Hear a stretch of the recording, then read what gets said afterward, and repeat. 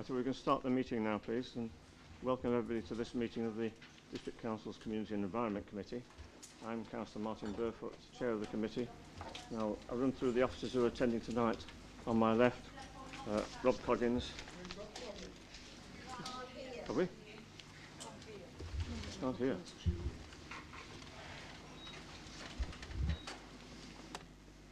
Yes, welcome to the meeting tonight. Welcome members and members of the public who have come tonight either to listen, view the meeting or to speak. We have quite a lot of speakers tonight. But first of all, can I introduce myself? I'm Councillor Martin Burfoot, Chair of this committee. On my left is Rob Coggins, Director of Housing. And after that is Councillor Peter O'Brien as Vice Chair of this committee. Mike Galsworthy, who's the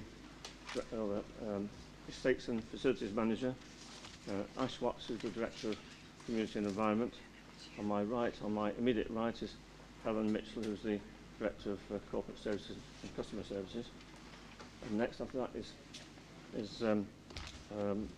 Lucy Harrison, who, in fact, if anybody wants to be shown on the YouTube broadcast, then they need to speak to Lucy or come to the top table, just say you prefer not to be shown. And then beyond that is Kerry France, who's a Head of Legal Services. And beyond that, I can't see who it is. Sorry? Christy Lim. Oh, Christy Lim. I couldn't see you, sorry. Yeah. So quite a few members here tonight, quite a few substitute members as well. But I'm going to go through the agenda. First of all, apologies for absence. If you can do that, Lucy, thank you. Thank you, Chair. We've received apologies from Councillor Archer, Buckler, Chapman and Dobbs, and here as substitute is Councillor Mrs Burfoot, Councillor Buttle, Councillor G and Councillor Shelley. Right. Thank you, Lucy. Right, first of all, we have to go through the minutes. Thank you, Chair. Just to say, Giles is here as well. Giles. Oh, sorry. It's Giles. Also, I've got the residents of Moorledge Matlock comments and consensus regarding the proposed Gypsy and Traveller site for this meeting. I wonder, with your permission, whether it could go through to Helen to be photocopied and shown to all councillors. Thank you. Okay. Yeah. Okay, right, thank you. Sorry about that, Giles. Giles is the Regeneration and Place Manager, that's right. Right. Minutes of the previous meetings of this committee on the 16th of May and the 30th of May. If members can look at those, and then somebody can propose, hopefully, that each of them is approved as or received by this committee as a correct record of previous minutes. Councillor O'Brien. Yes, Councillor. Move acceptance of those. Yeah. A seconder, please. Yes, Councillor Lees. Thank you. Okay. Right, can I vote? All in favour? Okay, thank you. That's carried.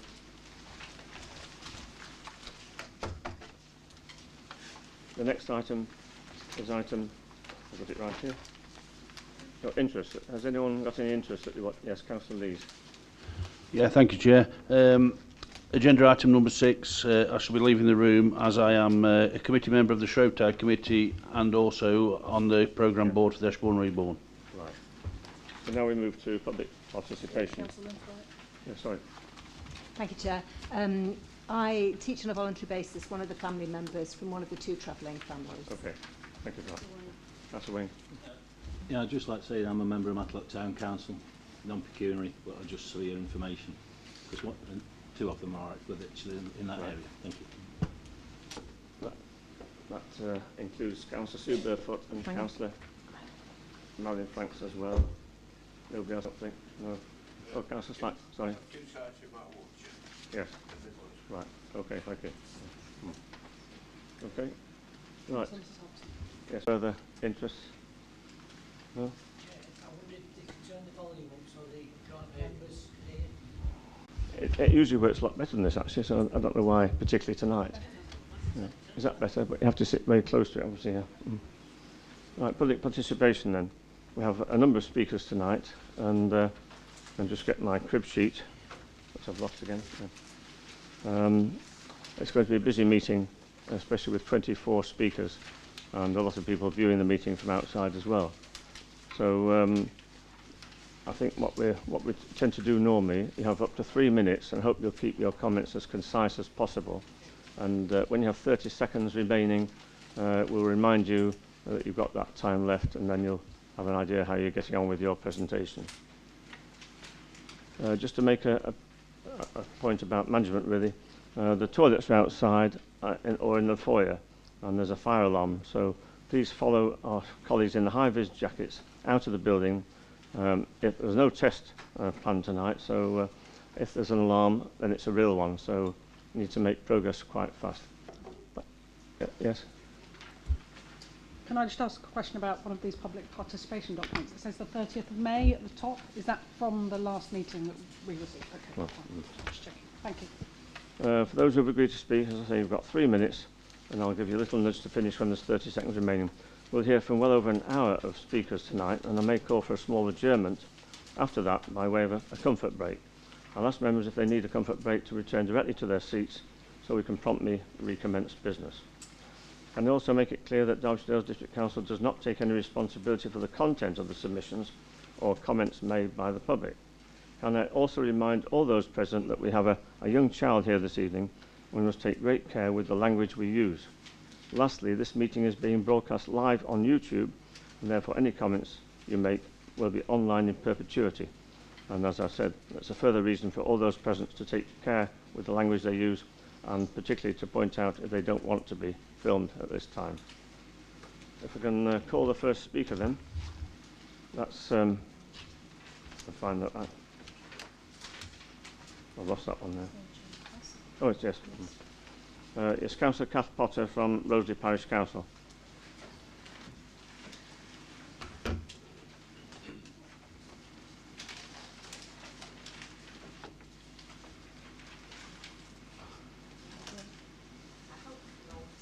Please, can you switch your microphone on, please? I hope you can all see evidence of what had taken place, of which we didn't seem to know anything about.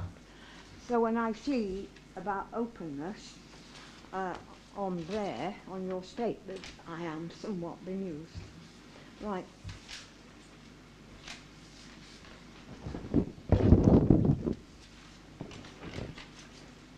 Once again, I find myself here sitting up for the residents and businesses of Roseley.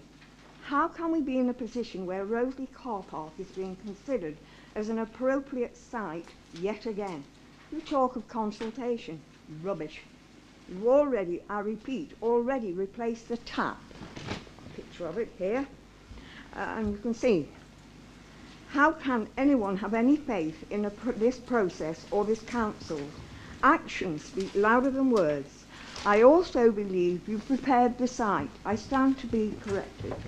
Surely this situation is ripe for a standards board complaint of saying one thing and doing another without having gone to committee.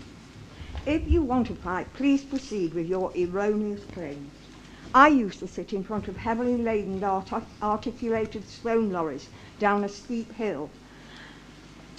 Nor was the loads chopped or chained. Well, we sorted that out.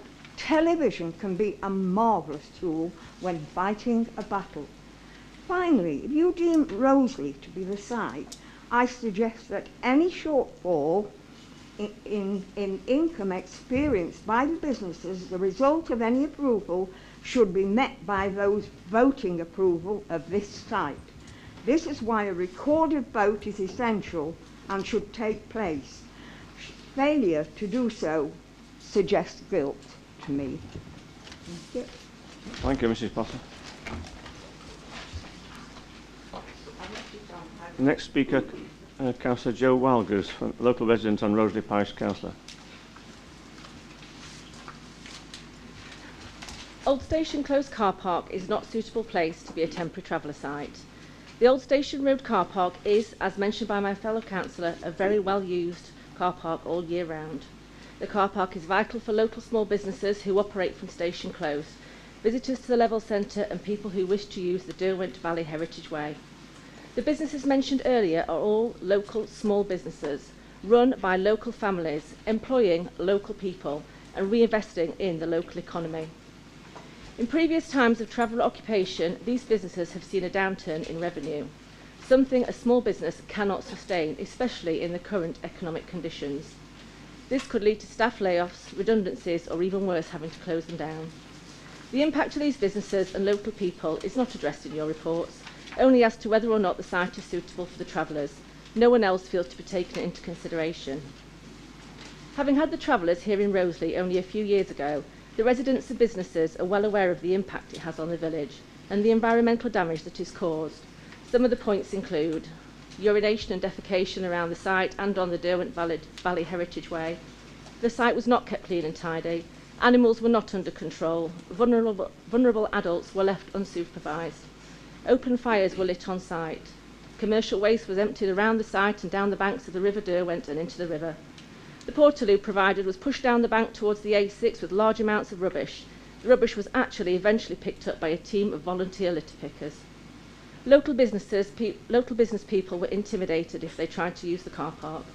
Roseley is only a small village with a small community, and Roseley has also suffered from illegal encampments from travellers as recently as May this year, along with all the costs to clean up once the site is vacated. The village should not have to keep bearing the brunt of being suggested as a temporary traveller site and should be removed from the list. Derbyshire Dales District Council has a responsibility to its local communities and its taxpayers. Derbyshire Dales District Council are not taking residents or businesses into consideration. Old Station Close is not suitable for the travellers. Thank you. Thank you, Councillor. Next speaker is Councillor Louise Moran, Matlock Bath Parish Council.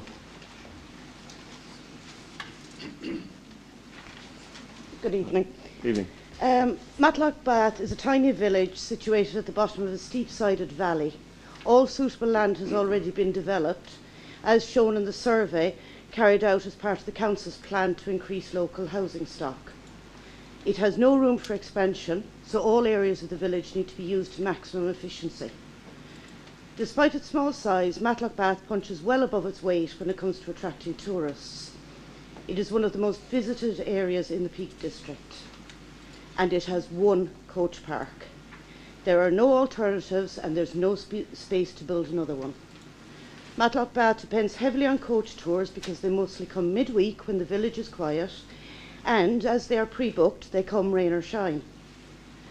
Matlock Bath has 3 car parks, and these are full at the weekends and on school holidays. We have hosted the traveller family on the coach park for over 2 years. This means a complete loss of our only coach park, a loss of over 800 coaches per year. There have been frequent incursions on the adjacent car park of newcomer travellers, and this leads to loss of part of the car park, and is having a huge impact on businesses. So I've personally spoken to a large proportion of the 40 business owners in the village, and our county councillor and the parish council had a meeting for businesses, and they all said the same thing. Midweek business is terrible. The coach drivers say they won't come back because there's no place to park, and lack of parking at the weekends is leading to loss of business. Some businesses are considering closing midweek as the trade is so poor. This would kill off Matlock Bath as a destination midweek and have a major knock-on effect on weekend trade. Restaurants are reporting huge increases in last-minute cancellations due to lack of parking, and these occur after the time the table is booked, so it can't be filled with walk-ins. One restaurant lost an estimated £500 one lunchtime, and another reports consistent losses of over £1,000 per week. That's one business. Domestic tourist trade is suffering this year due to the cost of living, and serviced accommodation bookings are down. Please don't make it worse for Matlock Bath by continuing to render its only coach park unusable. 30 seconds more. I'm finished, thank you. Okay, thank you very much. The next speaker is Councillor Caroline Cooper, Ashbourne Town Council.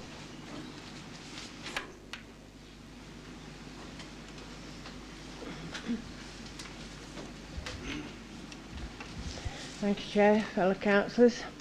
Whilst I've been made aware that this site has been removed from the possible site, this does not give me or residents much in the way of reliability. We have been here before, and after all these years we're no further forward. I came to speak to you on this issue 3 years ago, and here we are again, having served the residents of Parkside Ward on Ashbourne Council for the last 23 years. I and they are appalled to be in this situation again. It seems daily people are approaching me saying this cannot happen again. Fishpond Meadow is in the centre of the town, mainly residential area, predominantly occupied by elderly residents. They complain of lack of sleep because of the noise created by the travellers, mainly the son, who is, I believe, autistic. The utter devastation they leave behind, they contribute nothing to the community. They abuse council taxpayers of Derbyshire Dales, who put their hard-earned money into keeping this council going. Ashbourne has obtained levelling up money to improve the town. One of the proposed upgrades is the marketplace, which will no longer be used as a car park. Fishpond Meadow overspill will be much needed to replace the loss of car parking spaces. It will also be required for the equipment for the levelling up process. I suggest the council think very hard about the choices they have made, some of which I believe have been dubious. Whilst I understand you are dealing with people's way of lives, this must come to an end, and soon. Too much of our money has been spent on this. They have been offered a home and turned it down. Their son needs proper care. I would suggest, having witnessed his behaviour and the appalling noise he makes, which is in some cases lurid, in exposing himself to passing children and adults, time has come when he is beyond the care of his parents. They say they want to be local, to be near their family. Their family lives in Staffordshire Moorlands, not in Derbyshire Dales. Finally, the definition of a traveller is one who travels. I would suggest they need to travel on from Ashbourne. After at least 10 illegal encampments, we have had enough. Can I ask, has the assessment of the Clifton Road bus station and car park, which was amended in the local planning policy HC6 as recommended in 2021, and what about the other 8 recommendations of that time? Have they been completed? These in themselves had a spend of some £58,000. I'm now demanding, not just as a councillor for Ashbourne, but also as a council taxpayer, to know just how much of our money has been wasted on what seems to be a thankless task. I look forward to this information being passed on to my residents in Ashbourne at their earliest convenience. I think it is appalling the amount of money that has been spent to date. We have had illegal encampments on the grammar school. Sorry? Right, we've twice had legal encampments at the grammar school playing fields, twice at the leisure centre, twice at Clifton Road car park, and 3 times at Fishpond Meadow. Approximately 20 per year unauthorised encampments over the last 15 years. How much has this cost? Thank you.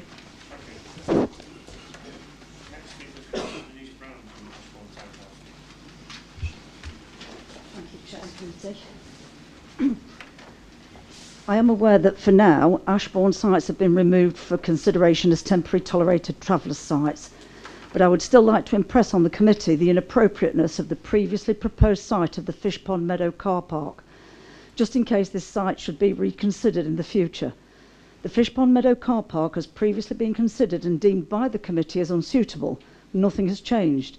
It has been agreed that the car park could be used by Ashbourne Reborn project for a compound for the project equipment, and I'm pleased that sense has been seen and this car park can now be used by the contractors.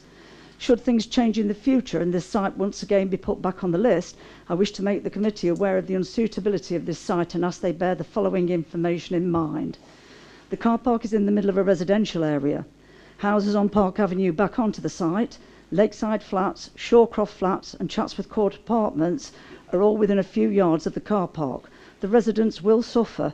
Shawcroft car park is opposite and where the majority of residents and any visitors to the town park. Bearing in mind the learning difficulty of one of the travellers, does the committee think that a busy, noisy area is appropriate for him? When they were sited on Ashbourne's Clifton Road car park, the area was busy and this caused the gentleman with the LD great distress, which in turn impacted on his whole family. Surely the committee can't condone this happening again. I'm certain the committee do not want to be responsible for igniting tensions between the travellers and the locals, as the site will surely cause both parties huge problems. Ashbourne Reborn are about to commence works to enhance and rejuvenate the town. Once completed, a traveller site would be an eyesore should it be considered here on one of the main routes in and through the town. Derbyshire Dales District Council closed this car park as it is prone to flooding, and even a short stay car park would have experienced problems of vehicles becoming bogged down.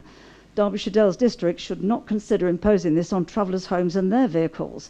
I hope the committee adhere to their previous decision made that the car park is not suitable. Should it be considered in the future, I suggest the site is visited by the committee prior to this being discussed on a future agenda, so those councillors who are not remotely familiar with the Fish Pond Meadow car park might see first-hand the idiocy of the suggestion of this site for travellers. Thank you. Thank you very much. The next speaker is Councillor Sandra Spencer from Ashbourne Town Council.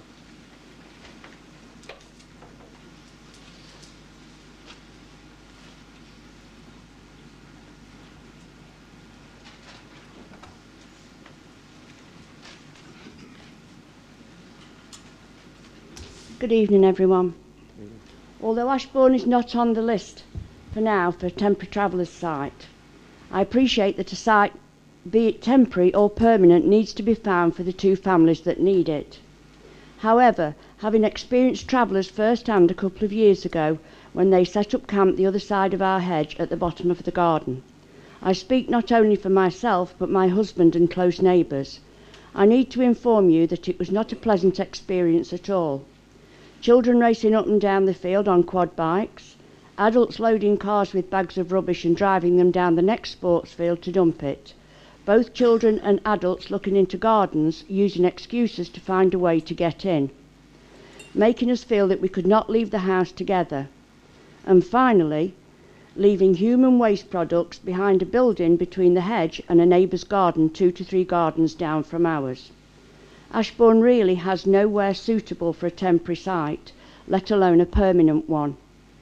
These families, once and for all, with the amenities they need,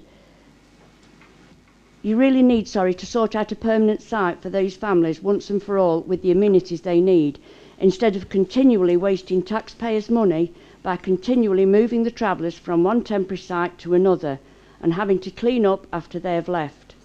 Thank you, and I hope you will take on board all the comments that you have heard tonight, not only from Ashbourne but from other villages as well. Thank you. Thank you, Councillor. Then next speaker is Councillor Anne Smith from Ashbourne Town Council.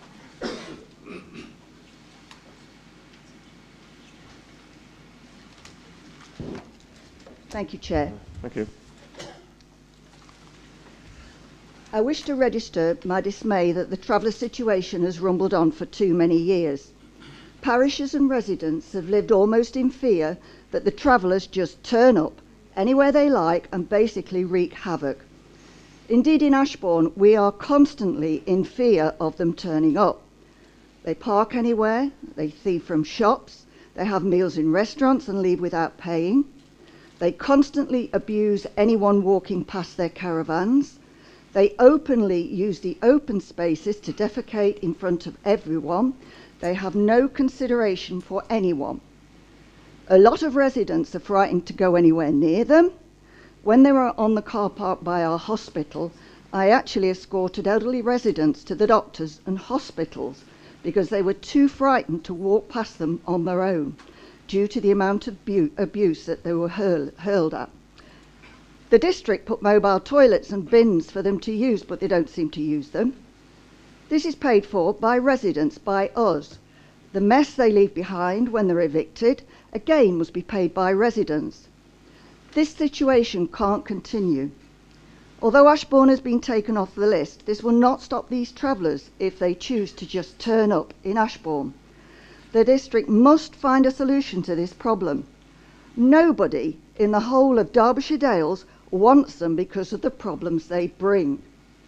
I pray this situation can be resolved amicably and put an end to this continual backwards and forwards between parishes.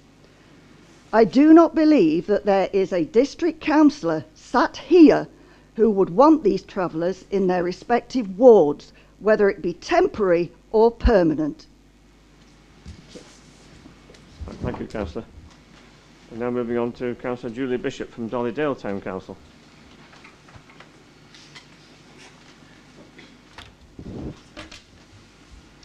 May I also say I'm a Moorledge resident.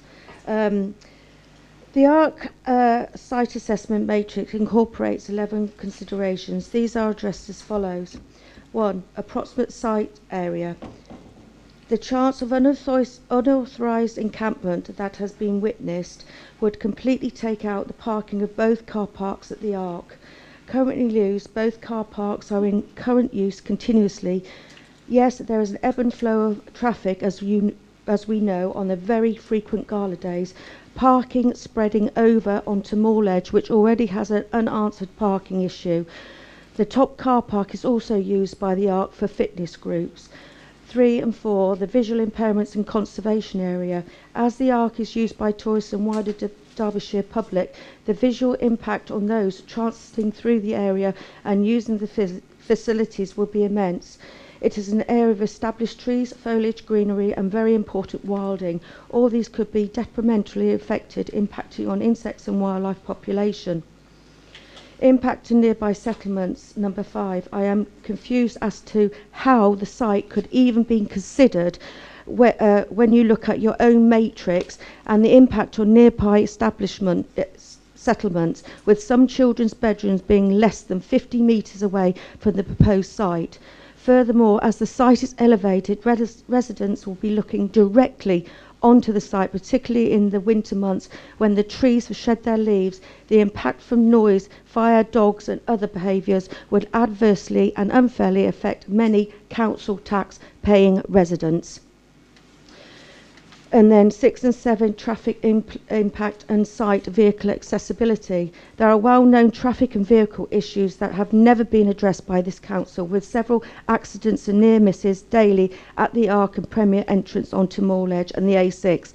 Getting large vehicle caravans, etc. will not be easy, particularly in the winter months when the area runs with water and freezes. This will only exaggerate the situation. And number 8, pedestrian accessibility. There are public footpaths in the area and the dimple, which is used continuously by families, dog walkers, exercisers, also by children getting the school bus, access to the primary school. This will also be greatly affected. And local facilities. The ARC is obviously used by countless people for their health and well-being. Also community activities, children's play centre, cafe, social meeting place, sports clubs, etc. Part of the planning for the ARC was for sufficient parking for its use. To then deprive those users of the ability to park impacts hugely on their health, as we all know is a national issue. All people I spoke to say they will stop using the ARC leisure facilities. This would obviously have the huge revenue impact, with the potential of the ARC being unsustainable and closing, and with a wider impact on the NHS, as there is no other facilities in the local area. The same could be said for the Premiers, and this would undoubtedly affect the business. My closing statement: Moorledge has been a long-established picturesque Premier residence in Matlock, and its residents are proud of it. Residents are deeply concerned about the impact on their properties. It would hope that council will not just consider but take action and note the residents' depth of feeling. Furthermore, I hope this is not just a quote, an out of sight and out of mind plan. Utilising the car park for this purpose is not a solution. Car parks are a definition. Yeah. Thank you. Next speaker is Victor Launett, a local resident. Sorry, fog in my throat.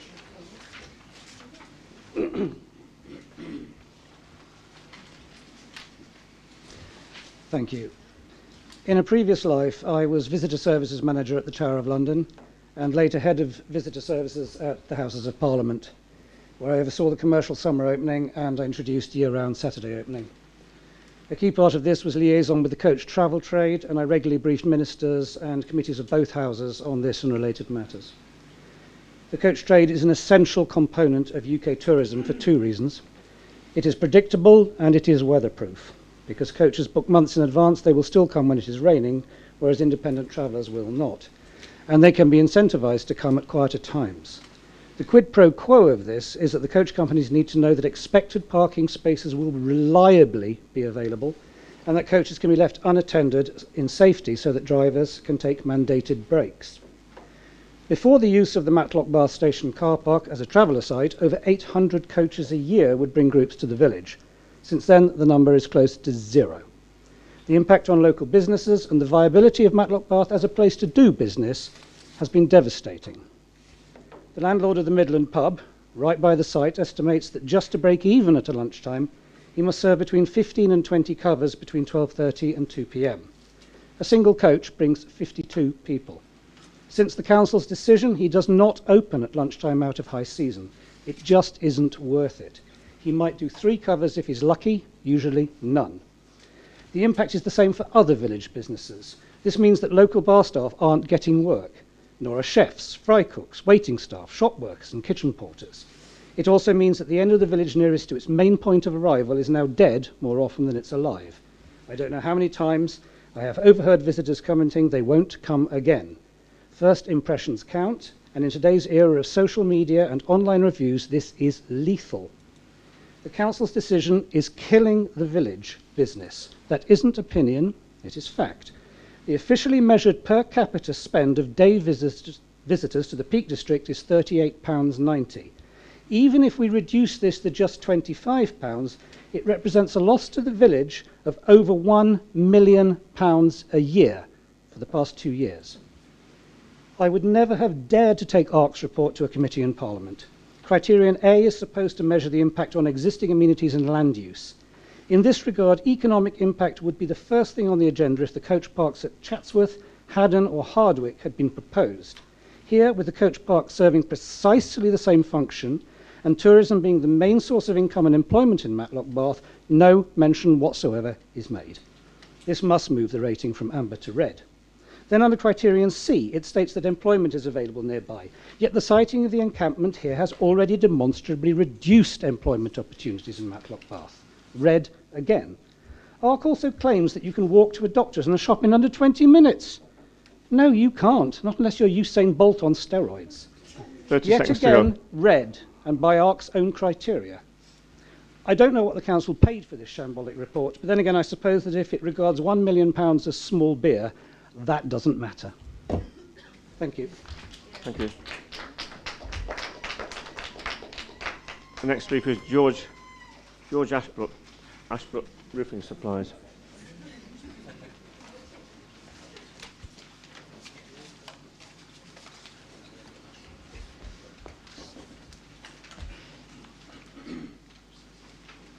Thank you very much for giving me the opportunity to speak. Thank you. So I would like to outline to this committee why the site is not suitable for a traveller site. Historically, when we've had travellers in the car park previously, they've turned people away trying to park, telling them that they can't be used for parking. I'm afraid also people are less likely to want to leave a vehicle where there is a traveller site situated, and this will move traffic onto the main road. Station Yard, Old Station Close, is a very busy business site located between the car park in question. In the yard there is TC Harrison Unit, Peak Tractors Limited, Natural Stone Sales Limited, Ashbourne Roofing Services Limited, TW Engineers Garage and TW Auto Engineers MOT Unit, tyre specialists, Stanton Furniture Makers, but last but not least a well-used level centre who employs a large number of people. Ashbrook Roofing Services alone have 14 staff situated on this site. All of these businesses have struggled since COVID, and also the economic climate to add a traveller site to this yard is at a maximum capacity. It will affect businesses involved. Please remember, station yard businesses all contribute to the local economy and employ local people. The council have a duty of care to help and protect them. If a car park is used for the traveller site, the already very busy car park, which is used for businesses and staff parking and many tourists visiting the area and local walking groups, this would mean all this traffic would have to be moved onto the main road, which is already over capacity. The main road into the site is at maximum capacity already, with the parking daily on the left-hand side that is the full length of the road. This is already a concern as people regularly have to back up in both directions for oncoming traffic. We also have cyclists and walkers regularly leaving the trail and using the road to continue to the main road. This is highly dangerous given the traffic and parking. All the main businesses have lorries, skip lorries arriving daily for collection, deliveries, and peak tractors have a huge equipment on double low loaders delivered to their site for repair. There is also cars to all sites at this yard. The car park 20 seconds more. Is very important to the whole of Station Yard, and without extra parking this would stop the site from functioning safely and properly, and sadly before long I could see an accident happening. We've had a few near misses already. The whole of the siding including the car park area is part of Derbyshire Wildlife Trust Reserve, sitting a traveller site on this car park. 3 minutes is gone now. Thank you. Yeah, thank you. The next speaker, Richard Walsh, local resident.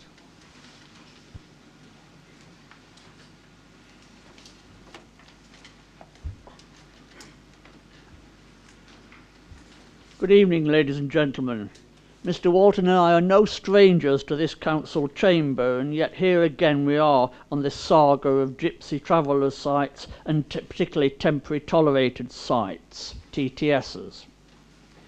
TTSs are not the answer. We've heard from many speakers tonight about a number of areas that they're just not suitable.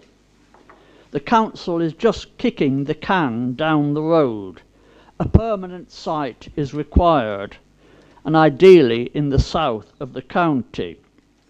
I'd like to comment on a couple of the proposed TTSs, particularly the one at Derwent Way in Matlock, sandwiched between a bypass and a railway line. Not suitable for the travellers, and it's a loss of revenue to the council because part of the car park is not available for parking, and also people are put off parking there by the presence of the travellers, and also quite often the traveller numbers move out into the extra areas of the car park. Matlock Bath Station car park. We've heard from a number of speakers tonight about that. Sandwiched between a railway line and a sewage pumping station. Not exactly the best place to put a Gypsy Traveller site. The impact upon Matlock Bath is well documented. The impact on visitor numbers, on coach parks as well, that has been spoken to by members addressing this meeting tonight. And there's a massive loss of revenue to the traders as well. At the end of the day, ladies and gentlemen, kicking the can down the road with temporary tolerated sites is not the answer. A permanent site is actually needed.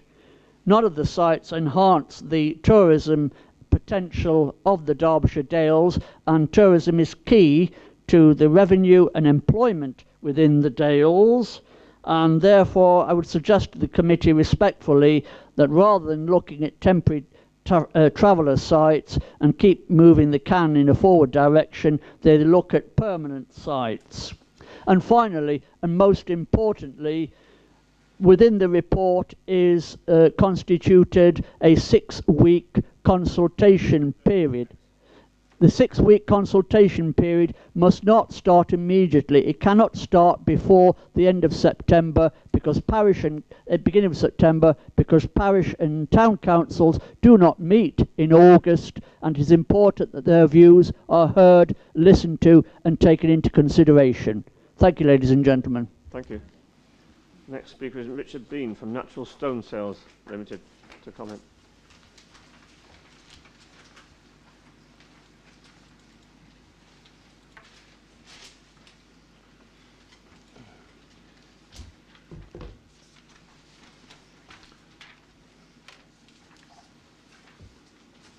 Thank you, Chair, for allowing me the opportunity to speak. I live at Old Station Close with my wife and son. We also operate our business, Natural Stone Sales, from that location. We've been here before, haven't we? This, we've had the travellers there twice before, and they caused absolute. I have to praise all the other speakers from Ashbourne and everywhere else, because basically I couldn't describe it any better than they've done already. We've got a further problem in that we actually live less than 100 metres from the site. Somewhere within this documentation it says there's only one house within that 100 yards or metres. In truth, I've looked today and I've measured it with a rangefinder. There's at least 6 properties, residences, that come within that range.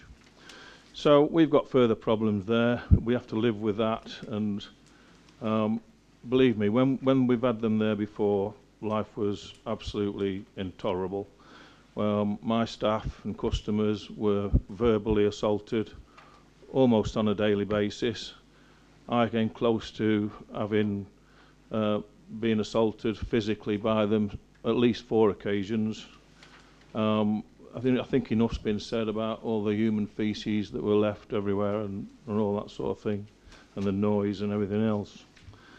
But I think the other issue that I think people should remember is the effect on the cycle trail. I can't imagine how much money's been spent on the cycle trail. It's a colossal amount. And it's a very successful thing, and it's the start and finish point for that trail. Lots of people visit it, thousands. It's a really busy car park. What's going to happen to everyone that needs to park, employees and customers, I can't begin to imagine. But so I think it's been summarised pretty well by all the speakers who've spoken so well, and I agree with every point they've made. The bottom line is, anywhere in the public domain is not a suitable place for these people. They need a permanent site where they don't affect people in the way that they've affected the people, unlucky people in Ashbourne and ourselves at Roseley. We know what it's like. Ashbourne knows what it's like. They're just not suitable sites. You need to be looking at a permanent site away from the public, because I can assure you that... That's your three minutes, sir. I can assure you that there will be a serious assault come about if they come back to Roseley. It's inevitable. Thank you. We have them in Matlock as well, by the way.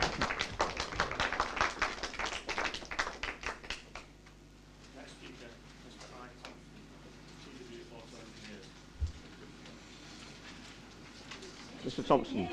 Mr. Thompson, TW Auto Engineers.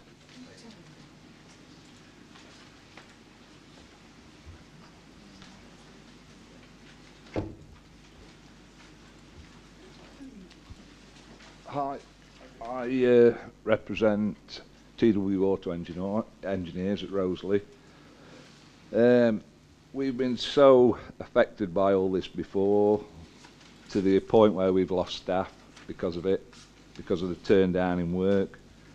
We've just gone through COVID and everything else, and we've just got our business back on its feet again. We're starting to employ again. We've got 6 staff now. We're looking to take a young girl who's an apprentice, which, if this happens, we wouldn't do it. The car park is essential for our business. Customers, for our staff. Just passing trade we get from it itself is a big help to our business. Now, same as Richard, we've been here before. We know the confrontations and, you know, the members of the public that are being barraged by it all. It's not on. They need a permanent site, and it's not Roseley, and it's not Ashbourne, from what we've heard tonight. You know, we're trying to build our business, but as soon as this has come up, we'll start to reduce it again, because it had a massive effect on us last time, and if it affects us again, we will be trying to seek some kind of financial support to stop it all happening again. Thank you. Thank you. Now, Ines Hankinson from Forge Solutions. Good evening. Evening. Just as an introduction, I've come across from Germany to this country probably nearly 25 years ago. I've never claimed anything, I've always kind of contributed. I've been involved in a multitude of charities, giving up my time. I had to undergo part of the citizenship test post Brexit, so I hold both. And there are key messages within undergoing the British citizenship in terms of contributing to your communities and other stuff. And yet it kind of totally bypasses me as to how much actually kind of gets spent on such a small group of people, but at the sacrifice of all of the community around. Being part of a local business there, we employ nearly 200 people at this point in time. I've been with the same company now for, well over 18 years. We've had multiple interactions, non-positive, with that particular group of people. I'm responsible for the health and safety of the site, which also includes the health and safety and well-being of all of our employees. We've had interactions with people. We have had breaches over the years. And obviously we've got a duty of care as an employer to our employees as well. One of the most recent ones, recent months actually, we've had a breach on site. We wouldn't have been able to detain that vehicle because doing so would have made us culpable by obviously restricting freedom of people. We have been in touch with the police and there's very little they can do. I have read through your proposal in relation to the code of conduct.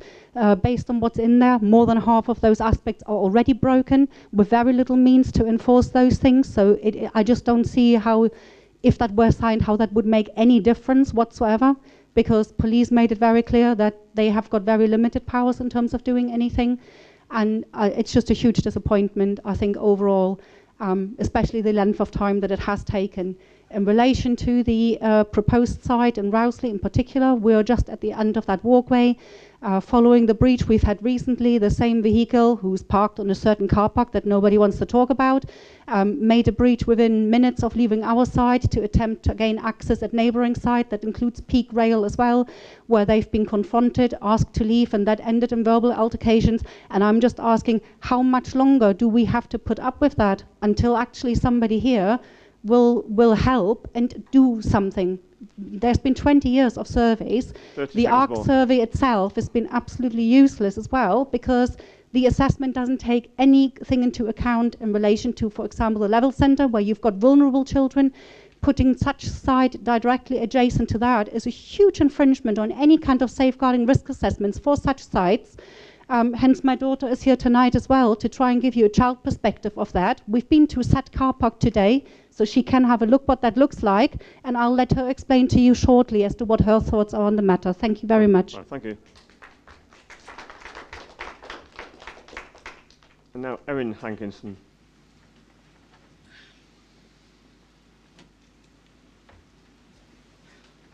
Hello. Hello. So in a child's perspective, I would say by looking at the car park, if people were going to go to the level centre, then it would be really unfair on the children, because they'd have to see a load of people just parking outside. And if you were going there in the winter, if it was really dark, you might not be able to see what other people were doing. And if there were disabled people there, then it won't really help them, because they might be littering all over the place, and then some people could actually trip on that stuff. So yeah. Thank you. Thank you. Now Victoria Friend, a local resident. I have a petition to hand in.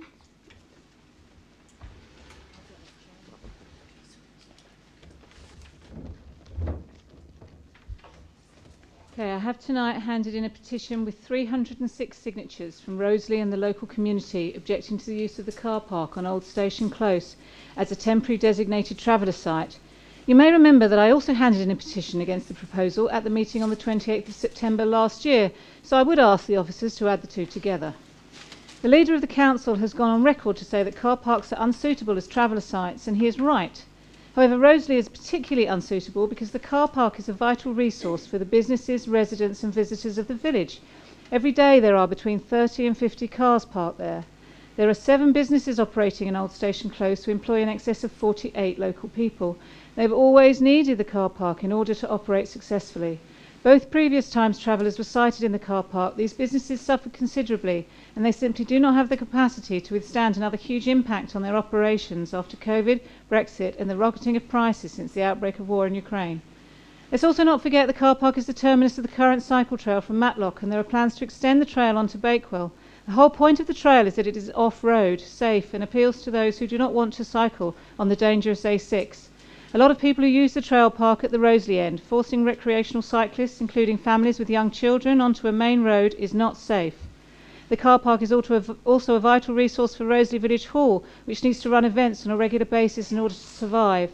They cannot do that if there is no car park in the village. If there is no village hall, there is no heart to our community. Without the car park, people will park all through the village, impacting all our residents. Chatsworth Road is already a complete nightmare to navigate most of the time. Cars will park all along Old Station Close, making it impossible to access the businesses. They will also clog up School Lane and make it impossible for parents to drop off their children at the primary school. Not to mention that the site itself is utterly unsuitable. It is damp and miserable, surrounded by mature trees that block out nearly all light for most of the year. There is a steep drop to the river and there are no amenities nearby. No wonder the travellers themselves left the site of their own accord last time they were sent there and said they never wanted to return. It is 12 years since Roseley residents were told to their faces by Paul Wilson that a permanent solution was being arranged for the travellers, and we are no nearer that goal. So I have little confidence in the council's ability to find a permanent site, and the word temporary therefore has no practical meaning in these discussions. Why are you covering old ground and going round in circles, re-examining options that have already been dismissed for good reason? 30 seconds more. This is not a political issue, it is a legal requirement of the council as a whole. Learn from the work done in the past and move on. Thank you. Now Stephen Walton, local resident.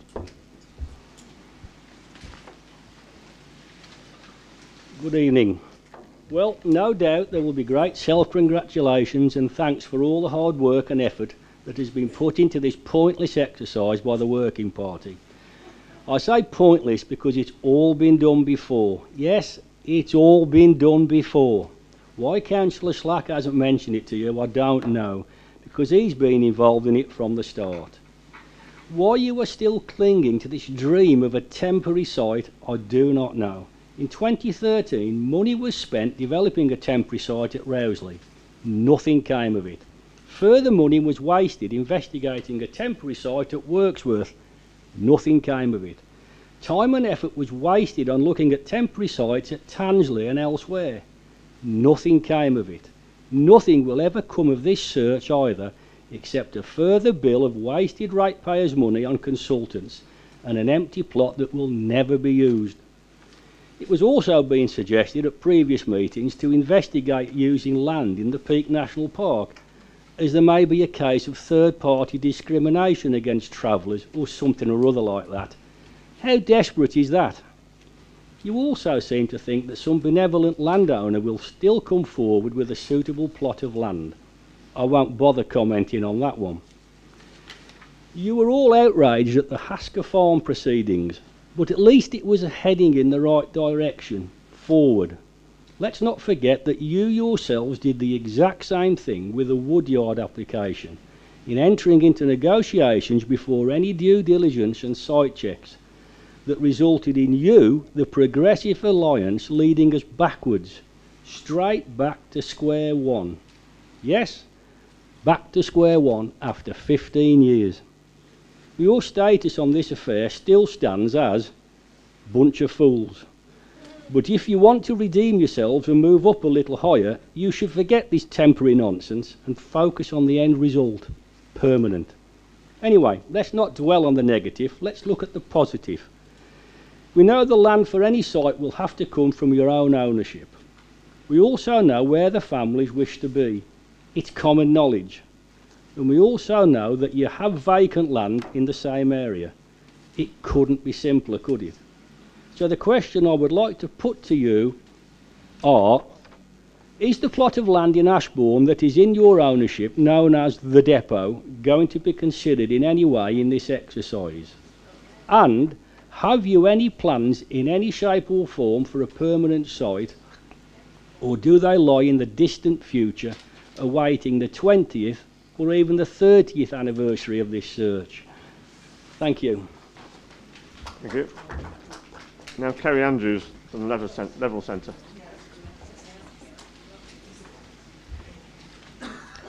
I'm Executive and Artistic Director at Level Centre. Hello. We're a specialist, award-winning contemporary arts venue based in Old Station Close, funded by Arts Council England. I recently represented the creative industries for Level at a garden party at Buckingham Palace, acknowledging the important work we do and the impact nationally we have on disability arts. This site proposal is very concerning. Level specialises in programmes with learning disabled people, disabled creatives, young people who are autistic and neurodivergent, SEN schools and the wider community. The ARC consultancy report has not consulted with Level Centre as a neighbour to the car park. There's been no consultation from ARC or the Gypsy Traveller Working Group. This car park is vital to our charity and our users. At planning permission when Level was built, Highways and Parking outlined that Old Station Close car park could be used by Level Centre. Permission to build Level Centre would not have been granted based on the Level only having 3 car parking spaces, 2 of which are disabled bays. Visitors are increasing year on year. Recent funding that will increase car park usage in addition to our current programme includes government funding through the UK Shared Prosperity Funds to create a biodiverse sensory art garden, 3-year National Lottery Reaching Communities Fund for community workshops and volunteer programme, creative programme for homeschooled young people funded by Public Health, capital grant for building improvements with tradespeople needing access and places to park, and once complete we'll have more up-to-date facilities, increasing our overall footfall. Appendix 4 scoring has not taken into consideration the impact to Level, and there's many inaccuracies, as well as the impact to other businesses locally. Specifically, the detrimental impact on neighbouring residential amenity or other land usage gives no consideration to the land usage within Old Station Close.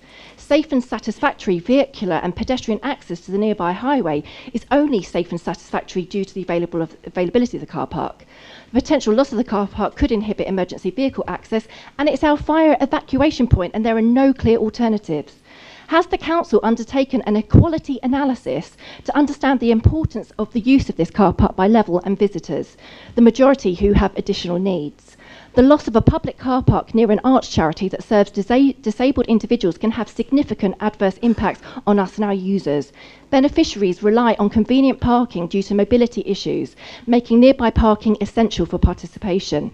Without this, accessing Level's services may become challenging or impossible. This could strain resources and affects people's well-being, resulting in more impact on other council services. While accommodating traveller communities is important, the council must balance this with the need of existing organisations and residents. There may be concerns about increased traffic, noise or safety arising from the change in land use, affecting the charity's operation and overall environment for its users. It's crucial for the council to engage in thorough consultations with all stakeholders, including the charity and its users, to develop a plan that mitigates negative impacts. Thank you. And that's the car park on a daily basis. Where are all those cars going to go? Now, Amanda Heading, local resident.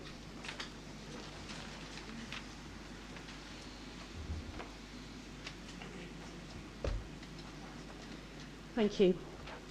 I have previously submitted 2 representations in May and prior to this meeting regarding the proposed site at Roseley, which I hope the committee members have had the chance to read. I believe that everyone has a right to be housed, feel safe and secure, and have access to the amenities within their community. That applies to any group of people, including the travellers and gypsies. It also applies to the residents and businesses at Roseley. In my written submission, I noted points related to the ARC's recommendation of site suitability. Old Station Close at Roseley fails the travellers and gypsies in terms of size, privacy, local amenities, and standards required for a proposed site. I also noted points whereby this proposal would fail the residents, businesses and tourists to Roseley, which is often viewed as a gateway to the Peak District National Park.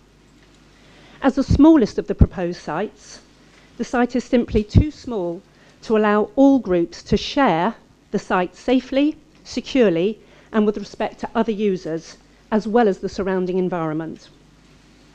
This is currently a busy and well-used car park by various groups of people during the week and weekends. It would not be just the local community who would be compromised, but also local businesses and visitors to the Peak District. There was a great deal of investment to install the trail between Matlock and Old Station Close at Roseley, affording walkers, cyclists and dog walkers the opportunity to use it.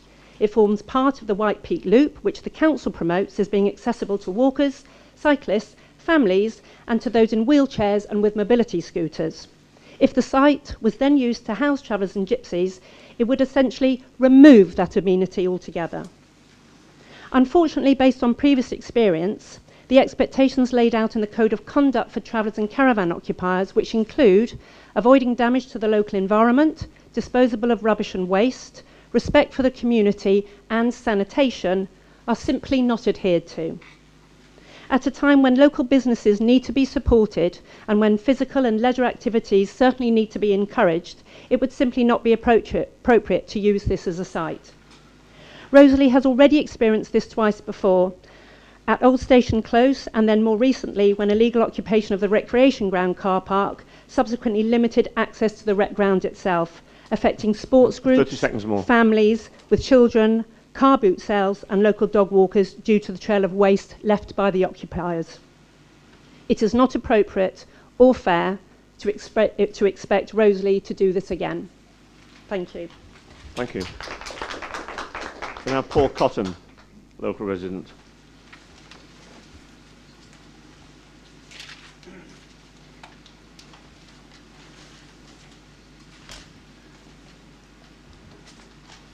Good evening.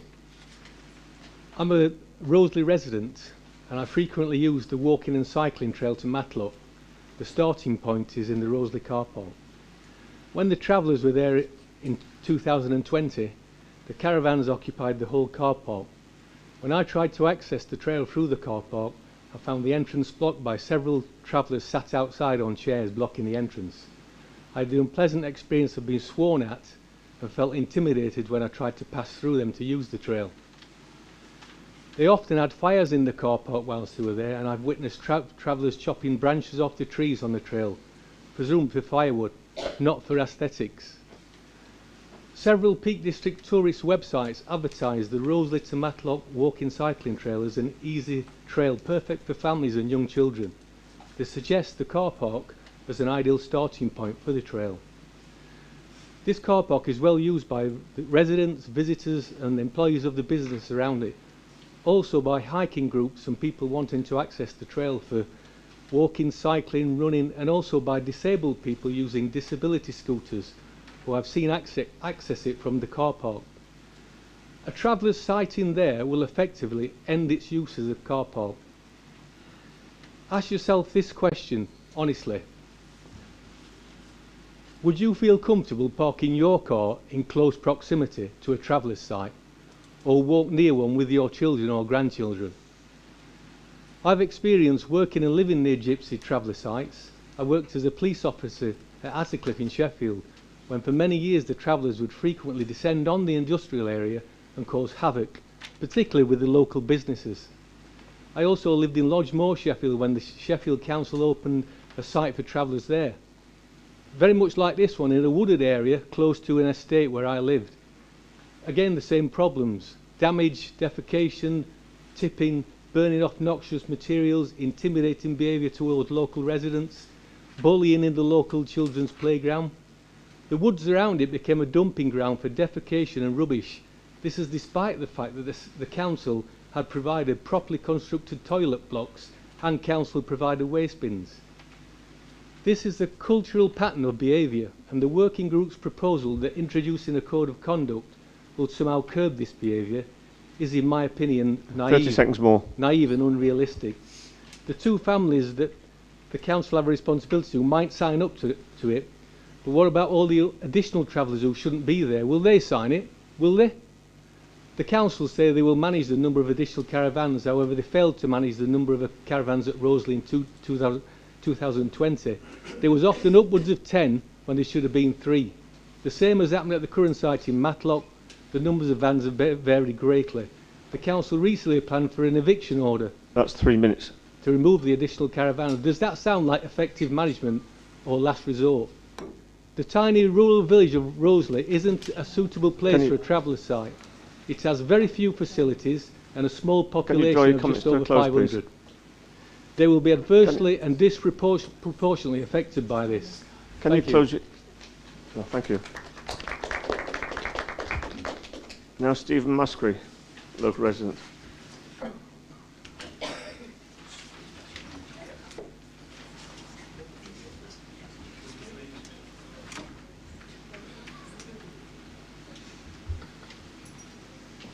Thank you, Chair. Thank you. I find it hard to believe that the land southeast of Middleton Road has been put back on the list of temporary sites. Councillor Slack told us that it had been taken off. Now it's been put back on again for some reason. It's an unsuitable site. It's unsafe access or egress onto a busy road. The bad corners on that road, adjacent to the site, cambers on the road. So from an access and egress point of view, it's totally dangerous. The site is small.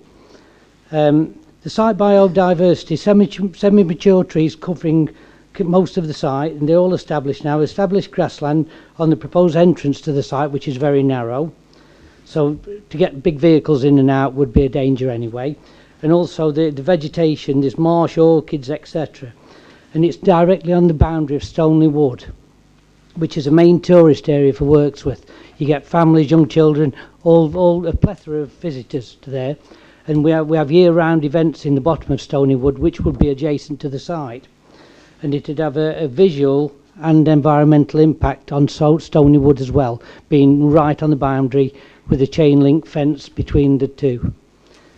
The health and safety of the potential travellers' residents nearby is a quarry face, which then could pose a problem to the travellers' residents if they get antisocial behaviour in that area. It's a bad place to put the site anyway. You wouldn't get many caravans on there. The impact, as many of the speakers have said tonight, and I agree, on the residents of the areas. So let me just go. So the proposed site is 100 metres from the nearest house, but as I say, it's the row on Derby, on Cromford Road, that's going to be affected because all their gardens come up to that 100 metres. And I'm also disappointed in the late notification of this meeting to get representation. And I'm here as a resident, and we're in recess, and I'm a councillor in Wirksworth. We are now in recess. We're now in recess, and I think it's a procedural issue. Could we, the consultation, as a friend over here said, it shouldn't happen until September, till the councils can sit. Thank you, Chair. Okay, thank you. Right, John Hewitt next.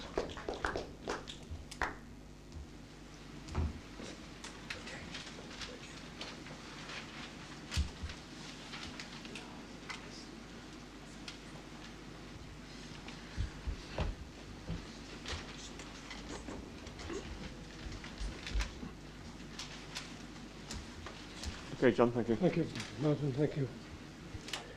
Councillors, thanks for your time. This is quite awkward for me.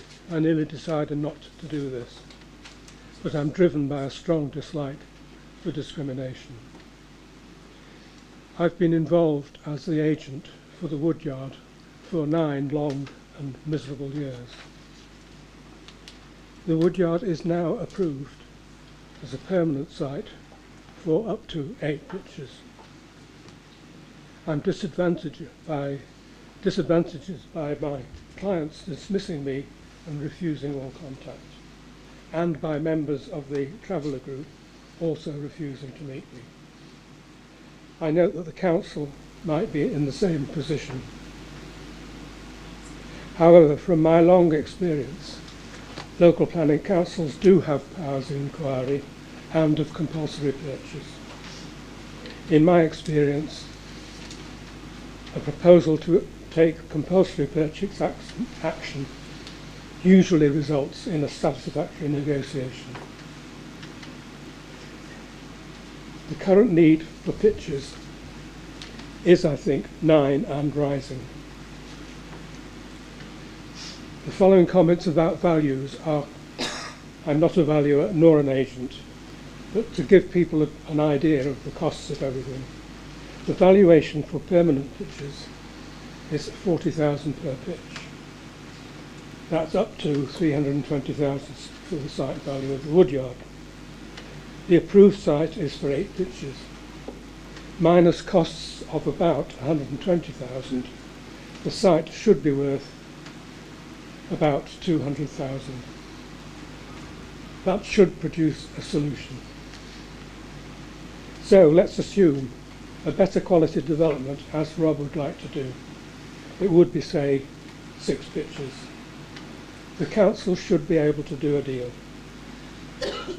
6 pitches at the woodyard would be a very good start, whilst you look for more.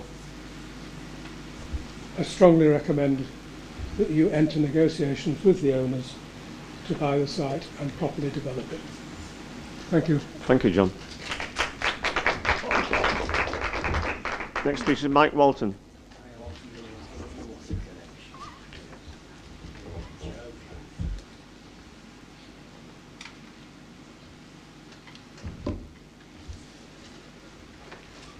Hello, good evening.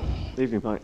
I'm a little bit bemused at the moment, and I'm sure somebody can help me out. Why are we expending all this time, energy and cost in finding temporary sites? I believe we already have one, albeit unacceptable. Would we not be better spending that time, energy and cost in finding a permanent site? I have a question, by the way. Would somebody define what we mean by temporary? How long will temporary be? Now, a little bit more personal. I'm a resident of Moorledge, and one of the sites that is being proposed as a temporary site is the car park at the Ark. Now, I go to the Ark at least twice a week, and more often than not, spaces are unavailable. I happened to go on the top car park site this morning to have a look, which I believe is where it is proposed that we might consider putting the travellers on a temporary basis, whatever that is. And there were probably 30 cars up there. I would guess that that area would take 50 to 60 vehicles. If the current travellers are relocated there, we're going to lose at least 40 places, I would suggest. That in itself will have an impact on the Ark from in terms of revenue, because people will stop going because they can't park. It should also be remembered that the Ark car park is an overflow car park for the Premier Inn. I'm not quite sure why that happened in the first place. I think there were some issues around planning for the car park per se. However, that is the case. Now, thinking about travellers being up there, and we know from experience down the road here that occasionally their friends and relatives turn up with their vehicles and trailers, and I assume that they would attempt to do exactly the same thing should they be on the Ark, which would be a nightmare. And of course, thirdly, it is absolute chaos on Moorledge and surrounding areas when there's an event.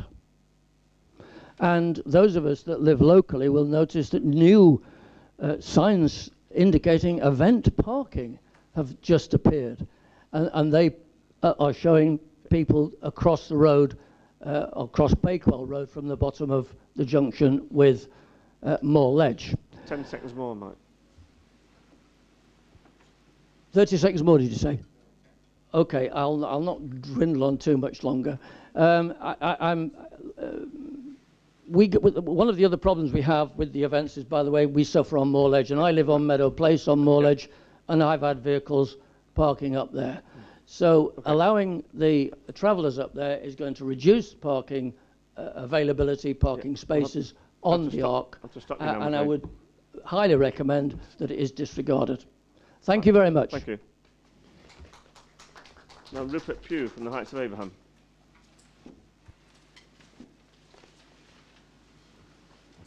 Good evening. Thank you for the opportunity to speak tonight. As I've said before at the last meeting, This issue is a social and economic disaster, and Matlock Bath is living with that on a daily basis.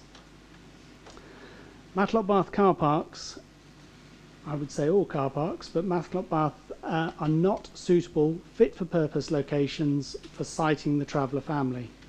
We need to do better for the traveller family and the Matlock Bath community. The ARC report does not properly consider the economic impact, nor the volume of traffic and demand for the coach and car park, nor the amphitheatre effect of the location, which amplifies the noise. I understand the consideration of reducing the much needed car parking for coach parking by taking out some of the car parking is flawed. One, Matlock Bath needs more car parking, not less. Two, coach drivers have made it very clear they are not going to leave their very expensive coaches near to the traveller encampment.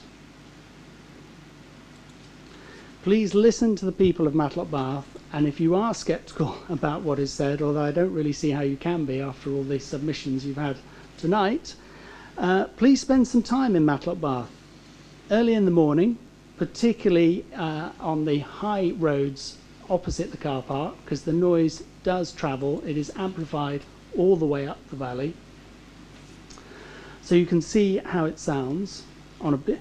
And then on a busy day, around midday, early afternoon, please go and see what it's like for the travellers in the car park. They are under siege. It does make for very unpleasant interactions between members of the public, people trying to park, and the travellers, and it must be very, very unpleasant for them. We need to do better. Thank you for listening. Thank you very much. And the last member of the public to speak will be Harry Burgess, TC Harrison Group Limited.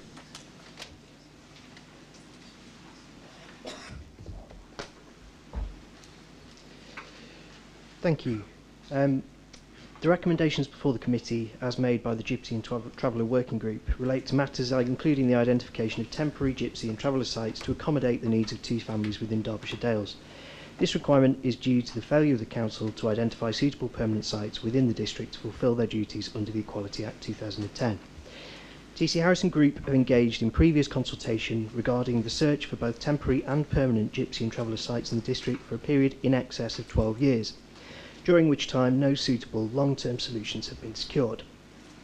Continued discussions regarding the provision of temporary sites will only serve to delay the protracted process of securing a permanent site, to the further detriment of the affected families. Prolonged discussions will also divert precious and limited resources away from securing a suitable permanent solution. The report before you provides the recommendations of the working group at points 1, 2 and 3 regarding terms of reference, a code of conduct and practical arrangements in relation to the affected families. These recommendations are considered to be sufficient if adopted to address short-term matters relating to discharging the Council's requirements under the Equality Act. The recommendation at point 4 notes continued progress in identifying a permanent site for the families, which we encourage the Council to expedite as far as possible. Within this context, we implore you to reject the recommendations at point 5 and 6 of your papers. These recommendations suggest a 6-week consultation period regarding temporary sites, an exploration of the potential for regular movement of families between different sites. Both recommendations will only take up valuable time and resources which could be focused on a permanent solution. Notwithstanding this, we have specific concerns relating to the consideration of the car park at Old Station Close, Roseley. We have been located in business premises here for in excess of 20 years. The public car parking facilities forming part of the area provide an important facility for visitors to the numerous businesses on the estate. They also serve the large number of tourists that travel to the area, and it is anticipated to further increase following the recent upgrades to the White Peak Loop. TC Harrison have previously made detailed representations, including highways impact, the sites of a limited size, and it's unclear whether suitable turning facilities could be provided. The loss of parking will increase instances of on-street parking to the detriment of highway safety and disruption to local businesses. In response to an earlier application for temporary use of the site for temporary Gypsy and Traveller facility, TC Harrison commissioned our own specialist ground stability reports to confirm the feasibility of works. The resulting report confirmed concerns relating 30 to seconds more. potential impact on the adjacent river and the adequacy of drainage attenuation. The cost of undertaking required works to provide a safe facility are estimated to be in excess of £70,000, excluding toilet facilities. The Council has previously resolved in a meeting on the 24th of November 2022 that sites including Old Station Close should not be considered as suitable for temporary designation. It is unclear what has changed since then. That's your 3 minutes. Thank you. Thank you very much. Thank you. And the final speaker is Councillor Anthony Bates, who is a ward member from Ashbourne of this council.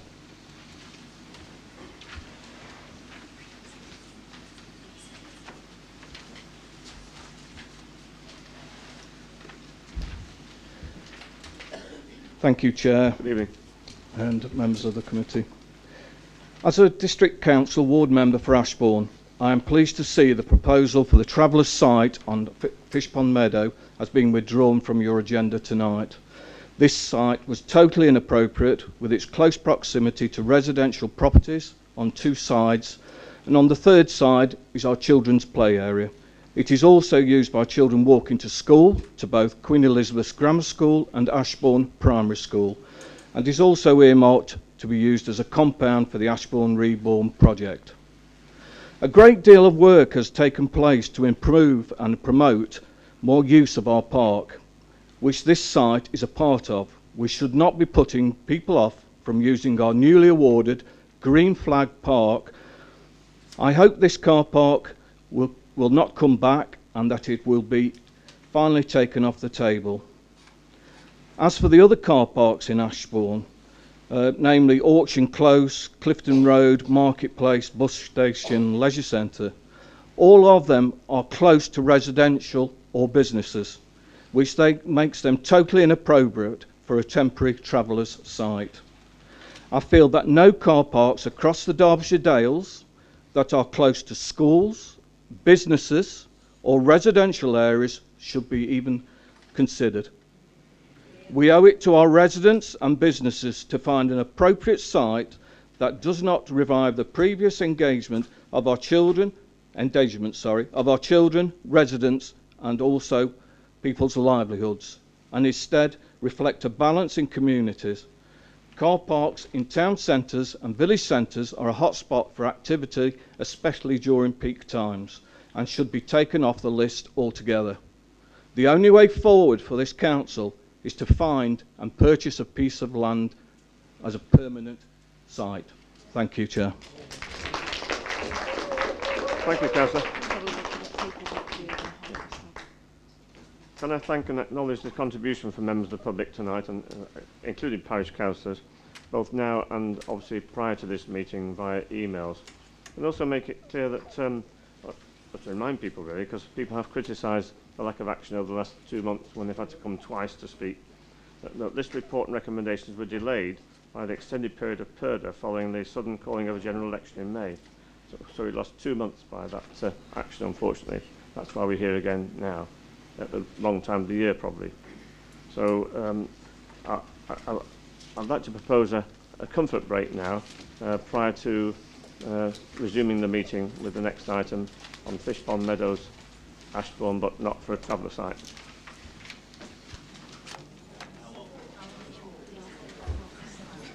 Well, 7:30, yes, it's about 24. Yeah, back here for 7:30. Thank you.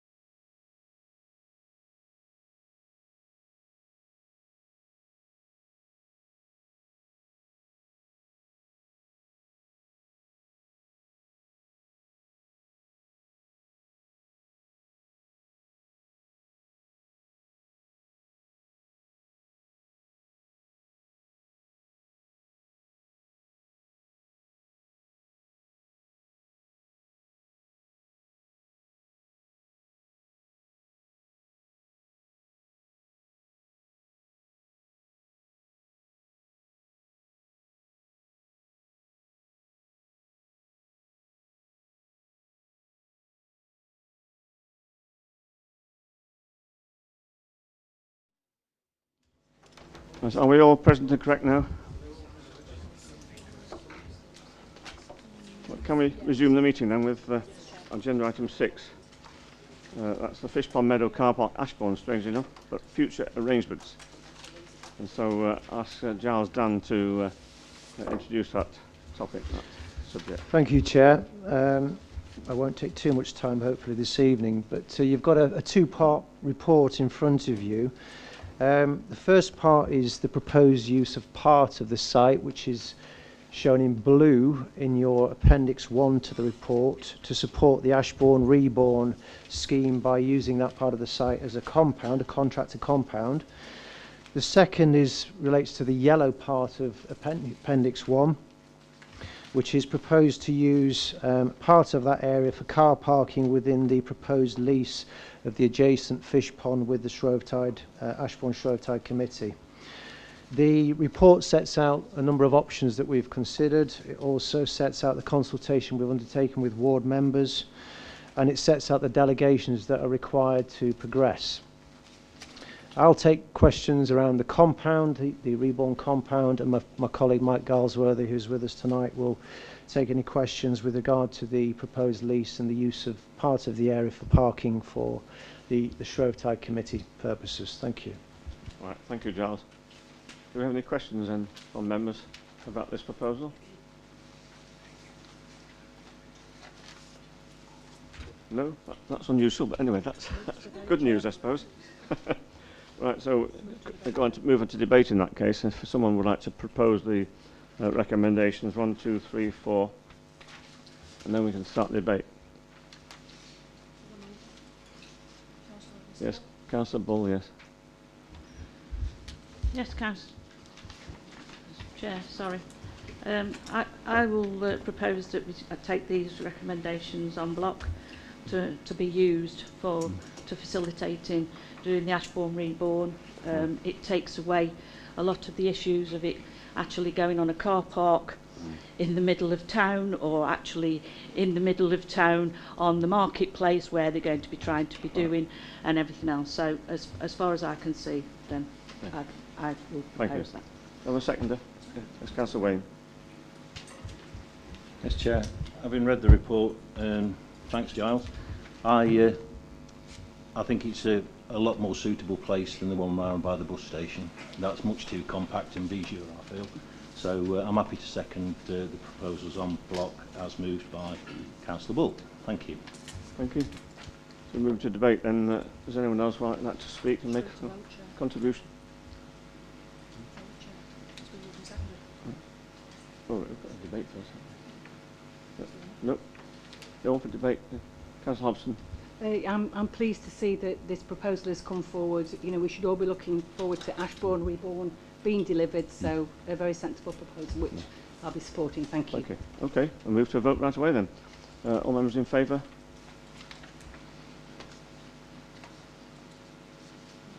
Unanimous.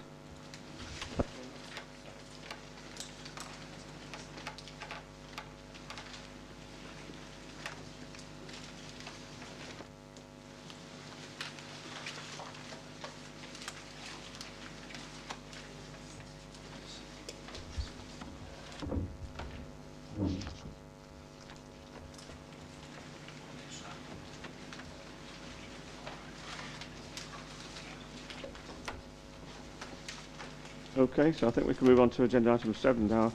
The report of Councillor Marion Franks, Chair of the Gypsy Traveller Working Group. So, Marion, would you like to... Yeah, thank you, Chair.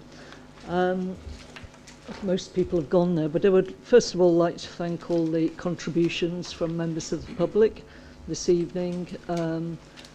Certainly I intensely listened, and I'm aware of other members did too.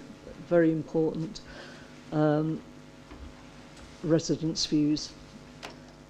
I'd also, at the beginning, because I think we're going to get lost in discussion, I'd like to express thanks to all the officers for the work they've done.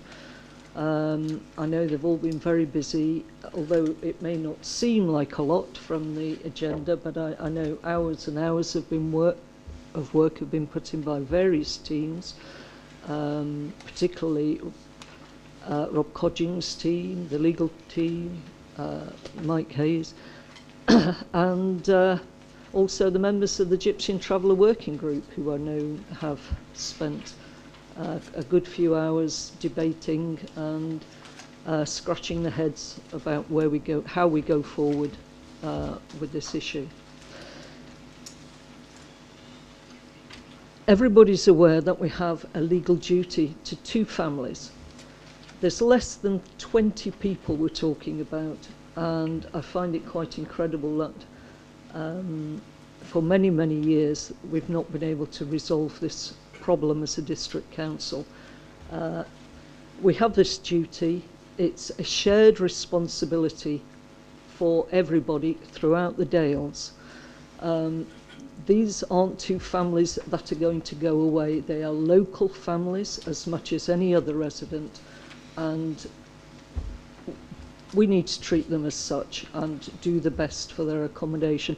I was delighted to hear tonight a number of speakers raising the issue of why haven't we permanent site or sites, and this is the way forward. We should not be spending all our time focusing on arguing about temporary sites and looking at prioritising temporary sites. We do need to prioritise a permanent site. One of the things we have done is, and I think there's a little bit of confusion about who's responsible for what report. ARC has been employed as land agents by us to search primarily for permanent sites, and their interim or initial findings are attached in the agenda. The other report you see, which concerns temporary sites, that is also attached in the agenda, was not done or completed by ARC. This way of these criteria were used, the assessment was used by officers. It was a criteria very similar to what was used in previous years, 2 years ago, by the previous Gypsy Traveller Working Group. There's been 1 or 2 amendments and updates, but basically it's the same tool and it's used by our officers. There is no specific tool anywhere for assessing temporary sites. This is something we've had to try to draw on, which came from government advice in relation to permanent sites for gypsies and travellers.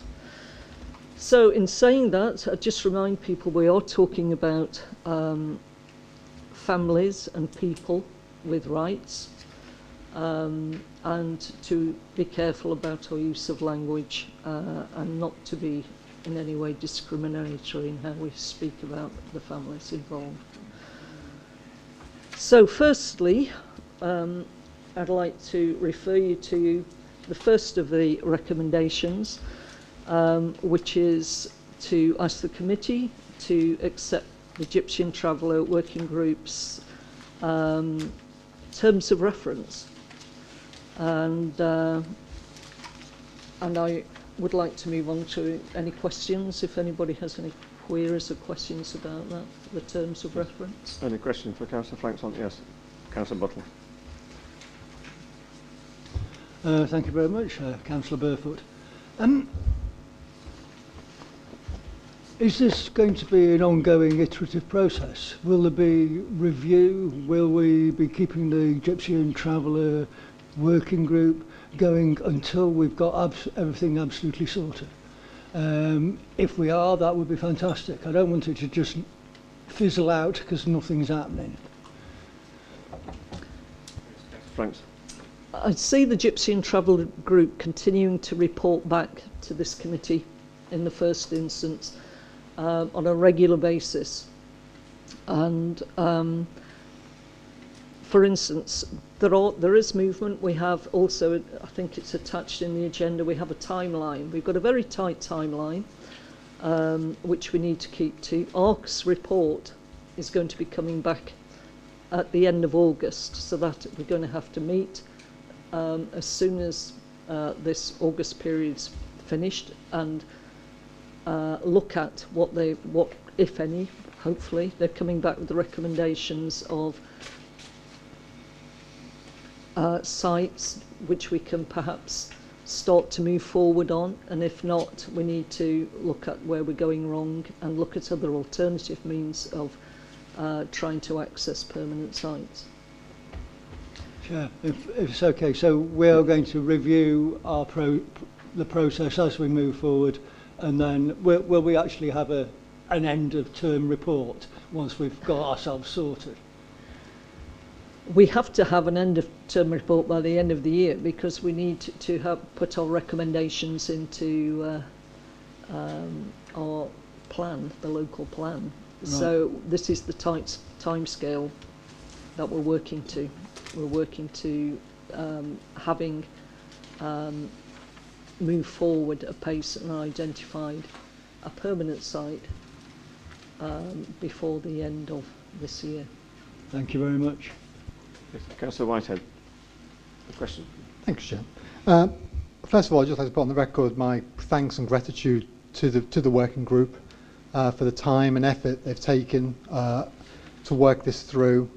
Also, my thanks for officers for their dedication and hard work trying to support the working group and find solutions.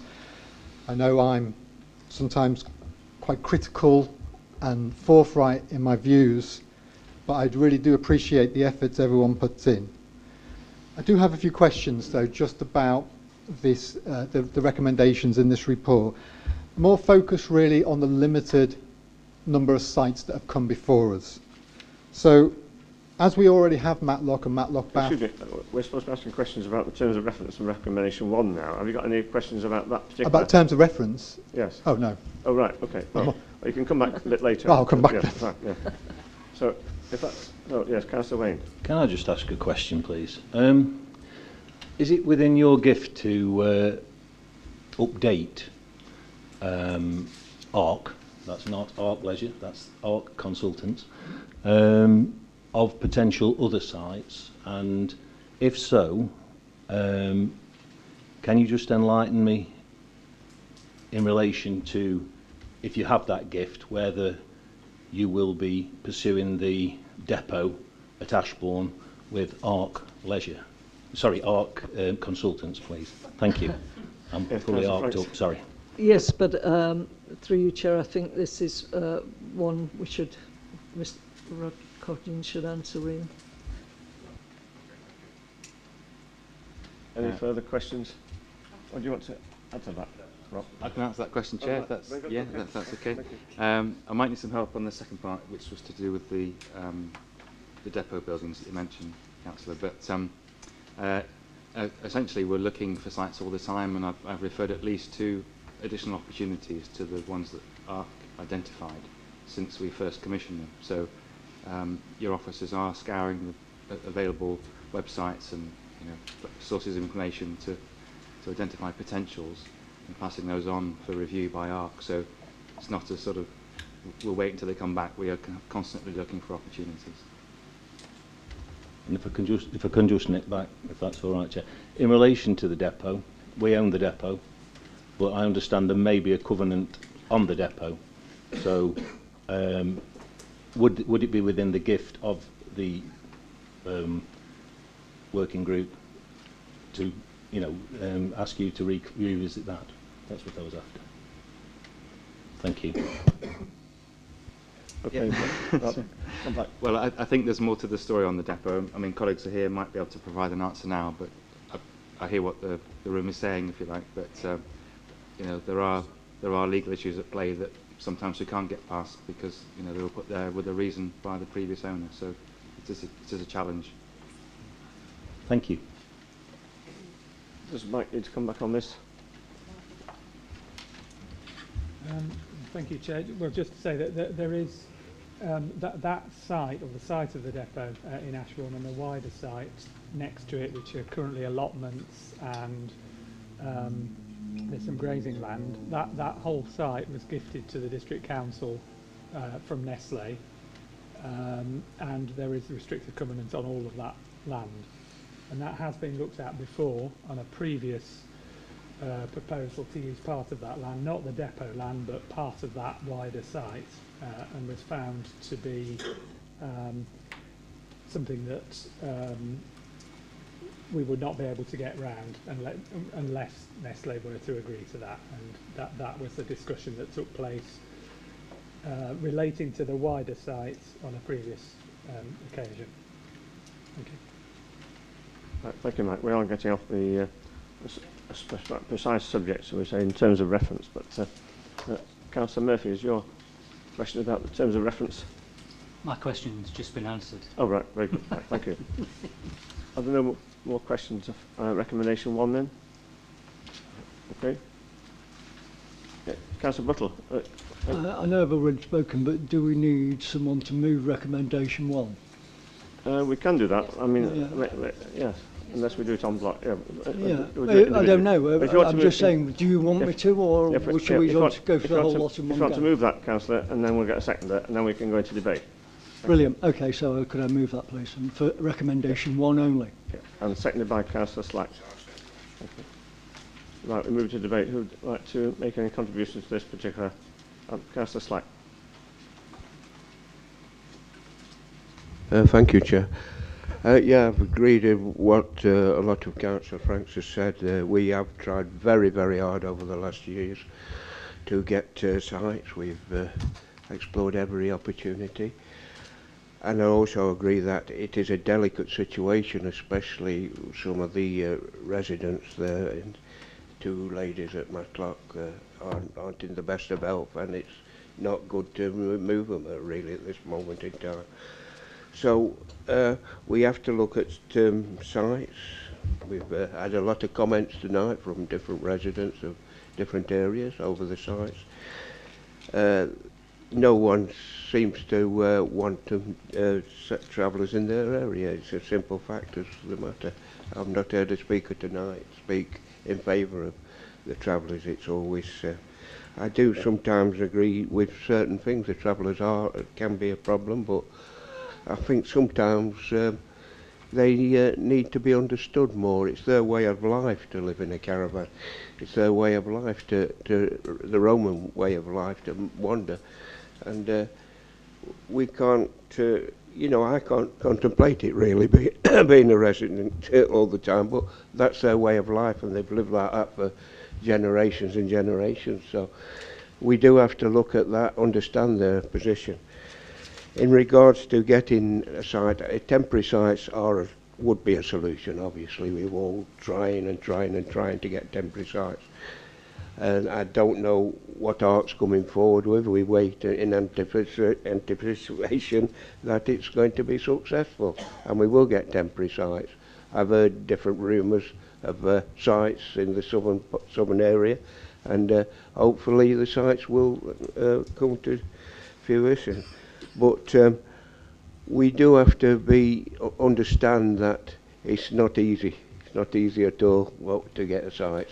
And maybe when these sites, what ARC have come up with, come to be public knowledge, they might be hostile from other areas. So it's not going to be easy, but we're going to keep trying and doing our best. And it is a very, very hard situation, and I think a lot of other councils have gone through it. I think our main problem, we didn't have it in the local plan early on. We ought to have this in the local plan a long time ago. But we are where we are, and we've got to do the best we can in this situation. Yeah. Thank you, Councillor. Thank you, Chair. Right, Councillor O'Brien. Yes, thank you, Chair. I just wanted to reinforce the point which I think was the inference behind Councillor Buttle's question and the point made by the Director of Housing. I hope that during the next few weeks that the working group will continue to look at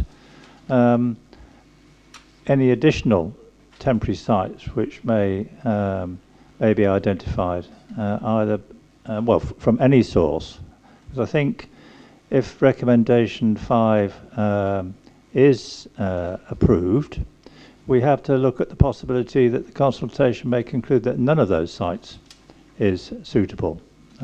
And we need to not be faced with that situation in 8 or 10 weeks' time. we need to be aware of that possibility now. So I'm sure the working group will continue its work on that basis. So thank you, Chair. Yes, thank you. No more questions. Oh, sorry. Yes, thank you. Obviously, yeah, we're trying to agree on the roles and terms and the likes. Now, as we've all said before, that the importance of getting this sorted, because yes, they are human beings, I understand that. I know eventually you're going onto the code, but that code relates both ways. I'm sorry. That's one of the issues I feel is what a lot of members of the public are stating and likes. But as regards the group going out trying to find sites, it's been clear tonight, and as it has been in every other meeting that we've had over these, that car parks are certainly not a suitable site for a temporary accommodation for travellers. Somewhere in here, whether it be working with the officer, Mr. Coggins, to ask what piece of land, how much is needed to actually put a temporary site. That was my question, and I think that is something that needs to come out in terms of reference to what you actually need for a temporary site. And that's not in there, and I feel that that should be the role that the group is trying to oversee, to find out what is needed and what are the requests of the travellers themselves, because at the end of the day, being in car parks, as we've all said, it's just like you are going into their area and impeding their space just as much as anything else. And I wouldn't like to think that, you know, I had a thoroughfare to go to a bus station, a train station, a shop, supermarket, because they're coming through my back garden or my area of land that I'm living on. I wouldn't like it, and nobody else does. So really, the fit purpose is not to be looking and do it. My feeling, the purpose is to actually sit down and come up with the terms of reference as what a temporary site should be and look like. And that's my opinion, if that's how it should be done. To answer those points at all? I thought we were in debate, Chair. Well, there's questions. There's still questions, yeah. You've got a question? Yeah, we're still in questions as far as I'm aware. Yeah. Thank you, Councillor Hobson. Thank you, Chair. My question is, I'm obviously part of this working group. So, We've had recommendations already. We're in debate. You must do a chair properly. Oh. Well, you can ask a question as part of your thank you, contribution Chair. to the debate. I appreciate that, Chair. Right, Thank okay, you. Thank you. I'm obviously part of the Gypsy Traveller Working Group, and I would also like to thank my colleagues and officers attending. They are sometimes quite challenging meetings. What I would like to say, and I'd like some from the monitoring officer or whatever, the fact that it's a working group with only 4 people. I know it's politically proportionate, but my view is there are not enough people on that group.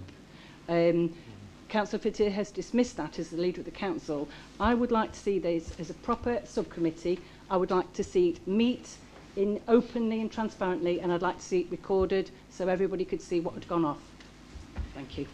Thank you.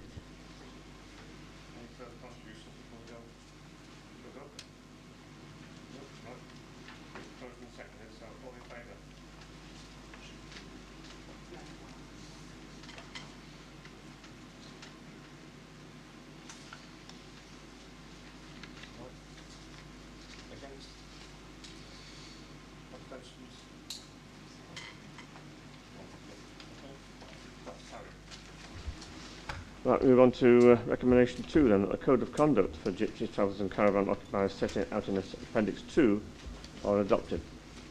I would propose, Chair, yes. Members have often raised concerns in relation to standards of behaviour in our public car parks. Hence, a code of conduct is recommended for approval by the committee. This code is meant to be informative and preventative rather than a legal contract. It does not alter the rights of those involved. This document has been very carefully researched and prepared by our officers in our legal team. We are fairly restricted because we don't have legal tenancy agreements because of the homeless situation of the two families.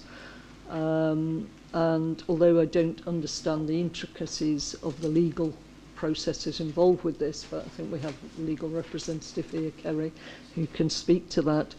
But basically, I'm proposing acceptance of the code of conduct.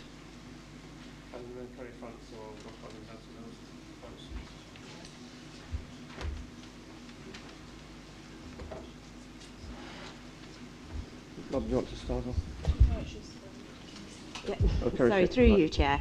Yeah, this is a code of conduct, as Councillor Franks has said. It's like a layer of expectation of behaviours that we deem as being the sort of a minimum standard for an equilibrium between residents and the gypsies and travellers. It isn't a legal document. It is meant to kind of provide a framework that we can work towards, because at the moment there isn't anything in place that we can deem as what behaviour that we do deem as being satisfactory.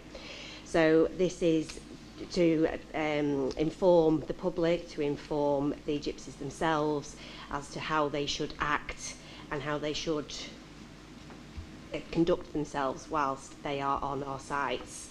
We're happy to answer any questions. We can't give any legal advice, obviously, about individual instances, regarding this, but we can just ask generic. We can certainly answer generic questions that you have about the code. Would you like to add anything to that, Sir Rob, at all? I think just to help explain in further detail, if you want to provide a more specific agreement, you then grant more tenancy rights, and given the temporary nature of the sites, arguably you wouldn't want to do that, because you might grant security tenure that then becomes very difficult to end. So looking at what other councils do across the country, they face the same dilemma. I know we wanted to start with a more secure agreement, but that isn't something that councils are able to do. Yeah. Councillor Murphy. Thanks, Chair. Could Rob explain how, if we get some complaints and breaches of this particular policy, whatever, how we're going to deal with it, and do we have the personnel to deal with it? Rob. Thank you, Chair. Yes, well, we receive complaints already about a great number of things, not just on traveller sites, but across the district on other sites. So our environmental health team, our environmental teams, etc., respond to those, and we take enforcement action based on things that have been reported to us. What the code does is provide an audit trail, so that we have a case file essentially that demonstrates how we've enforced the code essentially, and then we can use that going forward to secure eviction or other measures to if that code hasn't worked, if it hasn't moved things forward. There'll always be a tension between the settled community and the traveller community, and the code is an attempt to try and help that, but it won't be the complete answer, but it gets us a certain way and builds on the enforcement powers the council already has. Thank you. Councillor Whitehead. Thank you. So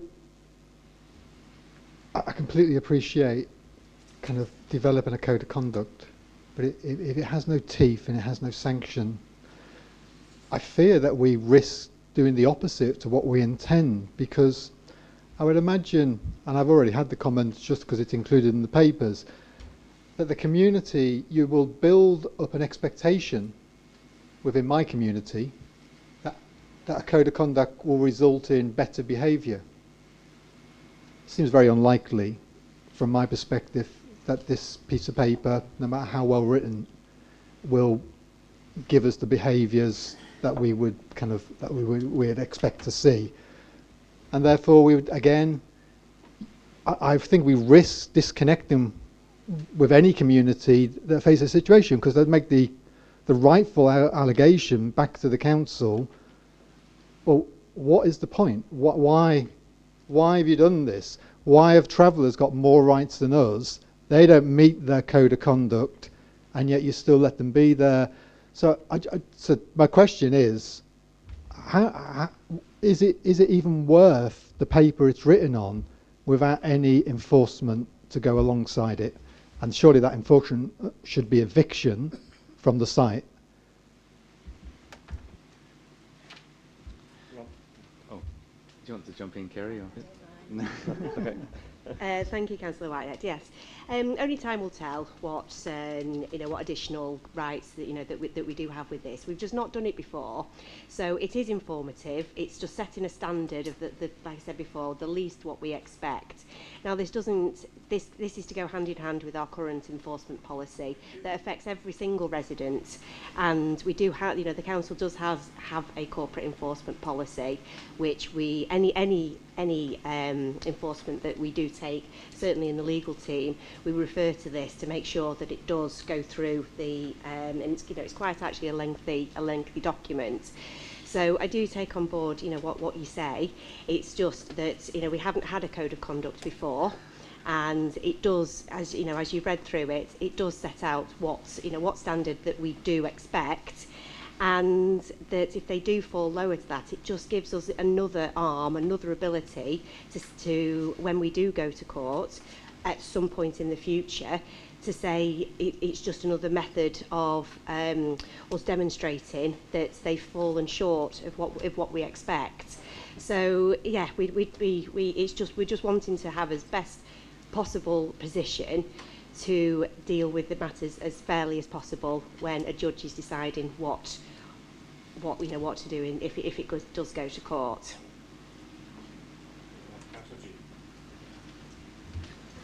Yeah, I'm just going to slightly reiterate some of the comments here, because we've listened and hopefully learned from a lot of comments from the member of the public.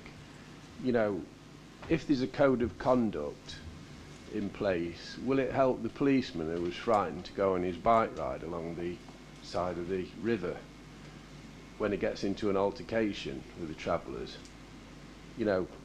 That'll be great for him, because he knows that there's a code of conduct. Will it help the staff at the Arc Leisure Centre if you put the travellers on there when they make a mess in the changing rooms, like they've done on numerous occasions before? But I'll tell them, don't worry, because there's a code of conduct that they have to follow. I just find it a complete joke, to be honest.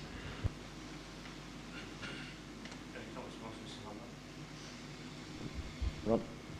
Through you, Chair. I think that, they are valid points, but I would reiterate, we were taking enforcement action before this code was produced in relation to fly tipping, for example. So the council has done things. This just adds, as Kerry said, another layer to what we can do.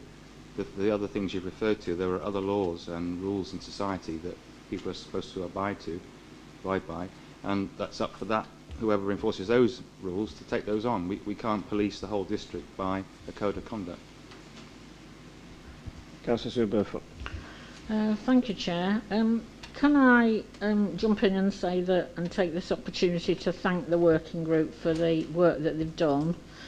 It is a thankless task, and I know it is.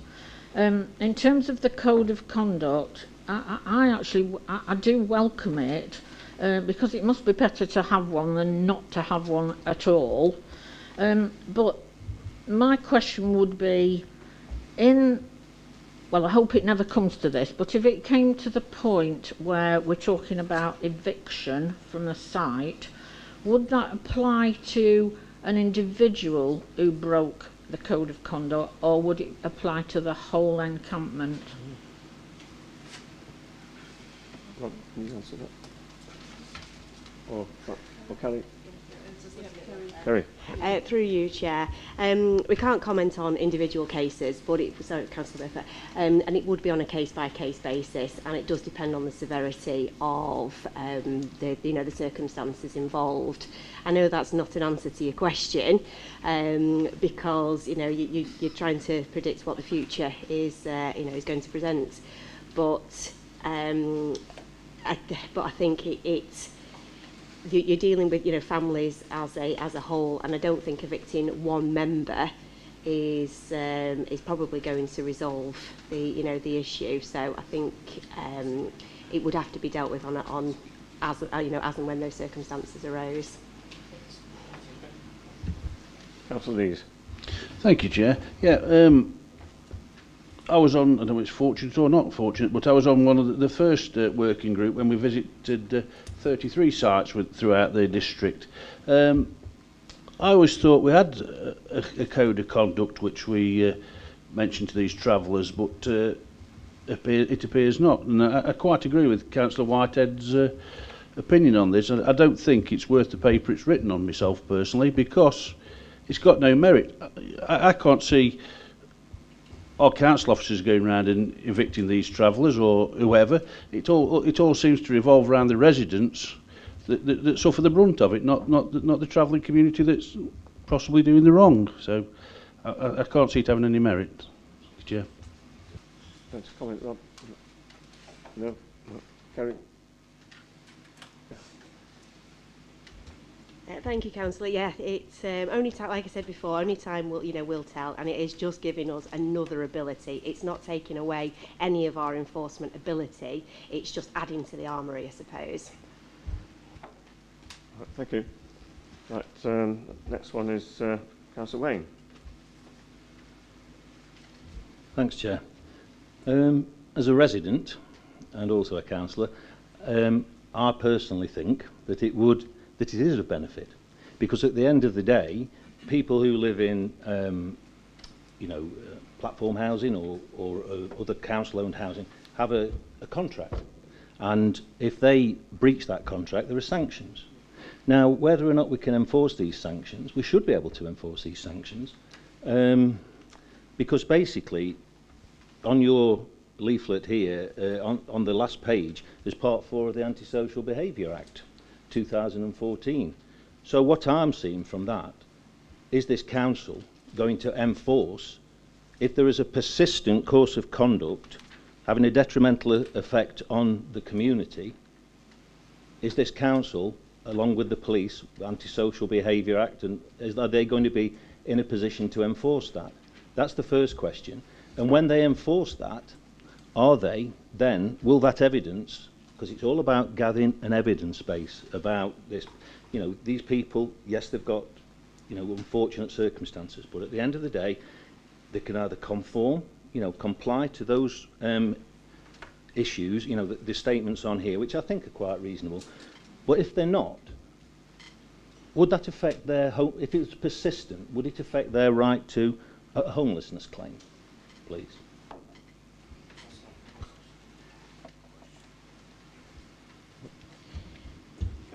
Through you, Chair.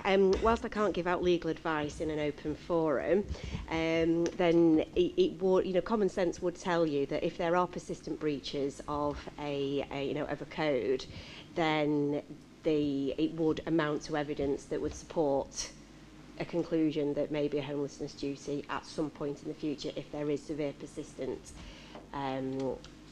non-compliance, then it would be something that you would utilise as evidence to remove that homelessness duty. So potentially, yes. And if I could just come back fleetingly, please. Okay, in relation to the Antisocial Behaviour Act, Section 4, where it says the conduct is unreasonable, I've received numerous complaints about that, the gate lock being cut off, people allowing people to go in, a systematic course of conduct. We as an authority are the lead agency in antisocial behaviour in Derbyshire Dales. We should work with the police. Can you give us an assurance that we are going to work collaboratively with the police to make sure this can work if it needs to? Thank you. Eric. Oh, Rob. And Ash. Chair, through you. In short, yes, Councillor Wayne, we do that. We have a log, as you referred to earlier, of any record of poor behaviour where it can be evidenced. We have a log of notices that we've issued to the Gypsy and Traveller family, and any time that we have evidence of criminality, it has been reported to the police and the crime numbers have been recorded, including some of those that you referenced there. Thank you. Chair, if I may just come back on one thing, please. Briefly.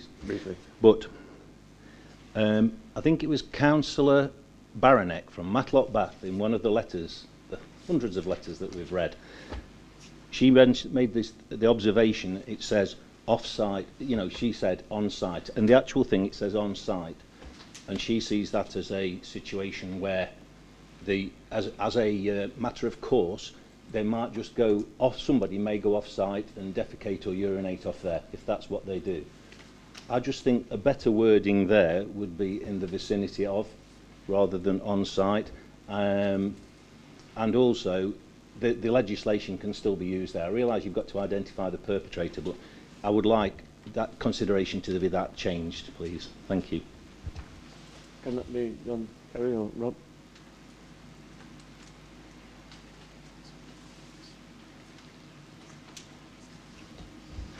Thank you, Councillor Wayne. You're not going to like the answer, but I think it's going to have to be no, because this is just on our land, and we can only enforce things specific with this, code of conduct on our land, and you can't defecate on any public premises. So there are other statutes that would govern the surrounding land. Which it would be for those for potentially for the environmental health or the police to kind of take those that are not that are not on our land. That's why you're a solicitor. That's good. Councillor Shelley. Thank you, Chair. A couple of questions. If I can remember my second one, it'll teach me to write them down. First one, is it the intention to ask all responsible adults among the traveller community to sign the agreement? Yeah, age 16 or over. Thank you. Rob. No, it would be issued to the person essentially overseeing the family group. So one submission. Okay, that's like the head of household then, is it? Essentially, yeah. Yeah. Okay. Second question. Yes. No. Yeah, God. Has somebody else got another question? Can I come back to this, please? That's right. Thank you, Chair. At the closed meeting that we had a lot of representations from Matlock Bath stating the behaviour that was happening at Matlock Bath, which I would say did break that section 14 of the Antisocial Behaviour Act. We've also had letters and emails from all people who've at Matlock Bath saying it isn't worth the paper it's written on. What is the point? If it's a 2014 Act, how many enforcement notices have you given since then? And particularly, what did you do? What measures did you put in place after all those people came to speak at the last meeting? Because they were saying their emails to the district council were not answered, and they just felt totally ignored. So they're my questions. Thank you. Is that one for you, Ash, or Rob?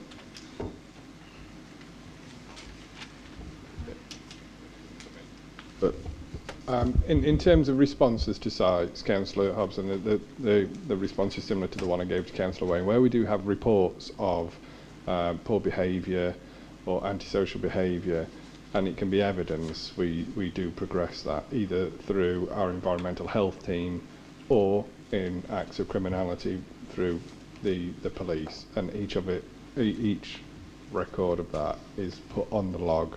And as Kerry referred to earlier, it builds a bigger picture should we get to a situation where we go to court. it's whether you ever get to court. I mean, I think if that's the question. It's the people that are there. If it's no good being on a log for them, is it? If they're I understand that, and if I can come back, Chair, there have been instances where we have pushed for prosecution after certain incidents have taken place, and unfortunately the courts have decided not to hear that. That hasn't been from the district council's point of view, because we have pushed the police have taken it on board and they pushed to prosecute, but unfortunately it didn't go the distance, which is frustrating for all involved, but we are playing our part.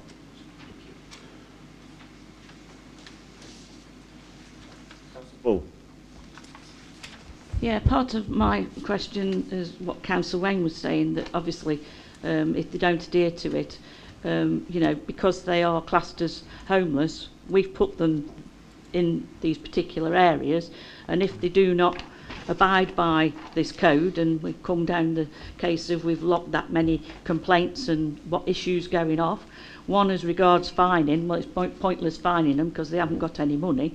And the second thing, in the sense, is the fact that, you know, we can't turn around and say, well, we'll move you, because we're saying we've got a duty to look after and put them on that side. So we're in a bit catch-22 all round with the as I see it, on this, because, you know, we're expecting, but they haven't got permission. They're not actually paying for the residency or anything else. They're just turning up and camping.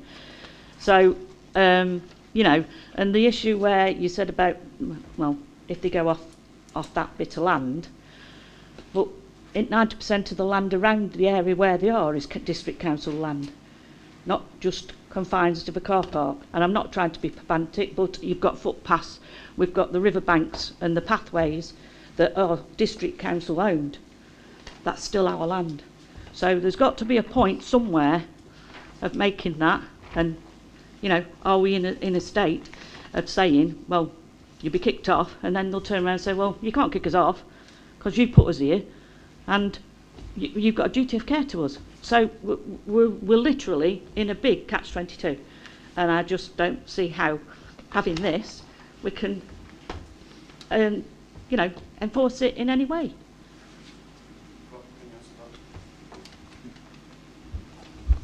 I'll try, Chair. I think Councillor Bull has, you know, you've made a good point, because it is a difficult thing to do, and, you know, judges don't like making people homeless. There's a very high bar to reach before they would serve an eviction order. So, but all we can do is our part in that, as the phrase has been used already, to build that case file, and hopefully, you know, we're at an early stage of the process. I think we've tried to explain the code of practice, the code, sorry, of conduct to the families and the support agencies for the DGLG, you know, Gypsy Traveller Working Group.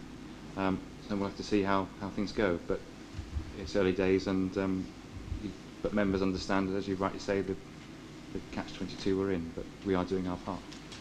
Thank you. Councillor Shelley, have you remembered your? I have indeed, question? and Rob has helped me out there. I think I'm getting an inference here that we have actually consulted with the families themselves on this code of conduct. Is that right? We've consulted with the Gypsy Liaison Group. But not with the people who we'd be expecting to sign this? We've provided a copy to the Gypsy Liaison Group and asked them to talk that through with the families. Do we have evidence that they've responded meaningfully? Yes, and they've been given a copy of the document. Thank you. Councillor Inthwaite. Thank you, Chair.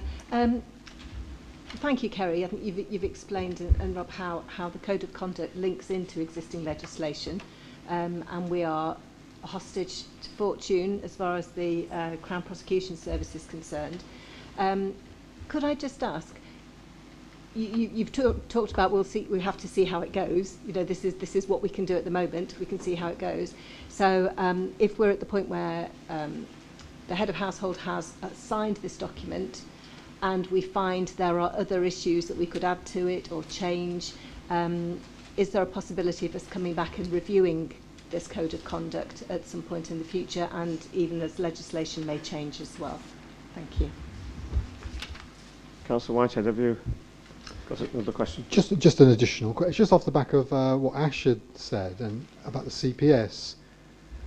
I'm just really interested to know, have we engaged with the CPS to understand their rationale? Because what it smacks to me of, and what it will speak to all our communities, is that basically travellers are untouchable. They can do what they want, they can break any law they want, we can report it to the police will put time and effort in, it will get to CPS and they'll throw it out. And I realise that they're very busy and their resources are limited, but we can't have a Wild West just for certain members of the community. Surely we all need to be treated the same, because I'm sure if I went and defecated in the street, I would be charged, and rightfully so, and that's an unacceptable position. So I would ask our senior council leaders to challenge senior CPS leaders for a rationale, and maybe we should invite them to scrutiny committee so they can tell us themselves. Well, was that one for you think, or Ash? Oh, Kerry. It's a difficult one. Thank you, Councillor. I'm not sure what the actual question is, sort of within that. Are we going to take on the CPS? Was that the... I mean, the CPS have their own codes, and they like ourselves, have a two-tier approach to prosecution. Do they have enough evidence? Is it in the public interest? And they do look at all the, well, have it on trust, and I don't know the intricacies of how they do work, but you have to take it on trust that they go through their files, with everything that the police do refer to them, and we have to respect their decision as to whether to proceed with prosecutions for criminal matters. It isn't open for us to appeal or have any sort of recourse to those decisions. Which could be frustrating, but we can't. Our sort of remit is limited to what we can do, and we need to focus on what we can do, and which is why these have been brought before you to put this code in place to see whether this will make a difference, and hopefully it will. Thank you. Excuse me, Chair, could I have an answer to my question? Sorry. Councillor Linthwaite, your question was relating to once the head of household has signed, it was to do with reviewing the... well, whilst I've not got instructions from the officers, then, in my view, all policies are open up for review, and certainly if statutes do change, then that would prompt a review in that point. But certainly, I mean, it would need to go back to the working group to maybe set a period of review, but that's not something that I can answer. Okay, thank you. Just like. Thank you, Chair. Could we make better use of the Gypsy Liaison Group? I mean, they're like the middle people, aren't they, between us? And if the Gypsy Liaison Group was telling the travellers and gypsies that it's in their benefit to abide by the rules, do you think that would be better to give them, involve them more in negotiations with the gypsies? Through you, Chair. Yes, I mean we have good links with Dr. Spencer, DGLG, and I think what you've outlined is already happening, Councillor Slack, to be fair. Councillor Boothroyd. I have two questions. When the previous administration accepted the temporary tolerated sites at Matlock, Bath and Matlock, does that come with a definitive map of essentially the site that is tolerated, and therefore any land around it would be outside of this code of conduct? And was there an overriding national code of conduct that officers could register these complaints against? Because my understanding from the response is that essentially we've got nothing to register these complaints to as a generic sort of set of complaints for a site. It's all going to be subdivided into various types of complaint, and the idea is to try and create a general contract between the two.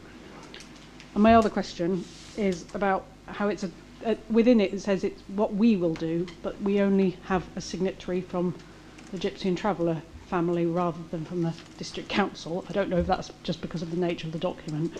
can't kind of be two-way, but a lot of the concerns are around basically the toilet facilities, and there's nothing in there that says we will provide toilet facilities. I think we do at a certain point, but is it a two-way code of conduct? Rob? Carry.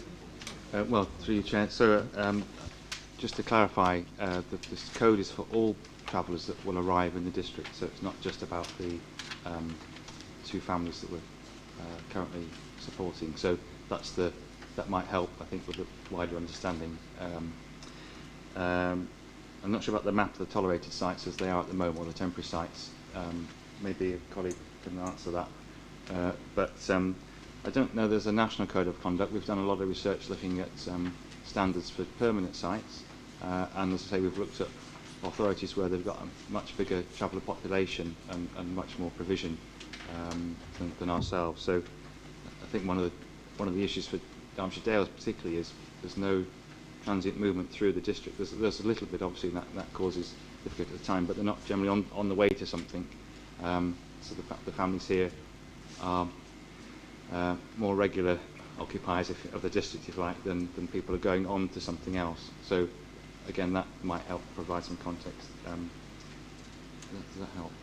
I'm not sure if I quite answered the question, but It was just, when the previous sites were approved as temporary tolerated sites, was there anything that we could essentially log against those sites, or was it very much that complaints were put in the same way that you could complain about any other public space, as it were? yeah, so the code has only existed until recently, but obviously the people could make complaints before then, and as I think if you heard from various officers, we've taken enforcement action and done things about complaints that have risen outside the code, so that there's like a dual approach to trying to tackle the same issue. Chair, if I may just come in just to add on to the point I made earlier about enforcement. We have issued fixed penalty notices in the past, and we have had one that has been paid, which is just referencing the comment that was made earlier. So enforcement is taking place, but as Kerry has alluded to, and apologies for repeating myself, it is about building a picture. You know, we are creating a log, we are taking action. Appreciate it's probably not at the pace or with the outcome that everybody would want at this moment in time, but we are playing our role. Thank you, Ash. As we've now... No, I'm sorry, I was listening to Ash and he didn't actually specifically answer my question about the people who came to the meeting from Matlock Bath with their complaints that they didn't felt listened to. Did you go to that site? Did you liaise with people after that council meeting specifically and respond to those people? I'm not sure I was involved in that conversation. What I have done, Chair, with relevant members of my team is met with local ward members and undertaken visits to the site, and we've seen the challenges that community is facing. We've talked about how we could do better enforcement, listening to what the communities have said and the advice that ward members have given, which again relays from their communities. So we have tried to make improvements. Some of that is fed into this report here. Some of it is simple operational changes in terms of site visits and so on. So yes, we have done those, even though I wasn't present at the previous meetings. As we're now members past the witching hour of 8:30, can someone propose that we carry on for another, so we say 30 minutes at the moment? Proposed. Seconded, Councillor Shelley. Opposed, Councillor Whitehead. Right, thank you. Right, all in favour of that? Oh, we've got much choice, haven't we? Okay. Microphone. 9:30. 9:30. Right. Right. Okay. Right. Yes, Councillor Whitehead. I just wanted to come back on that. So I just to actually say thanks to the officer. Sue's made a really great point. But I would say, because I'm copied in most of the correspondence, the officers are much better, and I really thank Helen, Rob and Ash, because they're all a lot more proactive than probably we were previously when residents are sort of demanding sort of updates. And Rob is particularly good and particularly patient. So I do think there's been a marked change. Yeah, right, thank you. Can we move into debate now? Does someone like to propose and second the recommendation? Two. I would propose Council- the recommendation. Right. Second, Councillor Inthwaite. Right. Thank you. Yeah, I'll second. Right. After all these questions, has anyone got anything else to say in terms of debate? Oh, Councillor O'Brien. Yes, thank you, Chair. I mean, I think they're a really informative set of questions. Now, I come at this as wanting the Code of Conduct to succeed. I think we have to acknowledge the lack of trust between this council and the community, and a lack of trust between this council and the travelling community. And it's going to take more than us passing a recommendation this evening to start to rebuild that trust. So I very much take on board what the Director of Housing has said and emphasise that this Code of Conduct is a starting point. Now, what I want to go on to say is yes, there has to be a bottom line. We see ourselves as the enforcement agency. But I want to go back to what Councillor Slack said, that there are a range of other partners involved in supporting the traveller community. And we're probably not the foremost in support. As I said, we're primarily about enforcement. So we have the whole, the social services network, the educational welfare network, we have the police network, we have the Gypsy liaison group. So what I hope our officers and members will do will be to work with all those other agencies and the traveller community to help them comply with the Code of Conduct. Because I think we need to support them to do that. And we won't support them if they just see us as a draconian Stasi police force.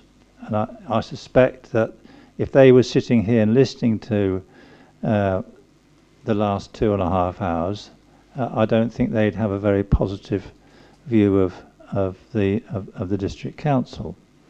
So that's my plea. Well, I very much support this.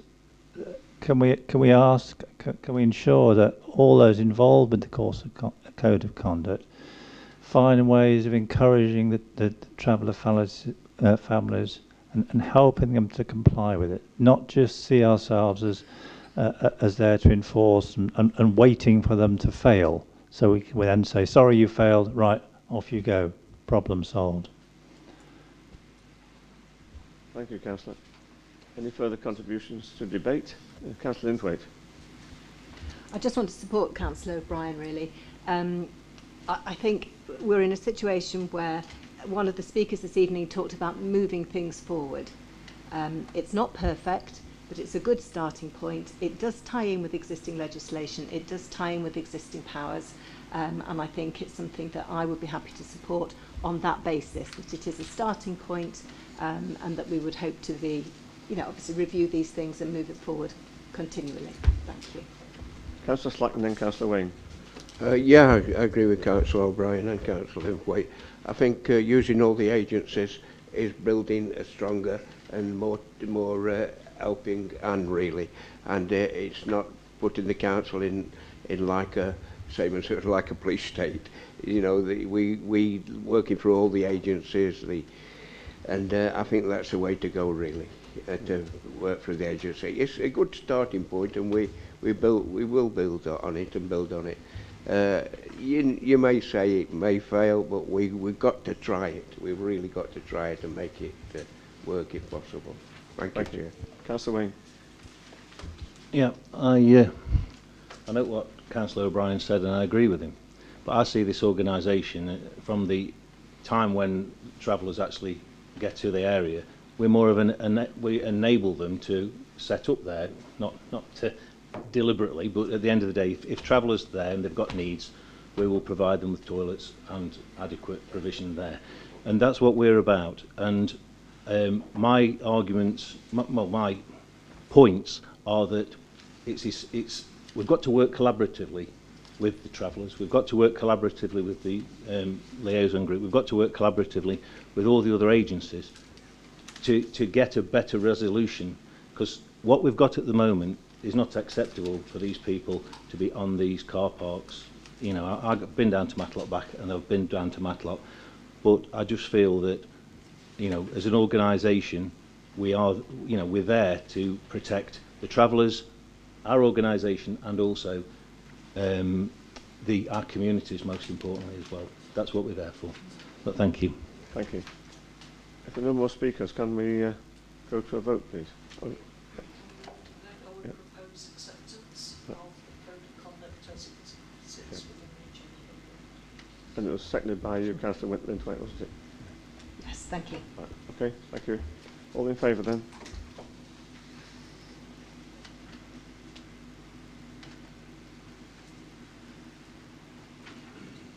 Right, against? 3 against. I think. Abstentions, were there abstentions? Oh, 1. Well, that motion is carried, that recommendation is carried. We now move on to recommendation Chair, 3. Sorry. Can I just ask a question on that issue? Because obviously you stipulated that it's only the head of the family that signs. Why can't it be all members? Because if we all live together with our descending families of grandma, granddad, aunts, uncles, they all have their own ways and means, and they are understandable. So could that not be a point that everyone actually signs it, so then we know that they've seen it as well? Can you quickly answer that, Rob, or Kerry? Sorry.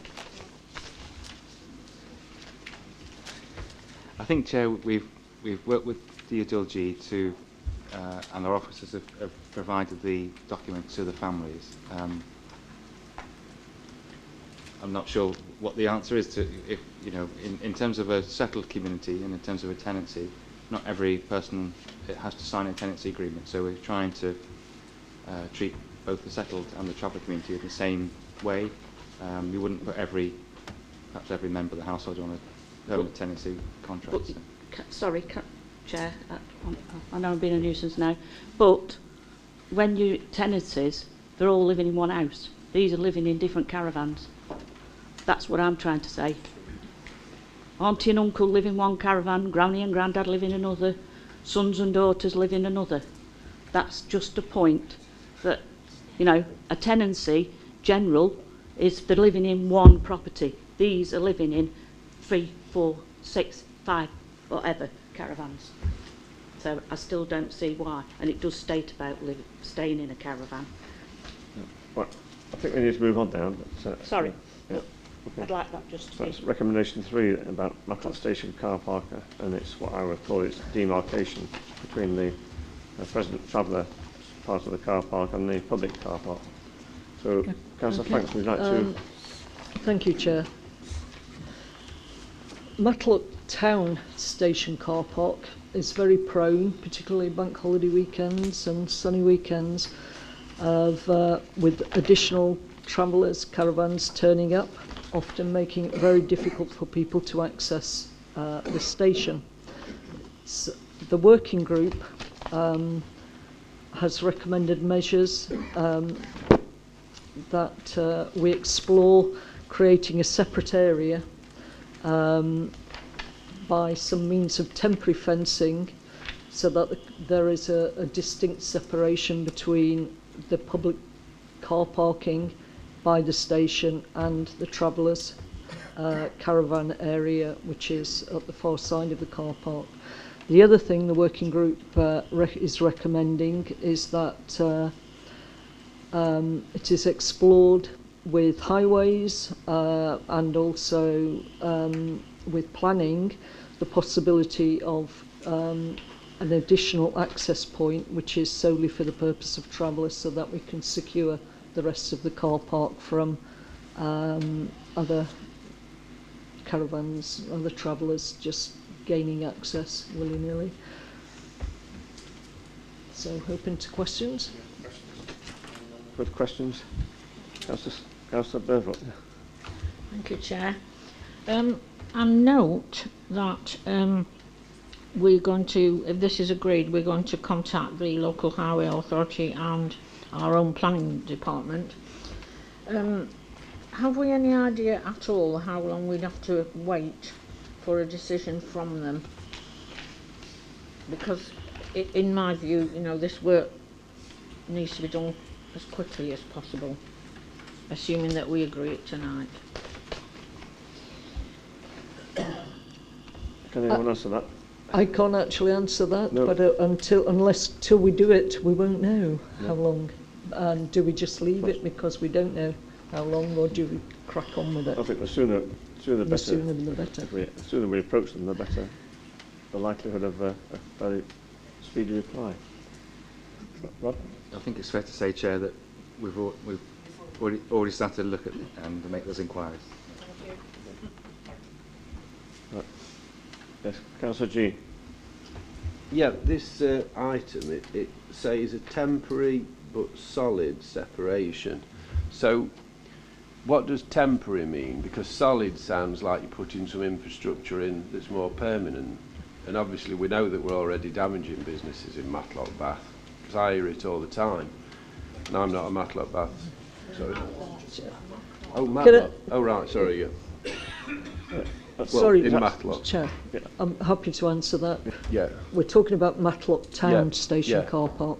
So, the question about temporary and solid. What we have at the minute is Harris fencing, which is easily moved. So we're thinking in terms of looking at something else, whether it's the big concrete Lego blocks or something similar, which can be moved eventually, but they can't easily be just tweaked, gain an extra couple of feet, you know, if you see what I mean.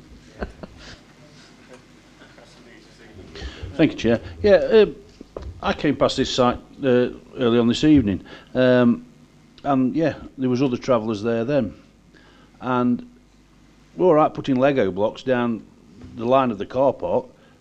These were parked on the pavement. Surely you need something in place there as well, because all it's going to do is move them out the car park and they're going to be littered all down the roadside. There was there this evening. When I came through, it was parked on the pavement outside.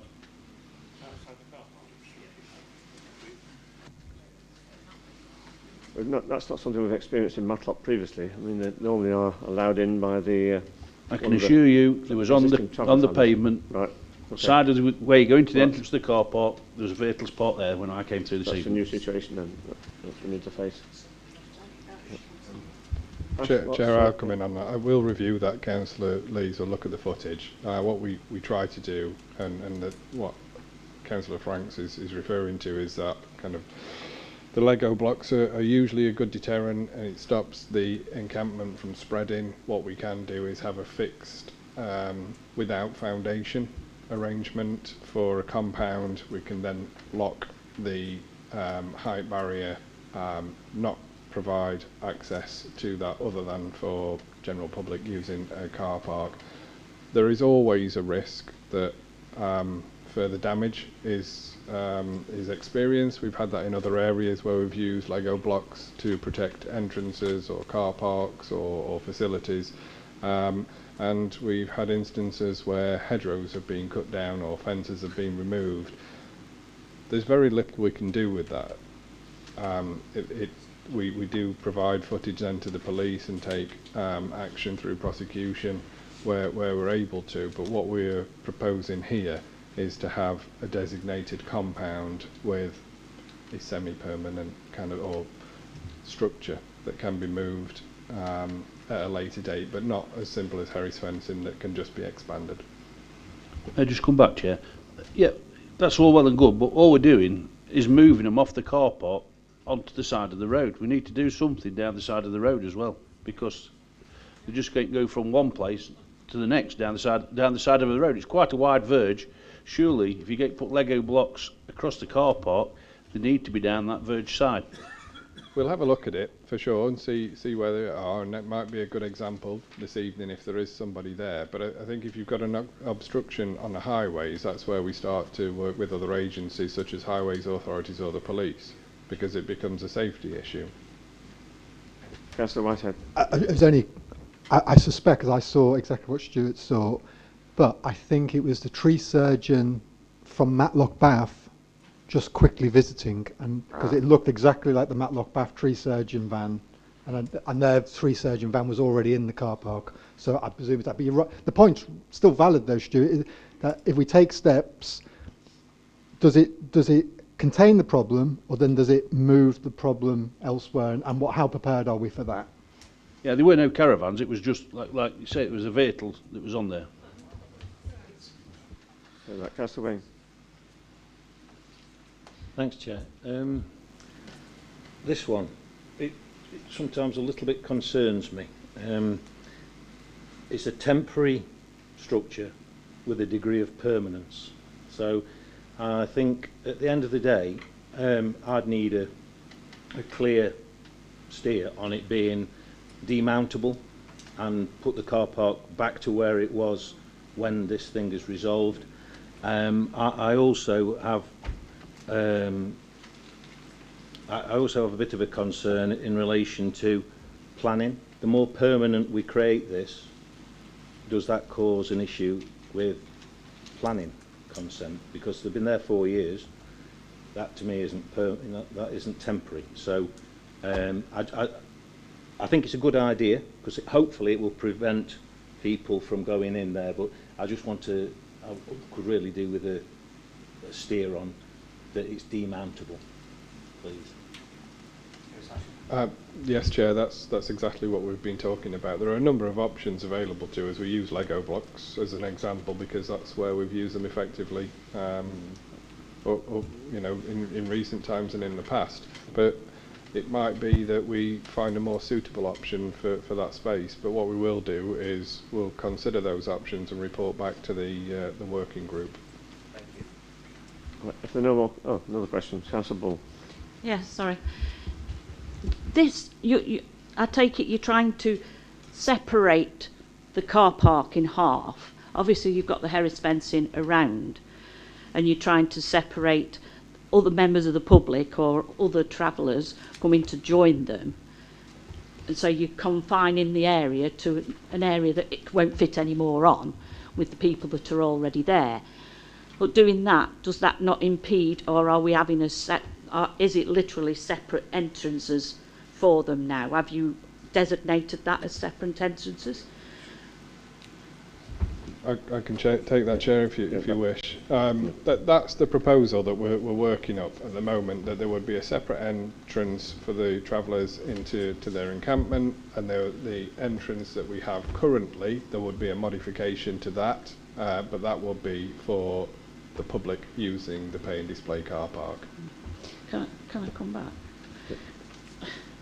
Another thing, and I'll take a point from Councillor Wayne here, because we're looking into doing this, does that not give them a heads up of thinking, oh, well, they're making these preparations for us, looks like this is going to be where we're going to be stopping, and that will look like that for the members of the public around as well. So I'm just a bit wary of us setting up all these situations, because I still say, and I'll say it till I'm blue in the face, car parks are not the right places for travellers. End of. Whether it be Matlock, Ashbourne, Derbyshire, anywhere. A car park is not the right place. Councillor Franks. Yeah, totally agree with you. Car parks aren't the right place for gypsy and travellers to live for the length of time they have been living, 4 years in one place, 2 years in another place. And it's time we move forward to permanent sites. But meanwhile, the reality is we have 2 families which we have to accommodate on site somewhere. We've been under a lot of pressure to try and amend the situation at the Matlock Town Station car park to restrict access to other people, and this seems to be a solution which is of a temporary nature. We will be able to take it apart fairly easily, and hence that's why it's down as a recommendation. Thank you, Councillor Franks. Can we move to debate? There's another question. Not a question, observation. Well, can you deal with that when if we move to debate and ask for a proposal and a seconder for this? Is that, Councillor Bath, what you're proposing it? Yeah, I'm happy to propose this, and I just reserve the right to speak at a later point. You'll second that? Councillor Slack seconded. Right, okay, we can move to debate now then. Councillor Linthwaite. Thank you, Chair. Oh, sorry. One of the issues that I've become aware of, this particular car park is not in my ward, but I parked there on a daily basis when I was working. One of the benefits of having this heavy duty blockage, if you like, but not permanent, is to some extent it protects the current family who are living there. That family, I am aware, has come under pressure on numerous occasions from travellers passing through to give access to the car park. And if we've got it more secure, then it protects them from a certain amount of pressure, shall we say. Right, Councillor Burford. Thank you, Chair. Just following on from what Councillor Linthwaite said, she's absolutely right that I think as ward members we do know that family there have been put under pressure, which they found quite hard to resist, let's say, for additional caravans to arrive there. As with the code of conduct, I think on this one it's better to do something than not do anything. I think I would also, just for the sake of anybody who happens to be listening to this debate, and I'm sure they are, that this is a temporary site. There are no plans at this moment, well, I don't think there ever will be, to make this a permanent site. As Councillor Bull said and Councillor Linthwaite said, a car park is not a suitable place for travellers. It's not suitable for them, and it's not suitable for the wider public who want to use the car parks. I think I do need to say that I would thank the people of Matlock. I've said this on several occasions, because they have been very tolerant. They really have been tolerant. Now, there are issues, obviously, and there have been problems. The main problem is additional travellers turning up who've managed to get into through the barrier. Now, we could have a debate as to how that's happened. I've asked that question many times, and I think we probably all know how they've got into that car park through that locked barrier, which has a code. But I would also say that there has been much time spent by our officers, by the police, by the courts in trying to deal with this. So this can be dealt with by installing a temporary, and I stress again, temporary but solid separation between the site occupied currently by our homeless family and the rest of the car park. Then I think this is the way forward. So I wholly support this recommendation. Thank you. Councillor Slack. Yes, thank you, Chair.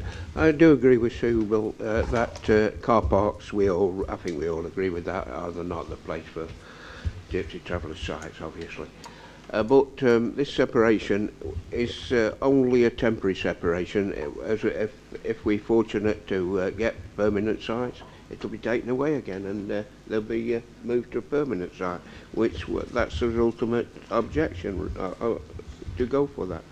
So, yeah, I support this and second this, Chair. Thank you.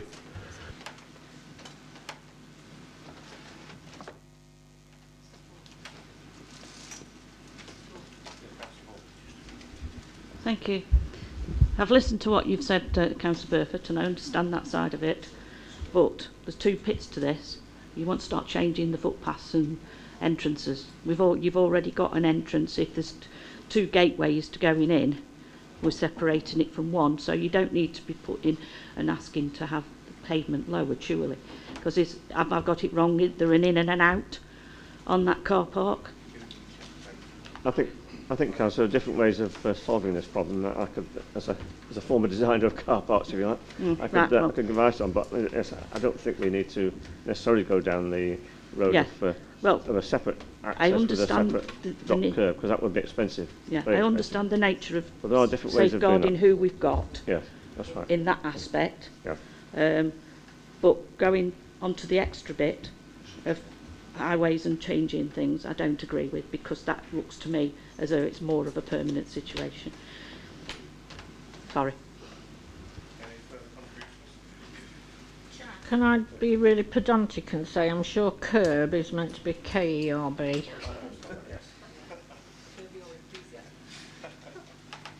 Also my copy.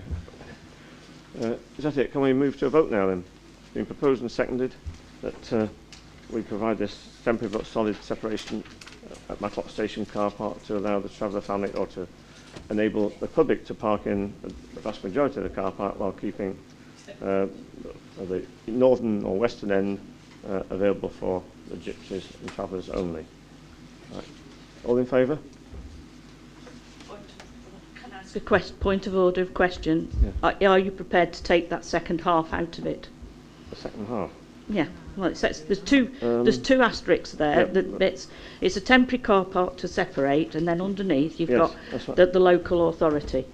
So I'm asking the proposer, are we just doing that, or are we doing it as the whole situation? Oh, well, I think until we have an agreed plan, we can't really consult in detail on that. I think that, as Rob said earlier... Yeah, but you're asking us to vote, so no, okay, that's fine. I understand. It may need a lowering of the curb, but it may not. So if we approve it now, if it isn't needed, then we won't go ahead with it. But if it is, then we've got the resolution. Okay? Right. Is that carried then? Not voted yet. Can you vote? All in favour then?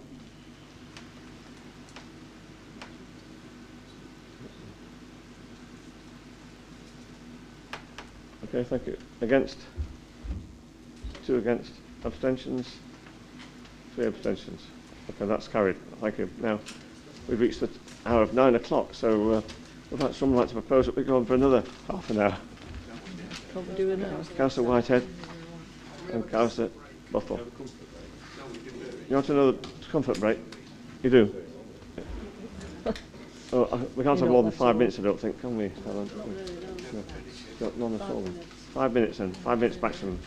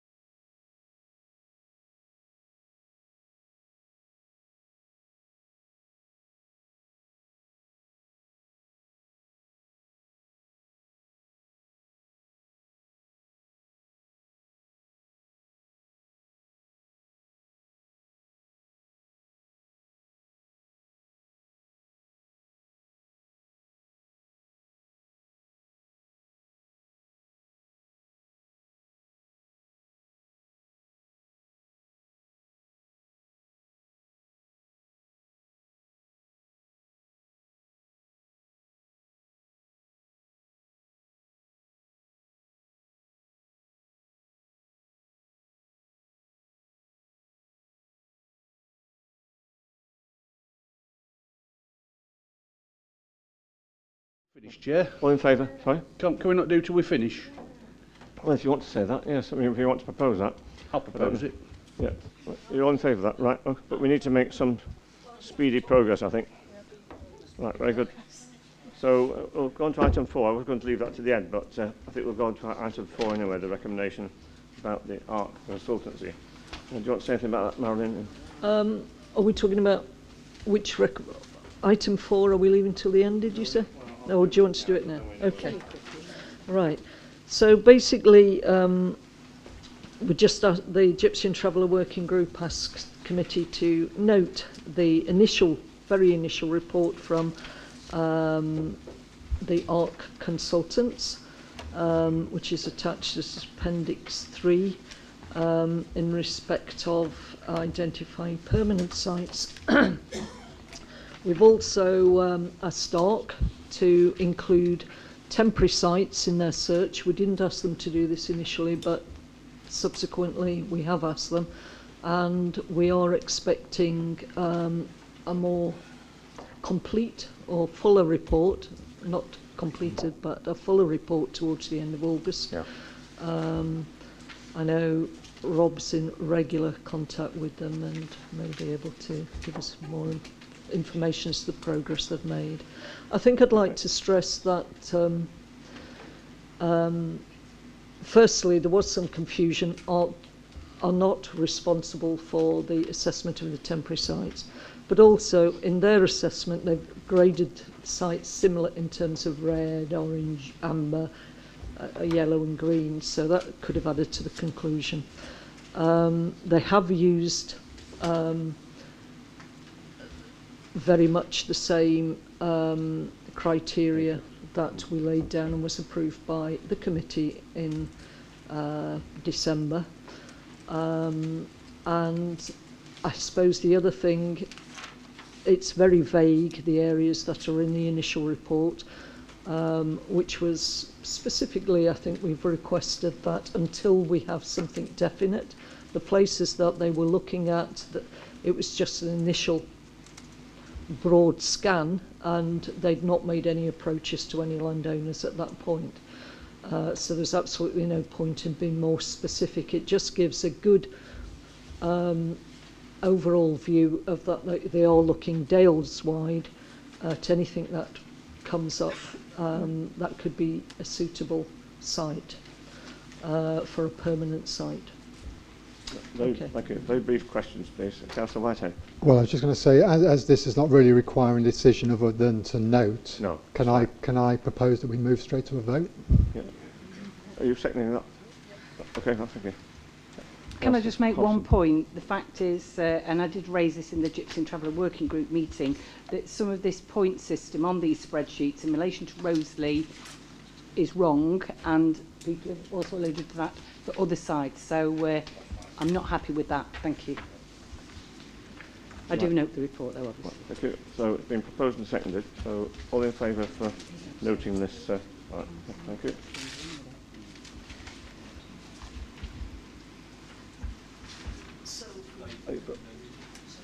I'm abstaining because of that bit at the end I'm not happy with. Right. Okay. Against? Abstentions? Okay, that's obviously carried. Thank you. So we move on to item 5, that committee endorse a 6-week consultation for use of the following sites as temporary Gypsy and Traveller sites, with the assessment enclosed at Appendix 4, which you've no doubt all read. So, Councillor. Right, recommendation 5. The working group recommend that the committee endorse a 6-week consultation period for use of land within the following district council sites as temporary Gypsy and Traveller site.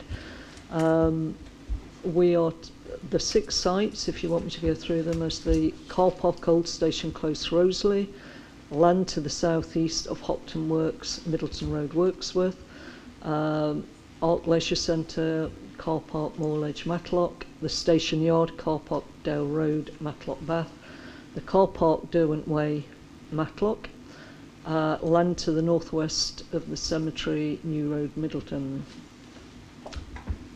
So, questions?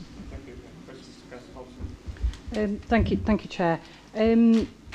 I've got other things I want to say, but the first thing I want to say is how can we think about endorsing a 6-week consultation when parish and town councils have already said that they're on holiday for now? It's the wrong time of year. I don't think that's very democratic.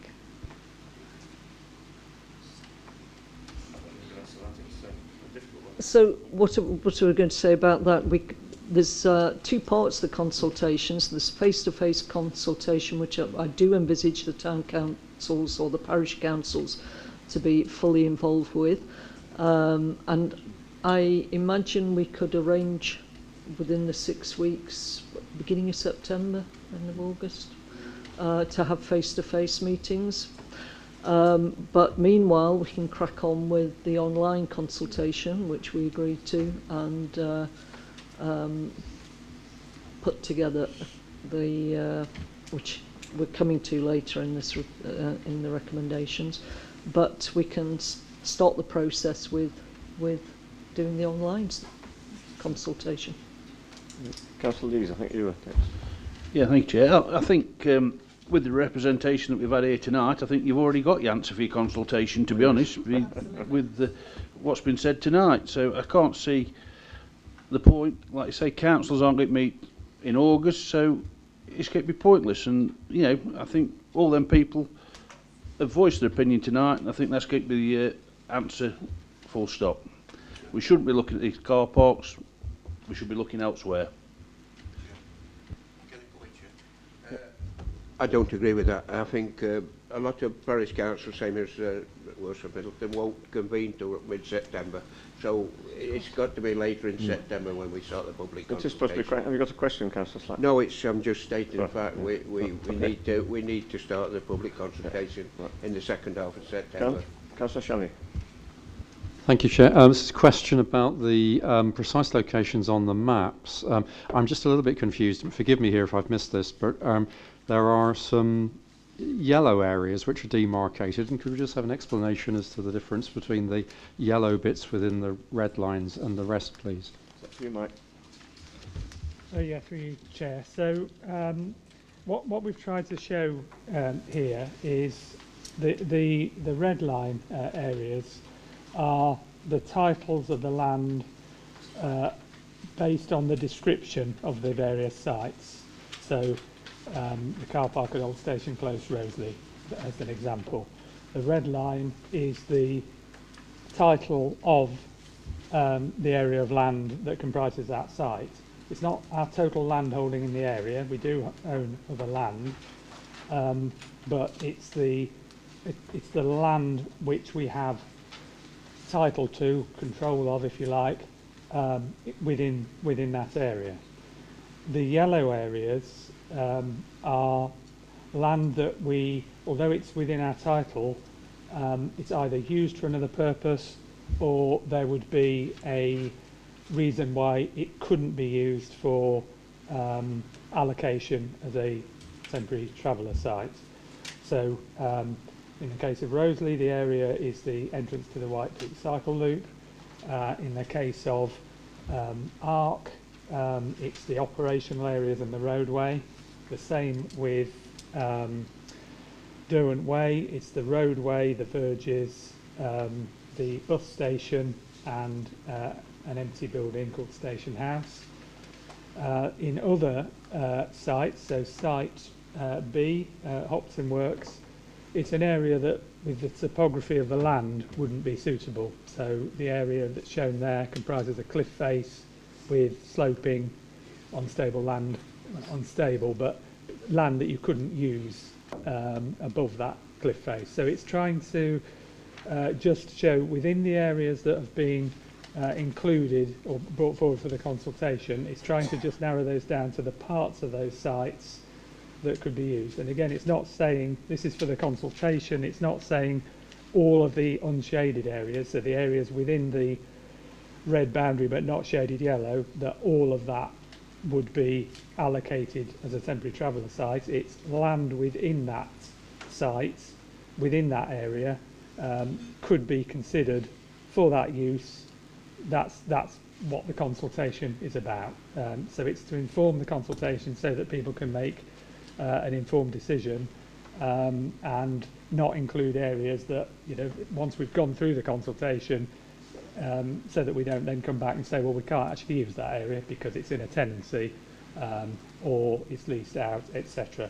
So there are restrictions on that, and that's why the yellow areas are shown. Okay, so when it gets to the consultation side of things, the yellow bits will be removed?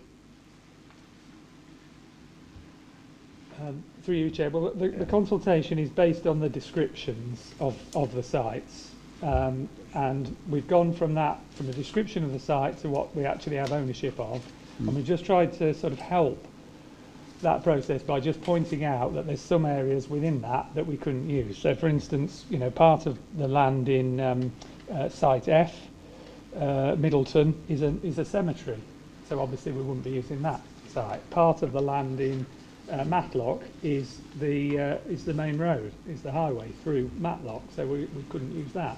So it was just to allow an informed decision to be made. It just might be more understandable by the people on the receiving end of the consultation if they knew exactly which bits we were talking about. Right, thank you. Councillor Wayne. Thank you. Having listened to all the people tonight, and there were a lot of very good speakers and a lot of very good points were brought over, I think it's vitally important that to have a consultation, it's got to be an effective, fair, balanced consultation that enables everybody to take part. Councillor Maskery raised an issue about the councils.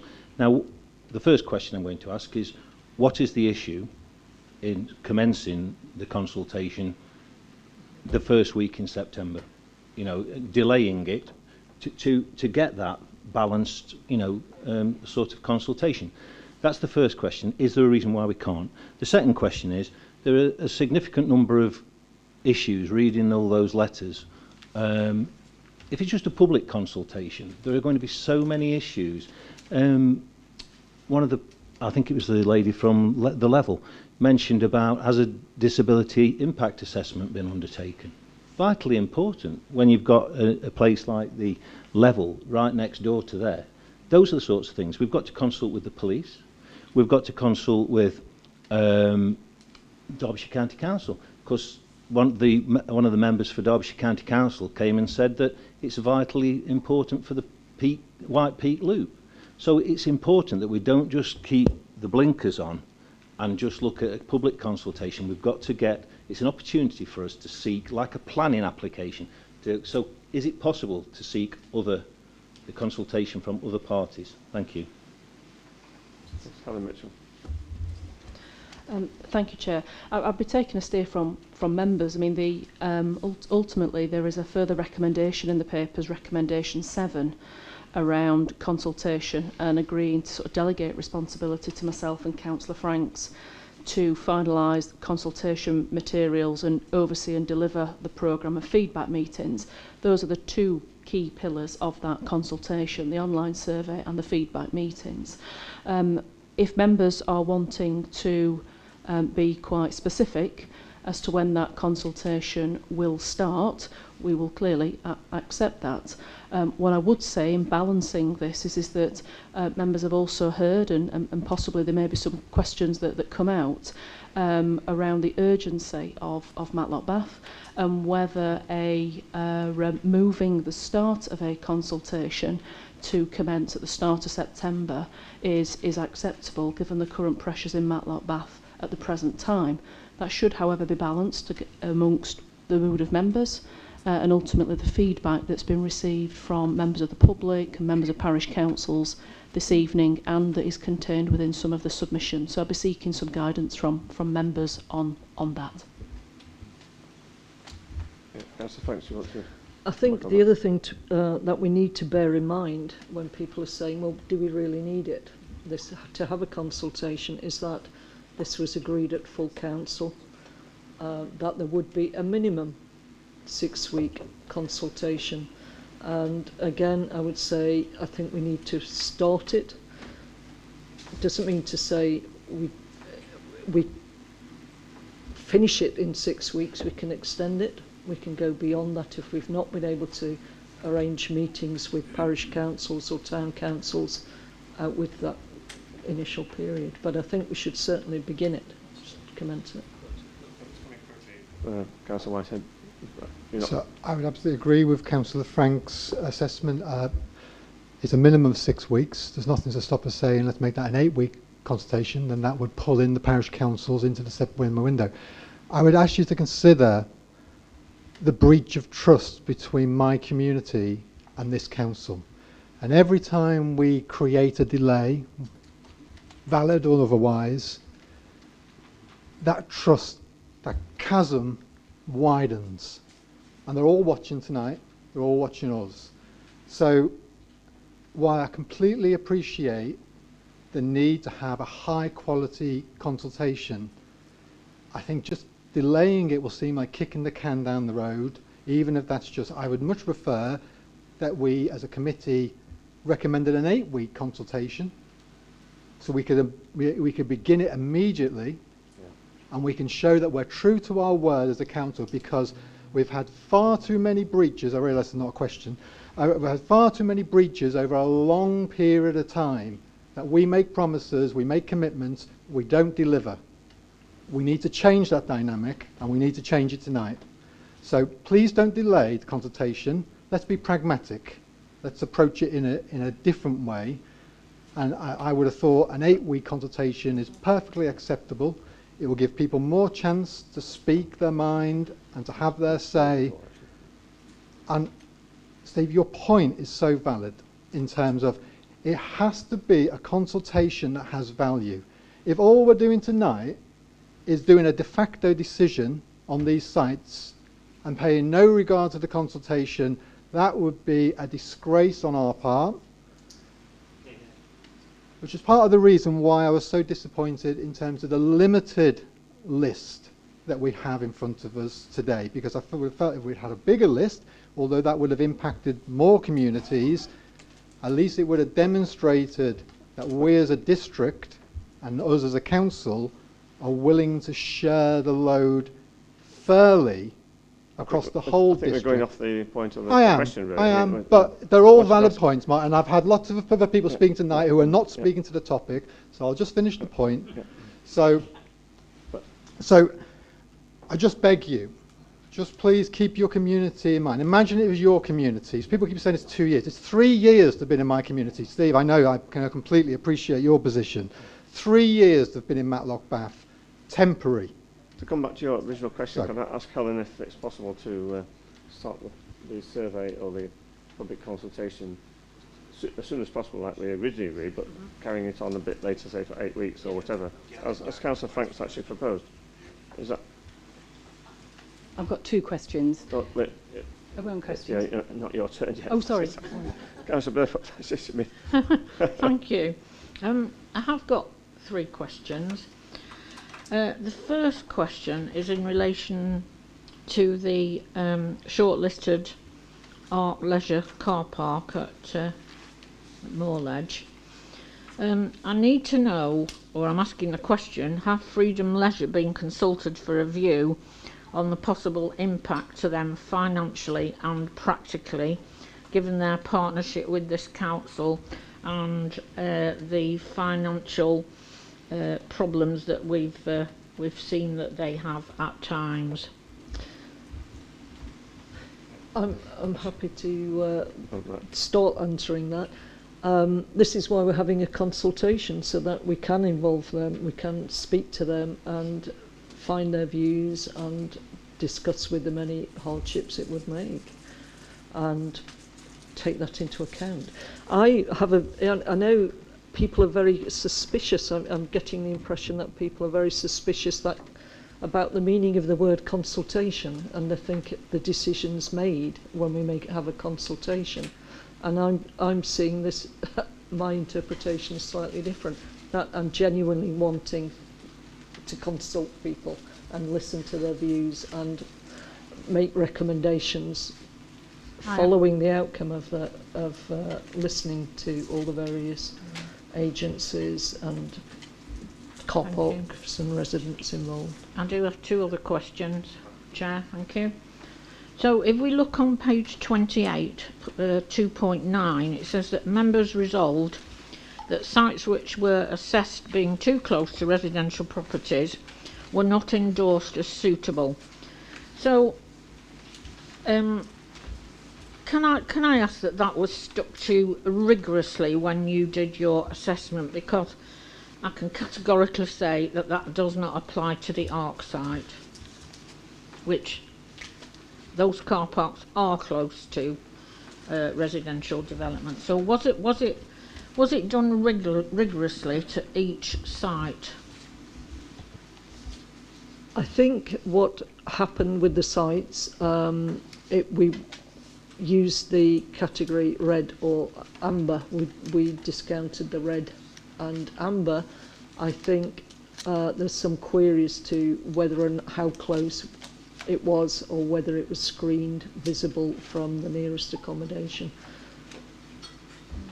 Well, I can answer that to some extent, because I had an email today from a gentleman on Moor Edge who actually measured the distance from his bedroom windows, his children's bedroom windows, to the top car park at the Ark, and it was 20-something metres. So it wasn't roughly 100 metres, it was way below.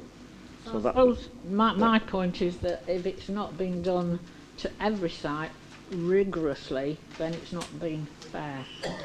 The third question is, I would like to know, it appears tonight that we are going to take all these 6 sites together and we're going to make a decision on the 6 sites.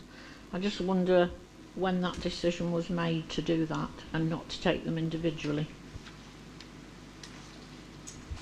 I can answer that in terms of whether it's the Progressive Alliance or the Lib Dem group, I don't know, but I was instructed that that was what had been agreed by the leadership of the council when we had originally agreed to have a site-by-site agreement tonight, but I was told we had to have on block for or against decision tonight.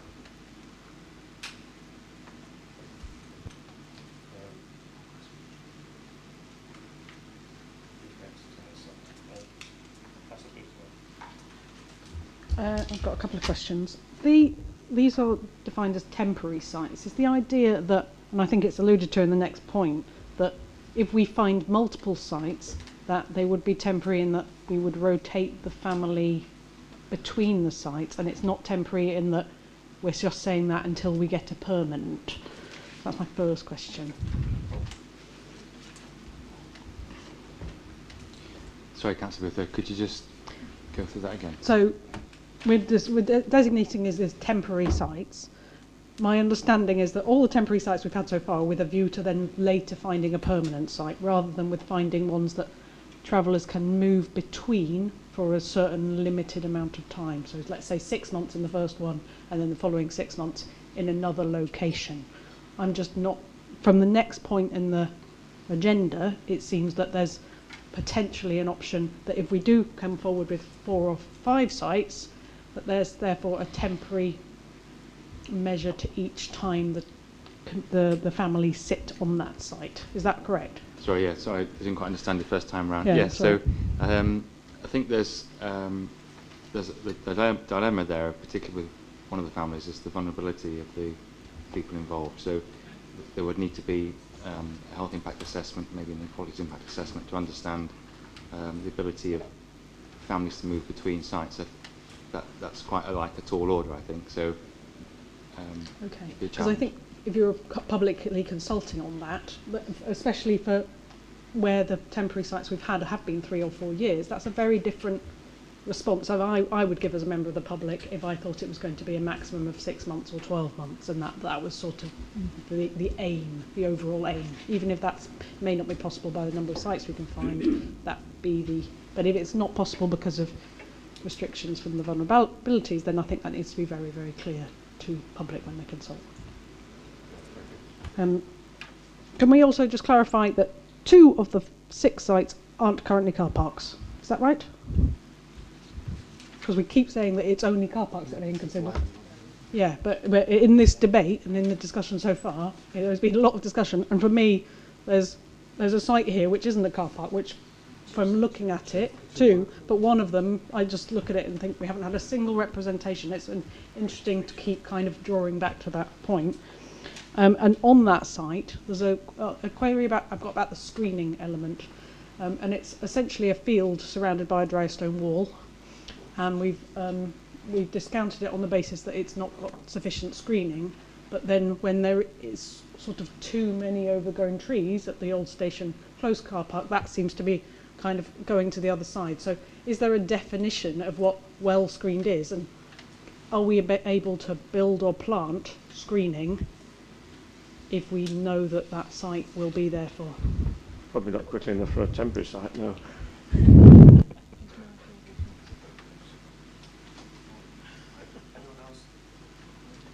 I think. Well, if it's a temporary site, I mean, the screening would be, we'd have to look at each site on its merits, on what's there and how that could be, you know, how it could be screened. But for a temporary purpose, as Councillor Burfoot has said, it's that's a long-term, you know, to grow hedgerow or plant trees. That's a long-term form of action. You can't do anything particularly quickly with that. And just to take the point, there are two sites that aren't car parks, just to clarify that. Yeah. Right. Councillor Murphy. Thanks, Chair. It's not on, Councillor. Thanks, Chair. I know we're going out to a consultation, but I think we're a bit shy on some of the information that the public might need. I was going to ask if we'd done a thorough feasibility study on each of these sites. I mean, listening to what people said tonight and some points raised in here, I don't think we have. There's an economic reason maybe that the arc might not be considered, because obviously, you know, the car park is quite short there, and it's obviously it's oversubscribed a lot of the time. Are we doing ourselves any favours by putting sites on here that really possibly we could probably scratch out straight away? I did hear some horror stories about the land at South East Hopton Works, Middleton Road. Somebody told me there's a lot of wagons on that site. It's very dusty. It's and they wouldn't have thought it would make any sense as a site for travellers to stay. I've never been there, but that's what people have told me. So, have we done a feasibility study for every site? I know there's a document here, and ARC have made some points and whatever, but I'm just wondering if their scope has been wide enough. Okay, anyone else on that? Mike or Ash or Rob? I can say the site at near Hopton Works is not an industrial site. It's a former edge of quarry site, which is adjacent to the road. It's a linear site, and it's well planted with trees at the moment and vegetation. So. Through you, Chair, there's not wagons parked on that site, but this is a question of the sites that have been selected for consultation is different from having a full due diligence design done that would fit on that site, and we're not at that stage. The stage we're at now is consultation. Obviously, we would be remiss of us to consult on something that couldn't be used for some legal reason or some reason, you know, with the land, it being, you know, on a cliff face or something like that, or there's a restrictive covenant on it, as we mentioned with some of the other sites. That would be a reason to not include it. But looking into how we could get water there, what that might cost, how the screening would work, all of these are for further down the line once the consultation process has taken place. Because if we do all that in the meantime at the start, it delays the consultation. It's a lot of work.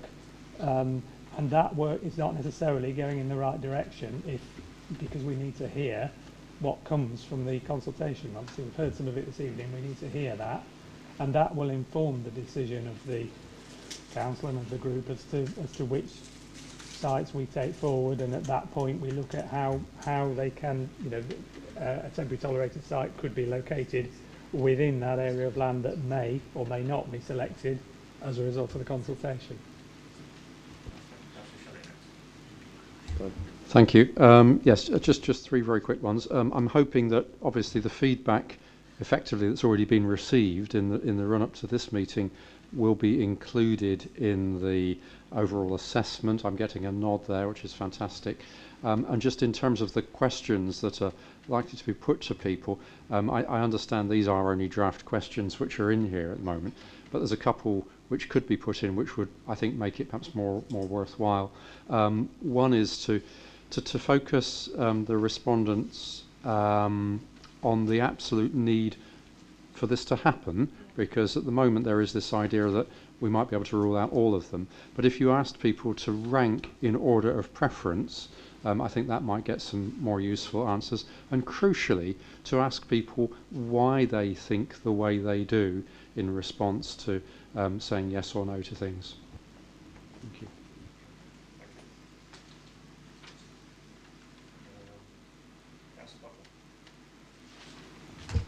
Yeah, thank you very much. I like Roger's idea. The ranking orders are going to make things a little bit simpler when we try to do this. Well, it's a bit tricky, isn't it? Because none of them is right, and the consultation. I'm full of dubiousness about government consultation, but I'm pretty sure this one's going to be really solid. Because I actually do want to see this make a difference to what it is we choose. I have a question. Oh, right, yeah. Honestly, I have a question. Right. The first question is about planning permission. Will there not be a consultation which is also hanging on to a planning application if we need to make a planning application? Do we need to make planning applications for our own sites because we have the local planning authority? Do we have what is the issue with us making choices about putting caravans in fields? And coming back to the caravans in fields, the second question, we brought our criteria for the suitability of sites from the local plan criteria, but the local plan criteria were based around permanent sites, and I believe that a temporary site should have slightly different criteria. Like the Hopton one, I don't know if it was Hopton one, I can't remember which one was which, but there's one which said we can't do it because it's in the landscape and it's making an impact in the landscape. But if it's temporary, it's only making a short impact in the thing. It's like solar panels on roofs. Like, they're only last 25 years. 25 years from now, we can start again. So, I'm a bit dubious about. I am dubious about government consultation, but not in this case. I think we're going to do it right. And what's the sketch on planning applications? Helen will answer that, hopefully. Thank you, Chair. So just on the criteria, so the criteria for temporary sites was set by council when it also set the criteria for permanent sites. So it's the application of that criteria has obviously been led by the Traveller Working Group. In terms of the designation of the sites, temporary sites require planning consent. Whereas the council, there are other sites which are called tolerated sites in which there is a tolerated use for those sites. So as part of the consultation, we'll be exploring that as well internally through our own mechanisms, and we'll obviously report the findings of that back to members. Thank you. And if I could just come back on that, if we extend the consultation period from 6 to 8 weeks, will that impact our submission to the local plan?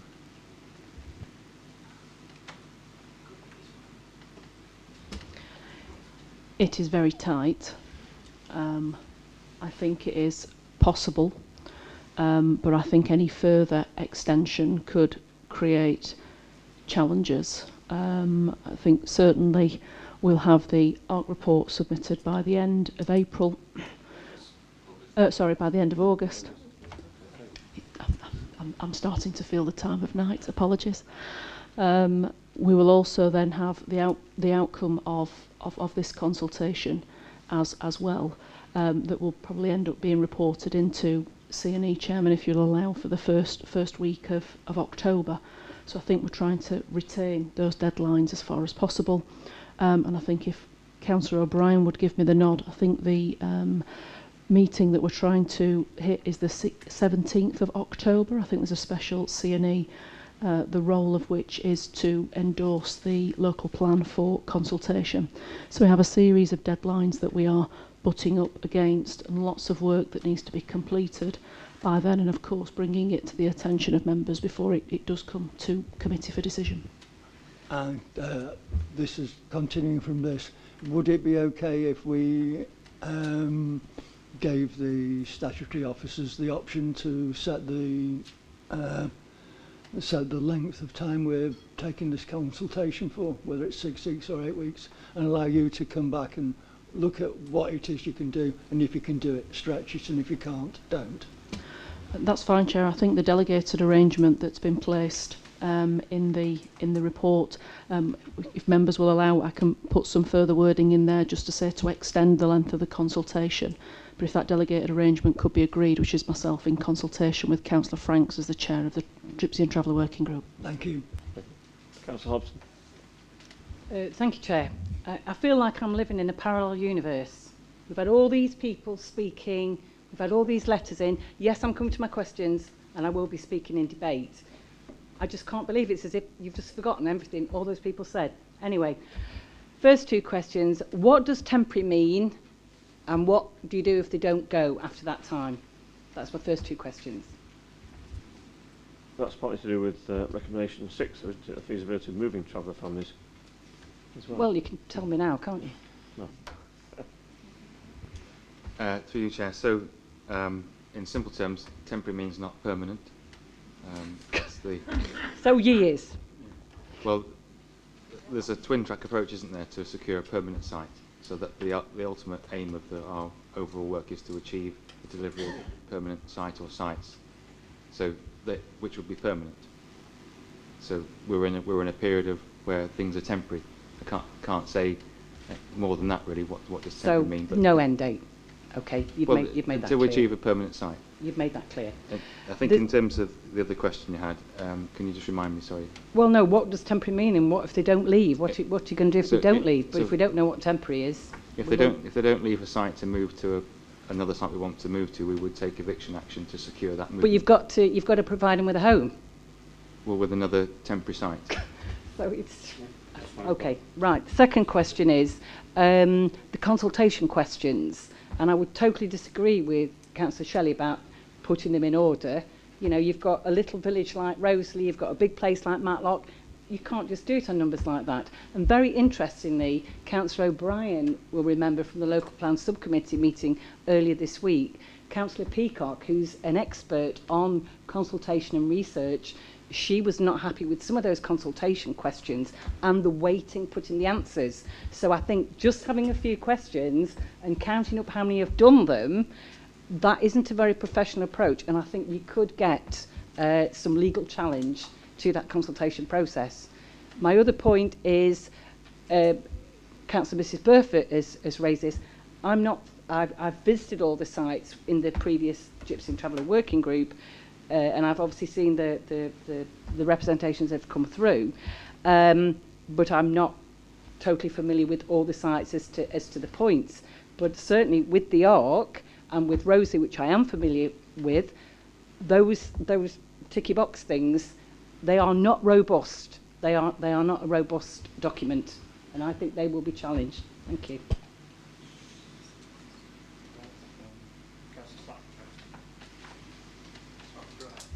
Thank you, Chair. I do agree that putting them in order, we did that last time, didn't we? Put them in order and then they all got thrown out again. So we got back to square one.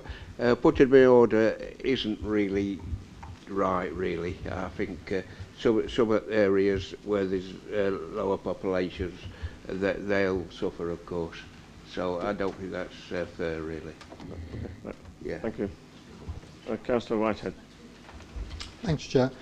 So just a couple of questions just on the RAG rating of the analysis for the 31 sites that we've now selected 6 from. Well, technically only 4 because 2 of those sites already have travellers on, so de facto they're on the list for consultation. I presume we're consulting Matlock as well about the changes that are being proposed for the Matlock town site. But my question is, I've had the opportunity to look at the whole 31 analysis, the RAG rating that the working group looked at, and I feel there's inconsistencies in terms of how it's been completed. I don't think it's a deal breaker, but there's something that smacks of maybe a little bit of unconscious bias when some of this analysis has been taking place. Because I find it remarkable, and we've already spoken about the 100 metres and how some sites are being RAG rated green or amber because they're apparently kind of a greater distance. Well, again, in Matlock Bath, which kind of didn't get red rated for this, I've walked it and I measured it with my iPhone, and it's 56 metres from the nearest resident to where the travellers are. But in the analysis, that's not a red. But then I look at Monsell Head, which is not on the list today, but it was in the 31, exactly the same criteria. They got a red. And so again, this disconnect in terms of, and the reason why I say unconscious bias is because I just wonder when people sort of, officers, whoever conducted the work, feel like they're doing it fair-minded.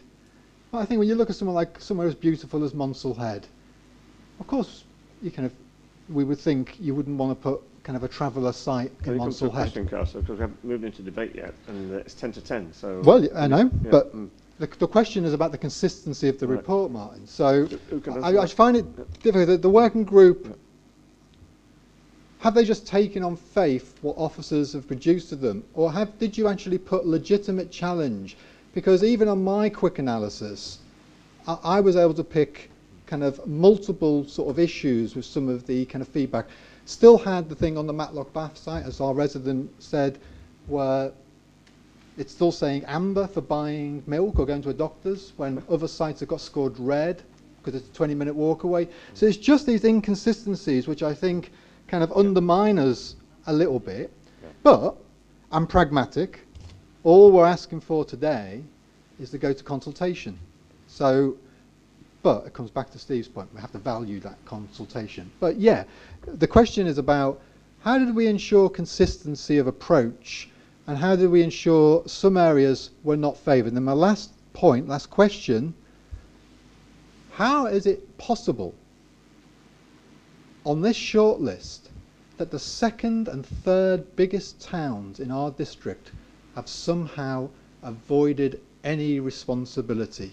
No site in Bakewell, no site in Ashbourne, but you can go to Roseley, you can go to Matlock Bath, you can come to sort of a little site in Middleton, and that's all right. But our biggest towns are the biggest resources. Matlock shoulders its fair share of the responsibility, and I find it really, really puzzling that our second and third biggest towns are nowhere to be seen.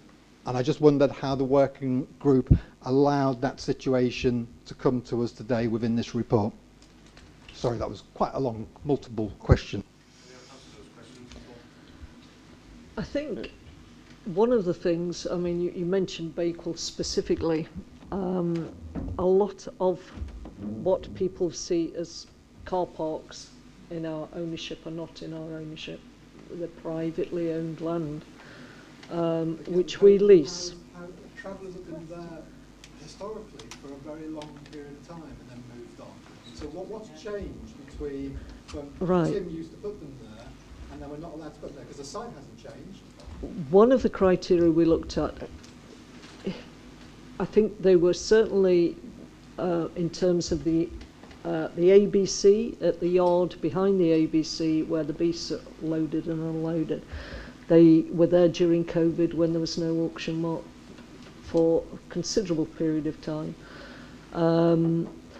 One of the reasons that we took that off is because that area regularly floods. It's part of the mitigation for flooding, and it protects you can see that quite in some detail.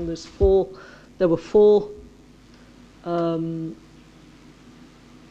areas which we didn't include because of the flood risk, and one was another site in Matlock, the fields by the Scout Hut, because again that's a flood mitigation area for Matlock town centre, so when the river gets too high, that's an area we want to flood to save the rest of the town. And it's similar to the back of the yacht. The other thing is, in terms of health and safety, do we close the auction mart for travellers to go there? Because that's the only area that's large enough. Or do we put them there in the middle of articulated lorries reversing, turning, loading animals, sluicing out? You know, it's we're supposed to be asking questions about the 6 sites on this list, not... yeah, I mean, I know there are bound to be inconsistencies in terms of the assessment of the matrix. But the point is, Martin, that we're presented with a list that we're supposed to take in good faith. And the flood risk, so I've lived in Matlock Bath 17 years. 5 times the A6 has flooded in 17 years. 2 times the entrance to the car park was cut off. That's not on the RAG rating. That's given a green, I think.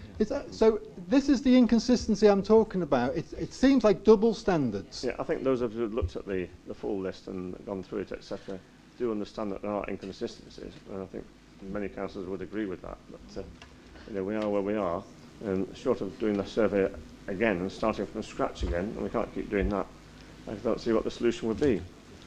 I think Councillor Bull was next. Councillor Bull, I think you were next. Yeah, well, it's all right saying we are where we are and all the rest of it. I just don't see what we're going to try and get out of this consultation, because we are actually going over same old ground.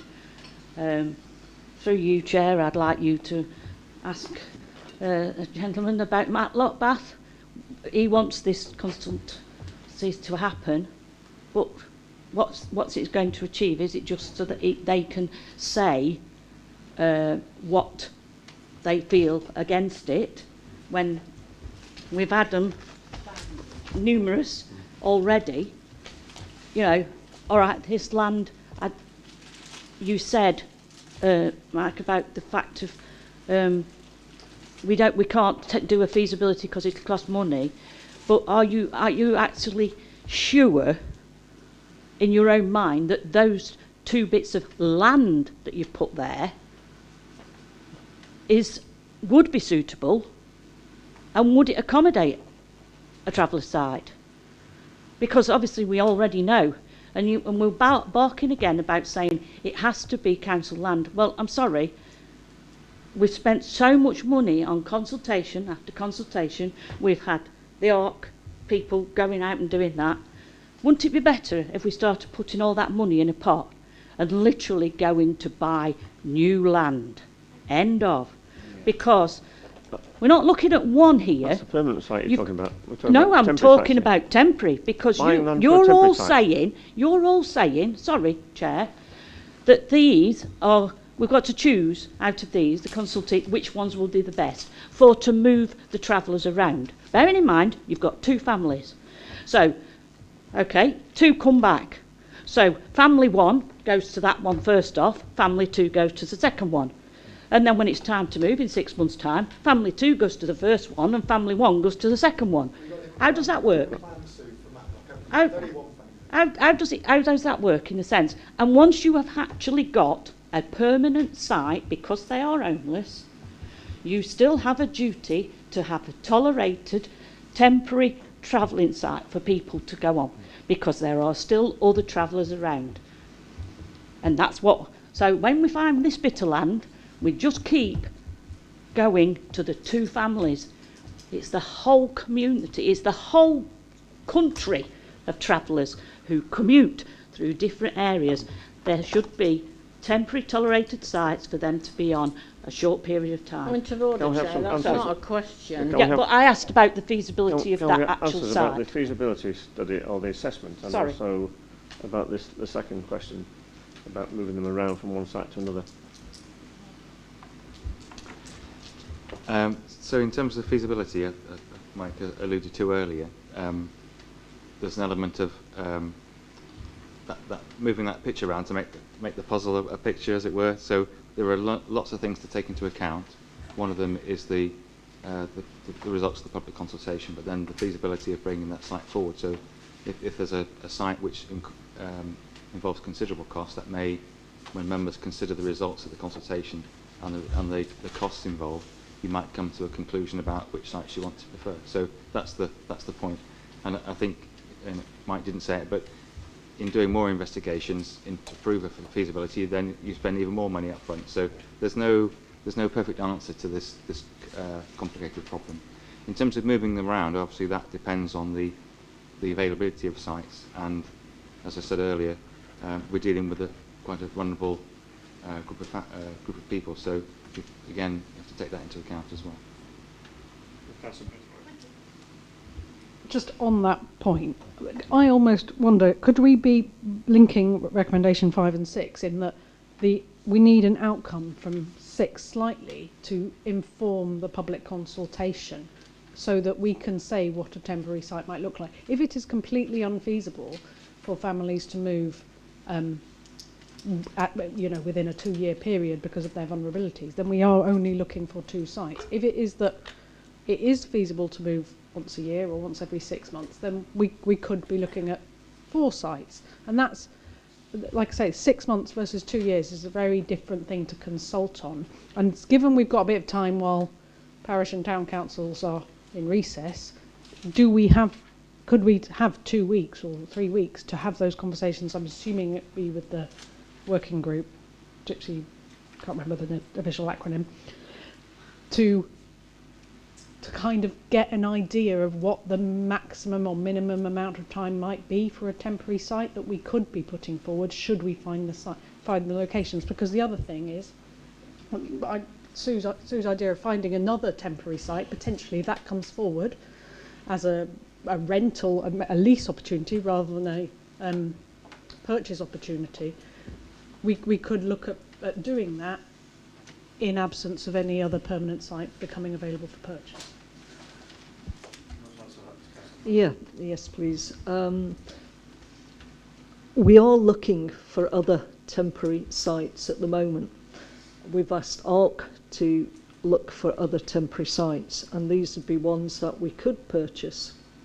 That would have to go, look. We are looking at buying land primarily for a permanent site, but also in their exploration of different land, we're also looking to see if we could lease, maybe short term, as part of the process towards buying, to ease the pressures.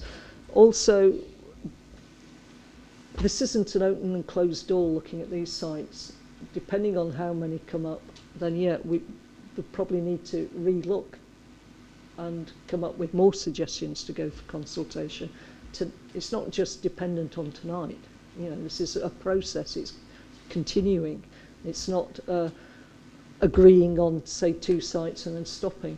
The other thing is, which I don't want to go into any particular details at this point in time, concerning the 2 families. At the moment, we're only looking for 1 family because of the nature and the experiences of the other family. But that situation could change over time. Nothing is permanent. And in terms of time scales, I am very, very wary of making any community promises that it would be just for 3 months, just for 6 months. Because I think this council has done that, particularly with Matlock Bath. They actually gave a date when the family should be moved and then walked away from it, and nothing happened. And it's just been left. And that is why we're in this fairly urgent situation with Matlock Bath now, where we need to identify alternatives. the working group felt that we needed more than just sort of one place. We need to have alternatives. We need to be able to move families when tensions arise, but certainly I would advise strongly against putting timescales, dates, 3 months, 6 months, because I think we have to be flexible, more flexible than that. Can we move into debate now and have a proposer and a seconder? Can I just have a point of information, if I may?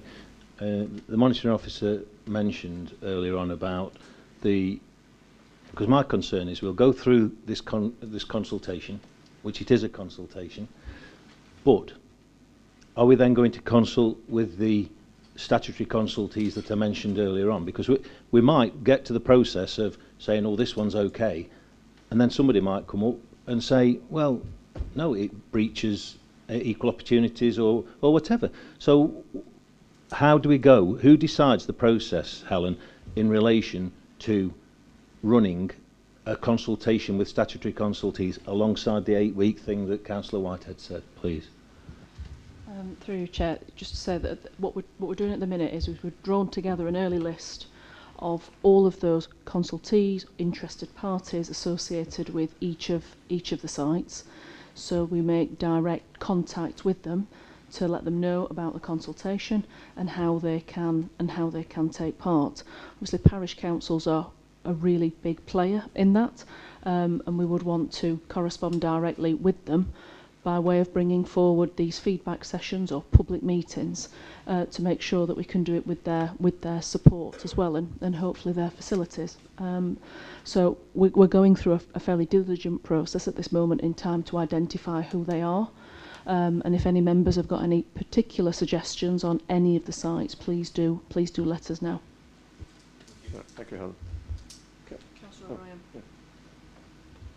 Well, I'm going to move the recommendation, Chair. I'm going to do so on the following basis. As I said earlier, and I think others have said, this is as much about rebuilding trust with the community as it is. Well, it's about rebuilding trust with the communities and meeting the needs of our traveller families. So we do have two fundamental objectives, and we've got to try to bring them together. I've got confidence that the consultation will be totally impartial, and that when I get the results of that consultation as Vice Chair of this committee, I will make my own mind up as to whether all, any or none of the sites are suitable for development, and I hope all members would endorse that, and because I think it's really important. I think it's going to be very difficult for the community to accept, but I think each of us has to give that undertaking that when we look at the consultation, we will take a decision based on the merits. I'm very nervous of something which ranks, because that tends to me say, well, we'll accept the least worst. Now that is not the objective of the consultation. So I think I want to reassure anyone listening or watching that that is not something I want to support. I will only support a site if I'm convinced that it is acceptable and suitable. There's been a lot of discussion about the definition of the word temporary, and I think that is something which when we go into a consultation, we need to be able to respond positively to. Now, officers will know that as co-chair of the planning committee, I've endorsed what Helen Mitchell has said, that if we have temporary sites, they will also require planning permission.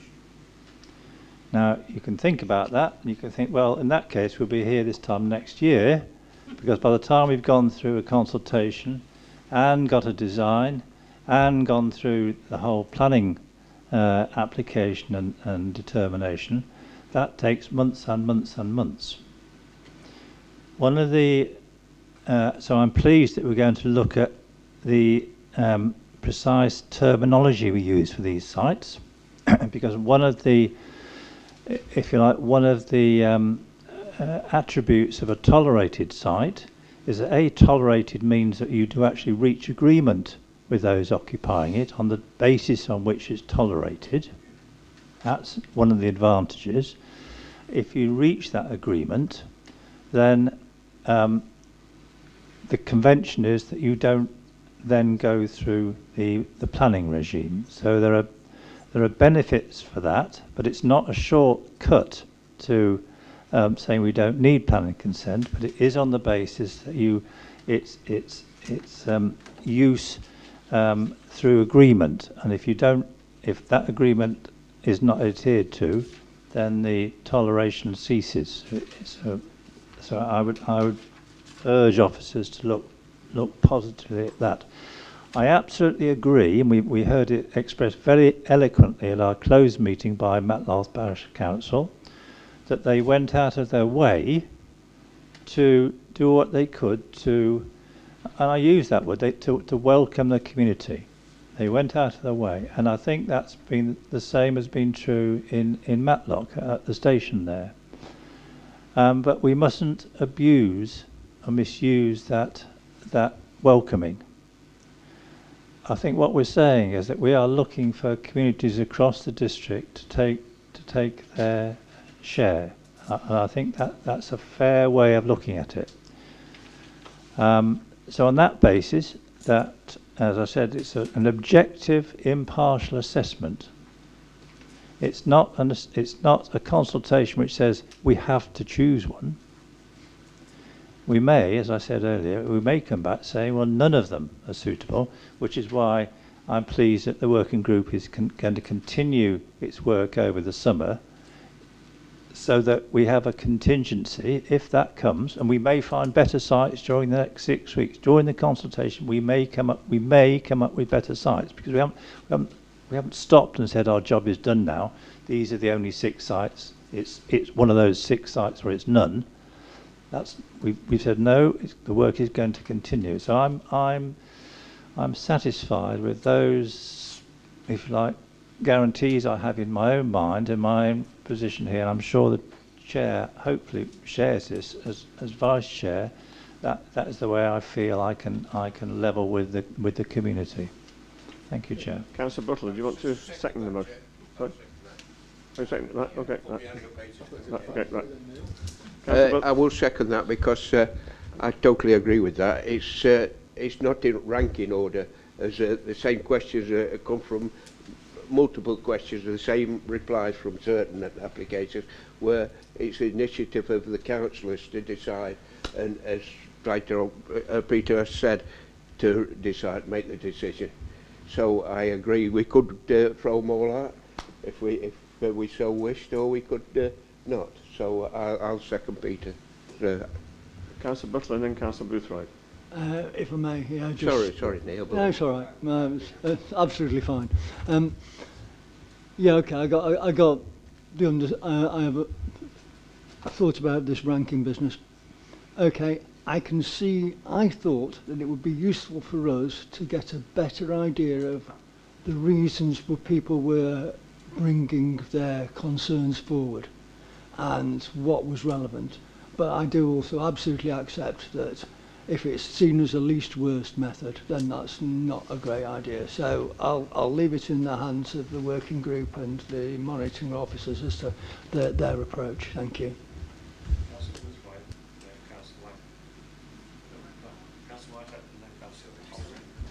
Thanks, Chair. First of all, I'd like to thank the whole committee tonight for being so patient. A very difficult subject for us to deal with. Lots of kind of high sort of passions in the community and tough decisions to make. But I thank everyone for their diligence and patience tonight.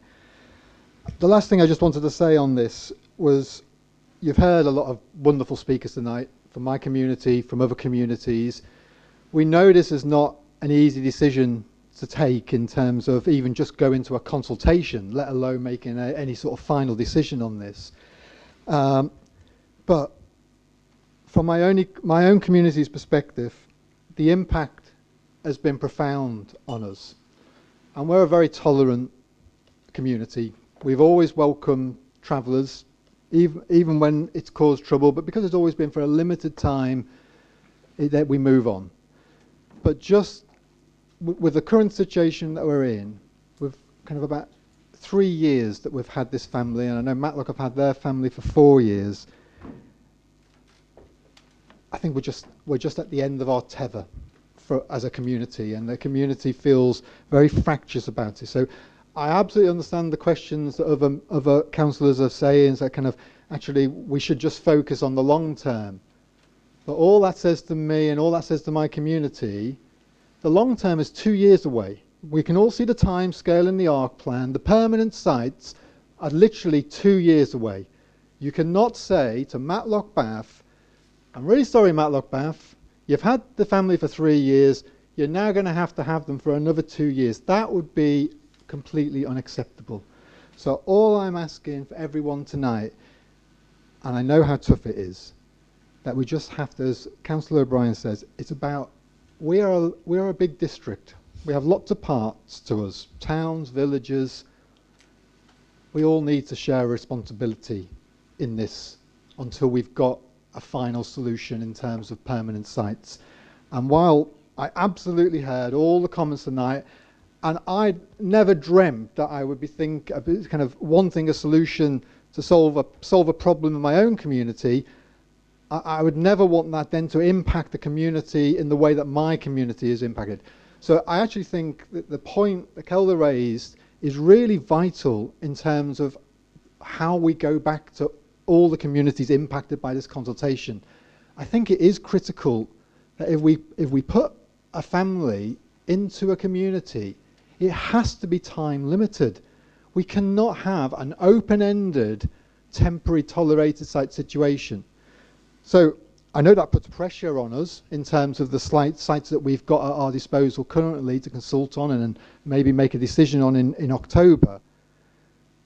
But at least if we try and find a couple more sites, we're not saying in Matlock Bath we never want the travellers again. I think we've had our fair share, and so we would expect quite a period before they would be welcomed back. And I know some of my community would not like to welcome them back ever again. But in terms of sharing the responsibility, we all take that sort of shared kind of ownership. So I just ask for your thoughts. And the last thing, we are making a decision on a consultation tonight. This is not a decision. Comes back to Peter's point. If all we're doing is having a consultation for a consultation's sake, then we probably all should quit tonight. We should do consultations properly. We should hear our communities properly. It doesn't mean to say we shirk tough decisions, though, when the feedback is difficult, but we take it on board, and hopefully when we do take the decision, we'll take a decision with safeguards, mitigations, and everything built into it. All the things that were not built in when the decision was made to put this family, the family in Matlock Bath. There were no mitigations, no considerations, no consultation. They were just imposed on us as a community. So I wouldn't wish that on anyone. So we have to be better than that. So I kind of really hope that kind of we do a consultation, we hear it, we rise ourselves to the concerns, and if that means, as Peter says, some of those sites aren't suitable, we don't accept them. But if sites are acceptable, that we can take steps to make it better for the hosting community, we need a commitment from members and from officers that we will do that. And we're not just saying to Roseley or Worksworth or wherever else it is, look at Matlock Bath, for example, because that would strike fear if I lived in one of those communities and the travellers got moved to my community, because I would think, good God, it could be 3 years before the council make another decision. So we can't put ourselves in that situation again. So I know that means a lot of planning, a lot of thinking, both from members, the working group, particularly officers. So we need to be creative, we need to be pragmatic, and we need to be brave. Again, I thank you for your time tonight. Before I call Councillor Hobson, can I just ask Councillor O'Brien and Councillor Slack if they agree to change the 6-week consultation in that motion to 8 weeks? Yeah, I agree with that. Yeah. Is that okay? Yeah, right, I said minimum thing. Or whatever, yes, right, yeah.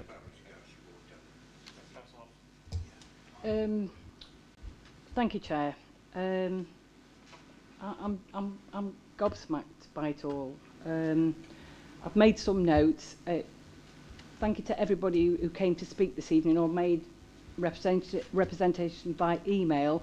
So many valid and varied points made by those people in the communities who live near these sites and whose voices must be heard. It's as if they've gone and you've totally forgotten them. There's too much wrong with this report. It's unprofessional. I could go through, you know, I'm the minority member in the Gypsy Traveller Working Group. I have lots of examples of what I feel is unprofessional behaviour in that Gypsy Traveller Working Group. I'm not going to repeat all the points that have been made by businesses and residents, but some do need to be repeated again.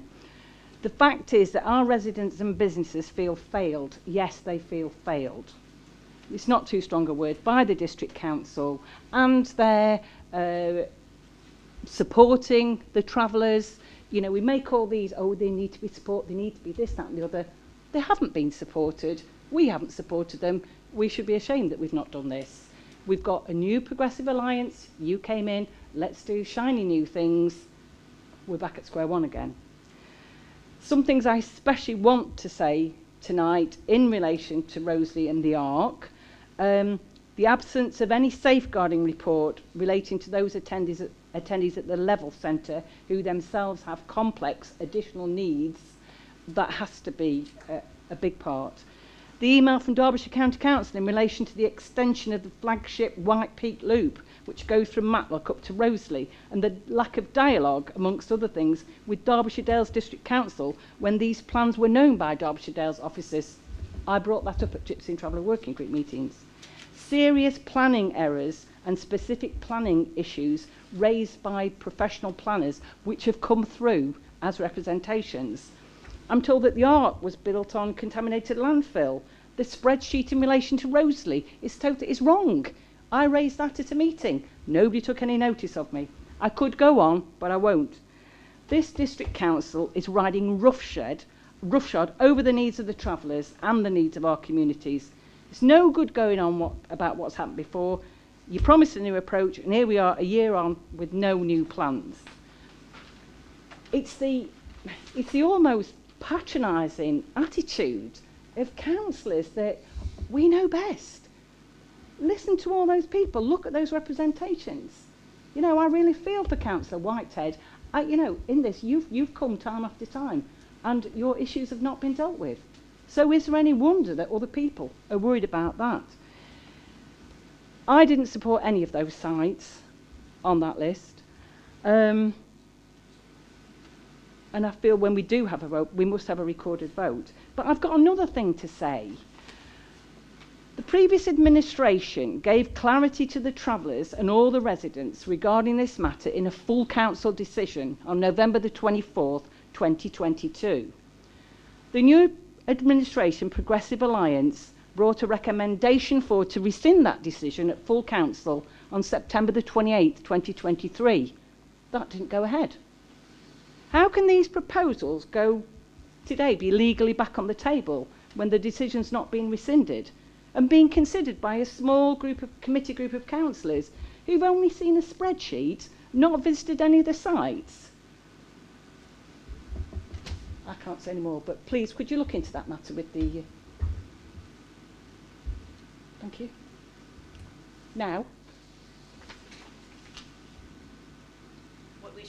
Well, the matter that we had a full council decision in November 2022, and then full council brought it to be rescinded in September 2023, but then didn't put it on the table. Okay. So we've got a full council decision that none of these sites are suitable in November 2022, not being rescinded. So how can we be looking at them tonight? What I would say, Chair, is that obviously November 22 is some time ago for that decision to have been made. Ultimately, there is a new administration in place, and it has the ability, by virtue of being the administration, to lead the policy agenda. I think it's reasonable, the decision that members are making this evening, to go out to consultation on those sites. I'll happily take up the point I dispute that, Helen. How can we be having a vote on something when a council decision was made? And the Progressive Alliance brought it in September 2023 to be rescinded and then didn't have it on the table. So the only point I would make would be that as a full council, we took a decision to instigate a working group through the C&E committee.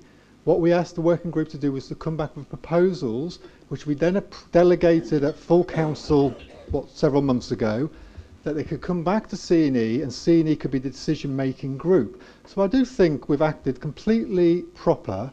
And once we've had the consultation, once we've got decisions to made, that will overturn any previous decision made by any former administration. It's just I didn't think you straightforward could just governance, overturn really. a decision like that.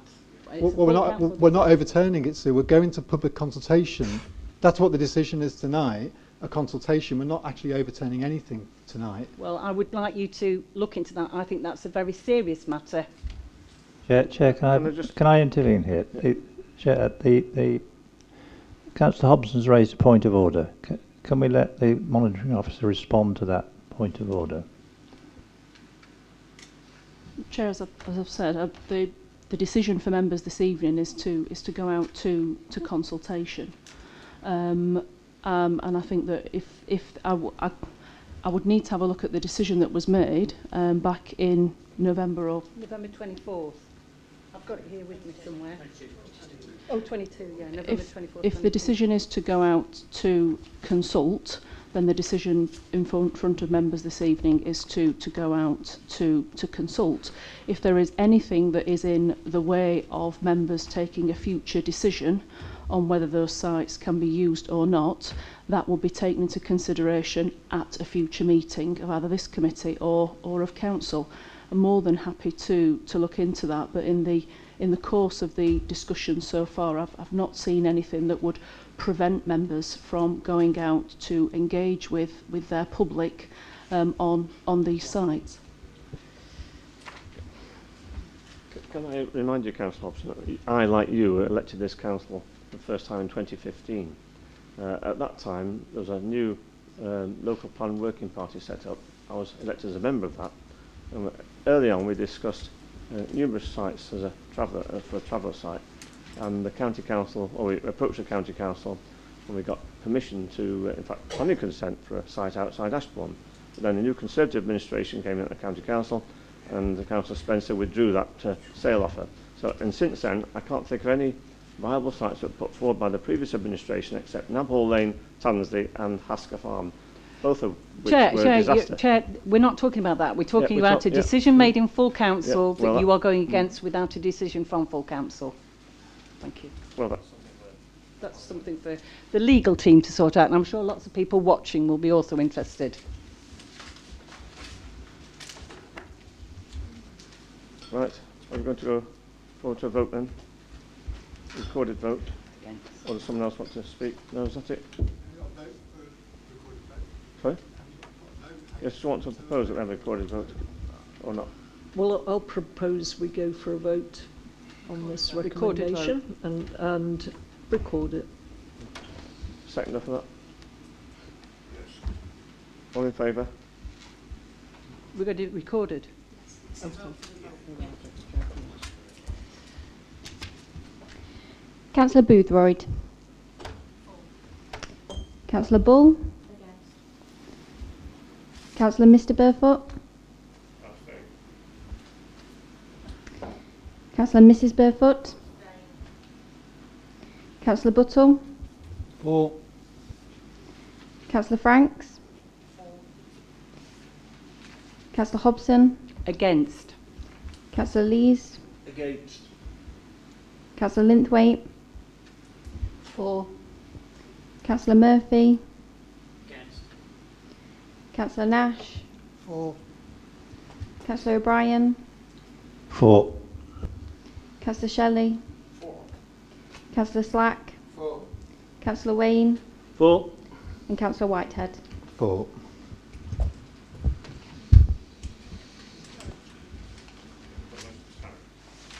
Sorry, the motion's carried. Mic on. Right, okay, thank you, members. We've now got two further items, 6 and 7. 6 about the feasibility of moving traveller families between sites on a more regularised basis. We've discussed this informally over the other items, I suspect, but would someone like to propose that? Could I propose it with just a slight amendment, which actually brings in investigating the time-limited nature of any movement, because I don't think that's kind of really said in that. So if people were happy to sort of for the officers to be able to investigate how and what timings would be appropriate to support the family, I would like to see that as a small amendment just to this, if someone would like to second that. That's okay. Officers got that down. Yeah. Councillor White, just to confirm, is that sort of in terms of a length of stay? Yes. Yes. So for members, let's have a look, bear with me. Or should we say period between movement rather than length of stay?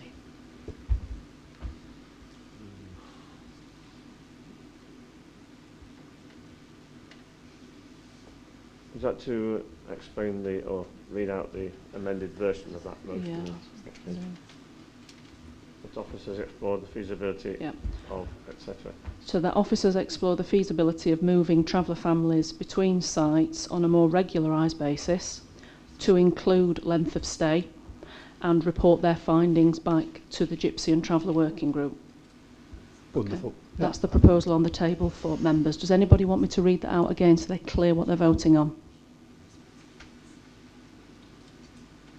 I'll leave it to you, Chair. Thank you. Would someone like to second that? That's Boothroyd. Right. We don't want to go through questions and answers again, do we? Or any further debate? No? Right, can we vote then, please? All in favour?